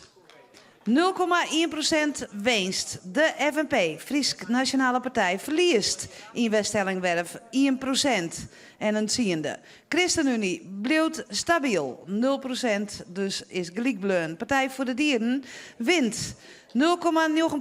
En dan Forum voor Democratie, 15% in de gemeente West-Stellingwerf. Dan krijgen we nog de orenpartijen Denk. Het twaalfziende winst in West-Stellingwerf. En dat is een van de beetje gemeenten, zo'n nota, dat ze in elk geval stemmen kregen hebben. De Provinciaal Belang Friesland plus 2,4. Natuurlijk Friesland 1% winst. SGP 0,9. Ik dus haast 1% winst. Dit wie de gemeente West-Stellingwerf. Dan krijgen we 8 Karspelen. CDA. 4% verlies. ChristenUnie. 3,8% verlies. FNP. Min 4,3%. En de PVV verliest 2,6%. De PvdA. 1,7% verlies. En dan de SP, de Socialistische Partij. Min 4,2%. De VVD in de gemeente 8 Karspelen verliest oorlog procent. D66 1,2% verlies. 50 plus, twatziende verlies. GroenLinks plus 2,3. Partij voor de Dieren 0,4% winst. En Forum voor Democratie 16,1% in 8 Karspelen. Derde opkomst 57,9 wie. In vergelijking met Fjouwerien ik weer een grotere opkomst. Denk 0,1%. Provinciaal Belang Friesland plus 2,3. En natuurlijk Friesland plus 0,4. SGP plus 2,2%. Ik hier dus grote winst voor Forum voor Democratie. Dan gaan we naar de gemeente Frieske Marren. Het CDA in de Frieske Marren verliest 4,3%. De VVD 2% verlies. FNP 0,2% winst. Partij van de Arbeid min 2,7. De SP min 4,9. De PVV 3% verlies. D66 3% verlies. ChristenUnie 0,8% gaan zij naar onderen. GroenLinks 4,1% in de Frieske Marren. Daar doen ze het weer heel goed. Dan 50 plus min 0,3 en dan Partij voor de Dieren plus 0,1 en daar is weer Forum voor Democratie 12,9% in de Frieske Marren. Denk 0%. Provinciaal Belang Friesland plus 1,2, Natuurlijk Friesland plus 0,8 en SGP plus 2,3. Dat wie de Frieske Marren. Ik krijg terug dat we verder nog geen andere gemeentes binnen hebben. Maar ze roegelen, ze staan er gewoon dus wel binnen. En dan zullen we toch concluderen kunnen dat dat we wel aardig 4 komen maar de uitslagen. Absoluut, want we hebben 12 gemeenten al binnen. Ljouwert die 94% is de tredje in de haast. Dus dan moeten er nog 4 gemeenten binnenkomen, willen we alles weten. We praten eraast op tafel verder over maar de commissaris van de Koning Arno Brok, Sander de Rauw van het CDA en Nij Oorskoot Marijke Roskamp van de Partij van de Arbeid. Maar eerst even naar een man die in het college zit, maar bot verliest. René Koster. Ja, de SP is Keivel Sisse de grote verliezer, waar Forum voor Democratie de grote winnaar is. Ja, we gaan Jedder al even praten, maar hoe viel dit? Nou, dit is gewoon kloten natuurlijk, hè, dat het zo loopt. En je doet je best gewoon 4 jaar lang en je probeert een hele goede campagne te draaien. Al onze vrijwilligers, al onze mensen zijn daar hartstikke hard mee bezig geweest. Nou, en als je dan ziet dat zo'n landelijke tendens, een trend die je toch wel ziet. Want hoeveel debatten hebben we nou gehad met het Forum voor Democratie in Friesland? 0. En de lelielijn die ging over Leeuwarden en ik weet niet wat ze allemaal, ze weten helemaal niet waar het hier over gaat. En als je dat dan ziet en als je dan ziet hoe zo'n landelijke trend en ook, het zijn ook onze kiezers die daar naartoe zijn overgelopen. Dat zie je heel duidelijk hier. Nou, dat vind ik ontzettend jammer en daar baal ik wel enorm van. Job Klinken, Lilk, is dat meer als teleurstelling? Nou, dit is gewoon voor mij heel slecht voor de democratie. Als je ziet wat hier gebeurt.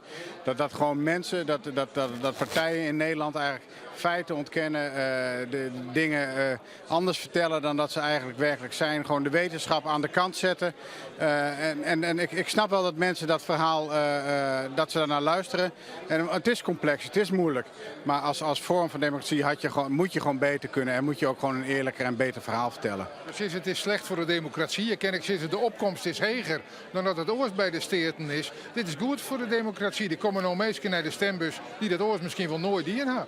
Ja, nee, maar prima. Maar dan gaan wij volgende keer ook een verkiezingsprogramma maken dat iedereen in Friesland geen belasting meer hoeft te betalen. En dat gaan we gewoon regelen. En dat gaat gebeuren. En ik bedoel, de wereld is complex, de wereld is ingewikkeld. En als je dat op zo'n oneerlijke manier presenteert aan de mensen, snap ik dat de mensen dat verhaal geloven. Maar vind ik dat eigenlijk wel een doodsteek voor de democratie. En wat betekent het voor de bestuurbaarheid van een provincie als Friesland? Nou, je ziet hier wel dat alle partijen eigenlijk verliezen. En GroenLinks wint. Nou, daar wil ik ze mee feliciteren. Dat is hartstikke mooi dat ze dat doen. Ze hebben er ook hard voor ingezet. En ook landelijk zetten ze daar hard op dat thema in. Het zijn wel andere kiezers dan dat wij aantrekken. Dus super. Een mooie partij om erbij te hebben dat die groter is geworden. Maar ja, dit is voor de bestuurbaarheid van Friesland is het een drama. Want CDA wordt kleiner, PvdA wordt kleiner, iedereen wordt kleiner. Ga daar maar chocola van maken, zou ik zeggen.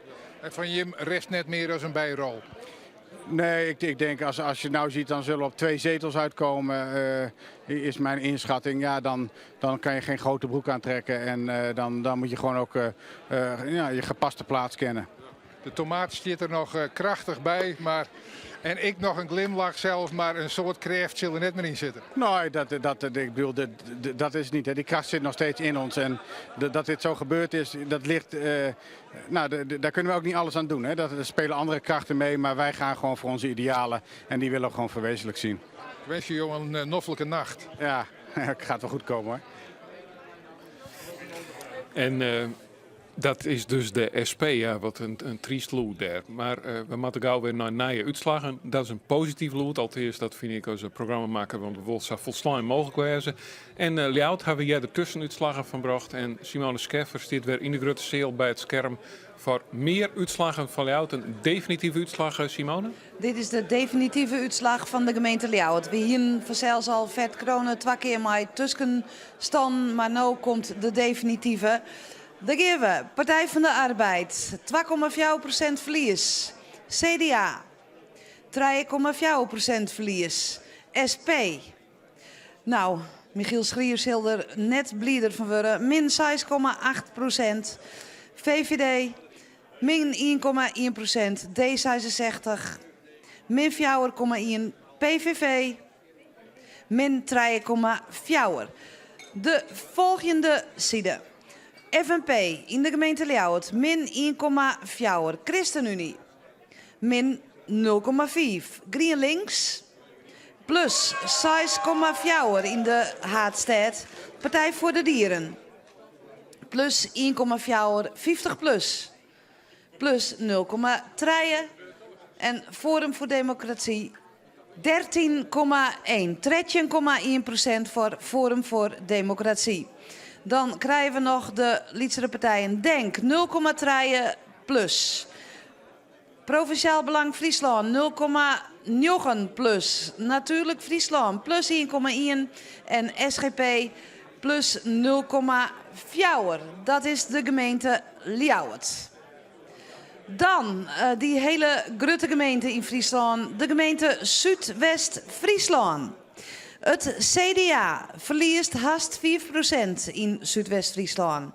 De Partij van de Arbeid min oorl procent. De FNP min oorl procent in de gemeente Zuidwest-Friesland. De VVD verliest 2%. De SP verliest 5,1%. En de PVV verliest 2,5% in de gemeente Zuidwest-Friesland. D66 krijgen we dan. Die verliezen 3%. ChristenUnie krijgt er 0,4% bij. GroenLinks plus 3,7. De Partij voor de Dieren plus 0,3. 50 plus 0,3% winst. En Forum voor Democratie 12,9%. Een opkomstpercentage van 60,6%. Dat is ik behoorlijk hoger als Fjouwer Ilien. Denk 0,1%. Provinciaal Belang Friesland plus 1,2. Natuurlijk Friesland plus 1,7. En SGP plus een hele procent. En dan weet ik net wat we doggen. Ik heb begrepen dat wij dadelijk de commissaris van de Koning hier krijgen met een tussenstand voor de hele provincie. En dat is vanzelfs wel heel interessant. Ja, die tussenstand die zullen we dadelijk in de Grutteseel bekend maken. Maar ja, hij is zo nieuwsgierig dat ik haast net mijn fatsoen houden kan om hem veilig te houden. Leven dat woord waan. Ja? Ja, leven dat woord waan. Want toch heeft mij telt, Andries. Ja. Misschien kun je een heel beetje vertellen wat de PvdA docht. Want hier onder tafel is Marijke Roskam, de nieuwe listloeker van de PvdA. Die wil het heel graag weten. Heel graag, ja. Nou, laten we dan die tip van de sluier oplachtje. De PvdA die weer Fjouwer Jelien, maar Fjouwer zitten omleeg hier van Alphen naar Zoon. Dat bloot ze. Maar laten we de hele uitslag uiteindelijk nou vast is, want daar gaat het uiteindelijk om. Begin als Simone Scheffer in de zeel. Simone, ik zou zeggen, pak het maar op, want wij zijn benieuwd naar die totale tussenstand, naar al die gemeenten die nog binnen.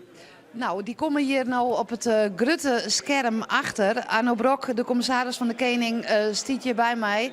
Nou Brok, je kunt het gewoon vertellen van het scherm. Ik hou de microfoon erbij, dan kun je helemaal gewoon je concentreren. De opkomst wie trouwens 66,6%. Het is wel voorlopig, dus nog net alle gemeenten binnen er. Dus dit zegt nog net alles en het tal gemeenten wordt aanstonds bekend. Ik weet nog net helemaal hoeveel gemeenten er nou binnen binnen, maar het is een voorlopige uitslag. Een tussenstand, daar binnen. Ja, 8 zitten voor het CDA, min 1. Zo'n voor de Partij van de Arbeid. 2 voor de SP. 4 voor de VVD. 4 voor de FNP. 2 voor de PVV. En dan 2 voor D66. 3 is leek dus voor de ChristenUnie. 3 voor GroenLinks. 1 voor de Partij van de Dieren. 1 voor 50PLUS. 6 voor Forum voor Democratie. Denk 0. Provinciaal Belang Friesland 0. Natuurlijk Friesland 0. SGP 0. En overig is er net. Dat is voorlopig de uitslag. Dat is op basis van het tal gemeentes wat we nou hebben. We krijgen nou ik nog de gemeente Tietzerkstra deel binnen. Tegen Arno Brok voor deze tussenstand. Ik ga gauw verder met de volgende gemeente, de gemeente Tietzerkstra deel. CDA, min 5,4%. Partij voor de Arbeid, min 2,1%. FNP, min 0,8%. VVD, min 1,3%. ChristenUnie, min 1,3%. En de SP verliest haast 5% in de gemeente Tietzerkstra deel. Dan hebben we de PVV, min 3,1%. D66, min 2,1%. GroenLinks, plus 3,8%. 50PLUS blijft gelijk. Partij voor de Dieren plus 0,4% en Forum voor Democratie in de gemeente Tietzerkstra deel 3,4%. Een opkomstpercentage van 64,2%. Ik werd aardig heger als Fjouwerlien. Denk blijft 0, 1,3% Provinciaal Belang Friesland Weenst. Natuurlijk Friesland plus 0,8%. Plus 1,2% voor de SGP. En de andere partijen, ik gewoon, ja, nou, dat doet er uiteindelijk net zo volle ta. We hebben een tussenstand, we hebben een aantal gemeentes. Er binnen nog een peer te gaan. Eerst maar even waarom naar Jan Durk en Andries. Want ik zag dat benamen de Zuideersthoek van Friesland nog wat achterbleef. We hebben daar gewoon wel heel wat gemeenten erbij kregen. Ja, we kunnen al die gemeenten nou los opnemen, maar het gaat echt om die tussenuitslag. Zo zitten de meesten hier aan de tafel. Andries, nog één keer, wat is op dit stuit de stand van zaken op de Suggenij Provinciale Steden 2000? Nou, dat het een close call is uiteindelijk, zou ze dan zeggen. Hè? Want Stien krijgt maar 3 partijen op zo'n zitten. Dat we in het CDA, Partij van de Arbeid en Forum voor Democratie als nijkomer. Maar op het laatste moment is dat weer verhoren bij de laatste gemeenten dat het CDA toch weer van zo'n 8 gloept is. En Forum voor Democratie van zo'n 6. Maar dan hebben we dus een top 3. CDA de grootste, 8 zitten. Die is in je kwijttrekken, want ze hinder jochen. Partij van de Arbeid bloot gelijk op zo'n. En dat is, we zullen direct aan Marijke Raskamp vregen, denk ik wel een beetje een tafvaller. Forum voor Democratie komt nee binnen, maar zou zitten. Ja, dat hier geen niet verwachten. 5 zeggen hier in sommige prognoses en dat vonden meestal een heel soort. Maar misschien goed trouwens om tussen toch even op te merken. Meestal kunnen haar afvregen van ja, je hebben alle partijen hier hield aan de tafel. Maar Denk zit er net, nou ja, die heb ik net vol gescoord. Maar Forum voor Democratie had net bij debatten West, had hier in Friesland net maar die activiteiten en is ik jongens net te bereiken voor u. Dus vandaar dat de reactie van Forum voor Democratie. Ze zijn nodig in elk debat. Ik het televisiedebat alleen daar is net op ingaan. En Joen is ik de listloeker Maarten Goudzwaard van Forum voor Democratie bij de landelijke Joen. Volgens mij is hij een 6. Ja. Dus daarom zit hij hier net aan tafel. Maar goed, dat is de top 3. Nou ja, zorgen we dan even verder. Dan zorgen we dat de FNP gelijkbleun is. VVD is er in een kwijtrekken van 4 naar 4. GroenLinks is van 1 naar 3 omheen gegaan. En dat gaat dan ik werd ten koste. Maar Michiel Schriers zei ik al, dat zal ik wat er Forum komen. SP gaat van 4 naar 2. Dus die zullen nou graag net weer omkeren. We kennen het verzekerd ze in het college. En als we zeggen, nou, het totaal aantal partijen, binnen 12 partijen in de steden. 4 het net hellen van de 16. En Ja, als je dan gauw tellen, dan binnen er haast wel 4 partijen nodig voor een meerderheid in de college. Ja. Nou, ons code is Nijwer Sietske Poepjes. Terug van weg geweest, de nummer 12 van het CDA. Ja, ik denk eigenlijk, maar alles wat we hier op een jong jet hebben, je zult wel haast verrommen wezen, of net? Verrommen? Nou ja, want het CDA docht het dan maar aardig, maar 8 zitten en bleef de krusten. Het is een mooi resultaat. Ik ben heel blij dat we dit hellen. Ik denk dat al de mensen die aan onze campagne meewerken hier een flinke onderdeel in hebben. Dus het is een mooi resultaat. Wat Wolsa is, en dat zei ik aan het begin van de jongen ik al, het is een uitslag waarin net hele grote en hele lietse partijen binnen. In de zin van het kroept steeds meer naar elkaar qua zitten. En dat is denk ik een oproep aan u zoals nou aast een keer zijn politici om goed met elkaar op te arbeiden om daar een vruchtbaar, tjinsbaar werkvorm voor Friesland te komen. En Marijke Roskamp, najaarlistloeker voor de PvdA. Nou ja, ze is het maar. Wat is het gevoel? Wat oerheerst het nou? Want ja, je glimt je wel een beetje. Ik zit er eerst erbij. Ik moet eerlijk zeggen, in het voor hiek zijn lever 8. Maar als no just naar de sfeer in de zeel en welke klappen dat er uitdeelt binnen om partijen, dan waard meer kan zijn, wees ik maar tevreden dat we op zo'n blijven. Want dan hebben ze toch vertrouwen. Dan bouwen we in elk geval ik verder ont vertrouwen. Dus we hebben geen zit verlen. We hebben verder gebouwd weer aan die Partij van de Arbeid. En ik hoop je in die we met elkaar ik onzien van nou, hoe houden we dit werkbaar? En ik wil wel zeggen, inderdaad, die vrijwilligers, al die mensen in het spier, dat viewer was toch bij al die partijen schoen haast. De partij die we net schoen hebben, is het Forum voor Democratie. Dus ik hoop met hetzelfde viewer is dat we die debatten die in haar met de klassiekere partijen, dat we met dat viewer verder bouwen. Ik zou correct, dat mag ik even corrigeren, dat er mogelijk 4 partijen nodig binnen voor een nieuw college. Nou, ik ben al gauw even zelf, want voor meer geweest. Je moet alleen maar ja te zeggen. Nee. Maar het CDA, Partij van de Arbeid, VVD en FNP, dus dan zoen je SP van nou inwisselen in de PvdA, dan kom je op 23 zitten. Dus je zoent, als je fjouwen dan kennen, dan moet het CDA, die moet de PvdA weer om Jeremie Sietske Poepjes. Zet dat erin. Wij moeten eerst nationaal hier in dit professie een goede nacht sliepen, een paar flinke bakjes koffie, mooi elkaar drinken en Sjen hoeven hier nationaal het beste voor Friesland van kennen. Maar Jim willen graag natuurlijk, Marijke Roskamp. Wij willen heel graag. En ik denk in die zin dat we belenen binnen zo'n kist het jong toch wel bescorgje voor een sociaal-democratisch programma, maar een hele groene component, want dat is gewoon een heel wichtig dossier. En dan maar weet ik net vergeten dat GroenLinks gewoon geweldig woon had. Die had echt wel een geweldige percentage Shell-litten. Dus ik denk dat we in elk geval zien kennen dat dossier wel een wichtig punt weer zal. Maar wat ik zie is, wij zitten hier, sorry dat even ziet gewoon, maar hetzelfde viewer van Friesland, dat viewer hebben wij net zien bij de partij die nou het zo groot worden is. Dus ik denk dat het wichtig is om te zeggen, mijn hart van Friesland, dat je elkaar in die een goede nacht even noorzien moet. Waarom naar de zeel? Want Elstenier Wolf zelfs graag weten hoe zucht dat eruit hield. Het worden er nou nog weer gemeenten bijteld en nieuwe zittenverdeling maken. Simone Scheffer, daar is de allerlaatste stand van zaken. Ja, de allerlaatste, de tussenstand zelfs. Ik heb de allerlaatste tussen staan op basis van 70% van de stemmen. En er zijn misschien nog wat lietse veroringjes. Dus daar komt-ie. Het CDA, dat bleef hetzelfde, 8. Partij van de Arbeid, 6. Dat is dus toch hier minder als we krek zeggen. De SP, 2. VVD, die verliest er in 4. FNP, 4. En de PVV, die verliest er 2 en giet waarom naar 2 zitten.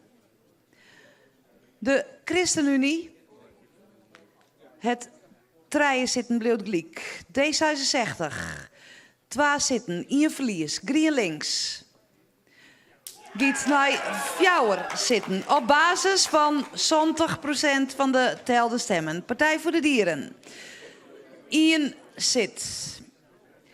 50 plus, 1. Bleef gelijk. En Forum voor Democratie, dat bleef dus saai zitten, liek als in die eerste tussenstaan ik weer. Lietse verhoring dus, dat is een te backzetter dan voor de Partij van de Arbeid. We krijgen nog orenpartijen, die hebben alle hier geen zit vergaren kunnen. Maar we hebben het veroordeeld dat ik nog, want het is op basis van 70% van de stemmen een tabekzetter voor de PvdA. Want dat liep zo aan en dat is no size. Maar misschien dat dat nog wat hinder weggeeft. Want Safir in elk geval de tussenstand, de laatste tussenstand die wij hier vanuit deze zeel melden. Dat is duidelijk, Simone Scheffer. Hartstikke bedankt voor die bijdrage. Ja, en te backzetten. We moeten toch nog even op waarom komen Marijke Roskamp van de Partij van de Arbeid. Die schieten op zo'n. Dat gaat dan een size. En de GroenLinks hier zitten van hem er weer bij. Nou, dat is ik wat leuk dat we vanavond op stritten. We hebben een heel soort steltjes exprutsen die gaan te winkelen. En dan zeggen ja, mijn man stemt PvdA, ik stem GroenLinks. We zeggen Derek wordt die landelijke trend verzels ik weer waarom. En die binnen in een hele winning mood. Ik vind het signaal, en dat vind ik toch bemoedigend, dat wij als Verenigd Mannenkoor de natuur heel wichtig vinden. Zoals zijn, Viesbuis een heel reetprogramma waarom, maar ik behoorlijk green. En dat is ik wel een gong die wij inzetten. En dat viel elke niet in. Dus ik denk dat dat onderwerp absoluut heel op agenda staat bij het stedenbreed programma. En je zit op 70%, hè? Dus nog 30 te gaan, zit poepjes. Ken ik weer oors. Ken ik weer minder worden, maar ik weer meer. De taart is pas bakt dat er uit de oven komt. Toch? Ja, en je mat in de tussentijd het over ik net hier peloeken, want dan ploft hij hier. Ja. Hij is ontriezen, maar het ken ik weer in een zakje. Ja, zeker. Ja, je mag een boek scromen. Misschien heb je er even een satés prikken nog in steken en dan weet ik wist eigenlijk alleen maar die taart. Echt. Maar goed, er kan nog van alles gebeuren, maar ik denk dat het hier haast belitten maakt. Ik vind die analogie van een oven in deze ronde qua temperatuur staat er gewoon anders. We hadden het warm aan elkaar. Dank voor het onschouwen, Sietske Poepjes en Marijke Roskamp van de PvdA, Sietske Poepjes van het CDA. Wij sluiten al. Het is 4 minuten voor jouw twaan dit wie Friesland kiest. Maar ja, een verrassende uitslag, dat kun je wel stellen. Verrassende uitslag natuurlijk. CDA blijft wel de grootste, maar Forum voor Democratie komt dus maar saai zitten in de steden. Zat het nou liek het, maar de definitieve uitslag hopen we natuurlijk morgen hier op radio om saai horen te brengen. En hopelijk zit ik dan ik weer, voor een paar uurtjes. En dan kunnen we definitief de uitslag van Friesland in de provinciale steden melden. Ja, en wil je net wachten op Andries, dan keert er hier again op omroepfriesland.nl en de app van Omroep Friesland. En Montion in Friesland Jood, of media in Friesland Jood, zelfs weer allerhande reacties op de uitslag, zodat die dan naar graag bol definitief is. Mijn dank gaat uit aan alle technici. Dit is uitsturing mogelijk maken, hebben we alle meesten hier omheen. En bedankt Andries Doof van die bijdrage. Uiteraard ik René Koster en Simone Scheffer in de zeel. Maar goed, we vieren verst meesken. We hebben graag voor jou dienen. En hopelijk ben je een soort wijze over de Friese politiek. Hoe die de komende 4 jaar hier uitzend komen te maken. Dank u wel. We zetten over nu. Ontzien.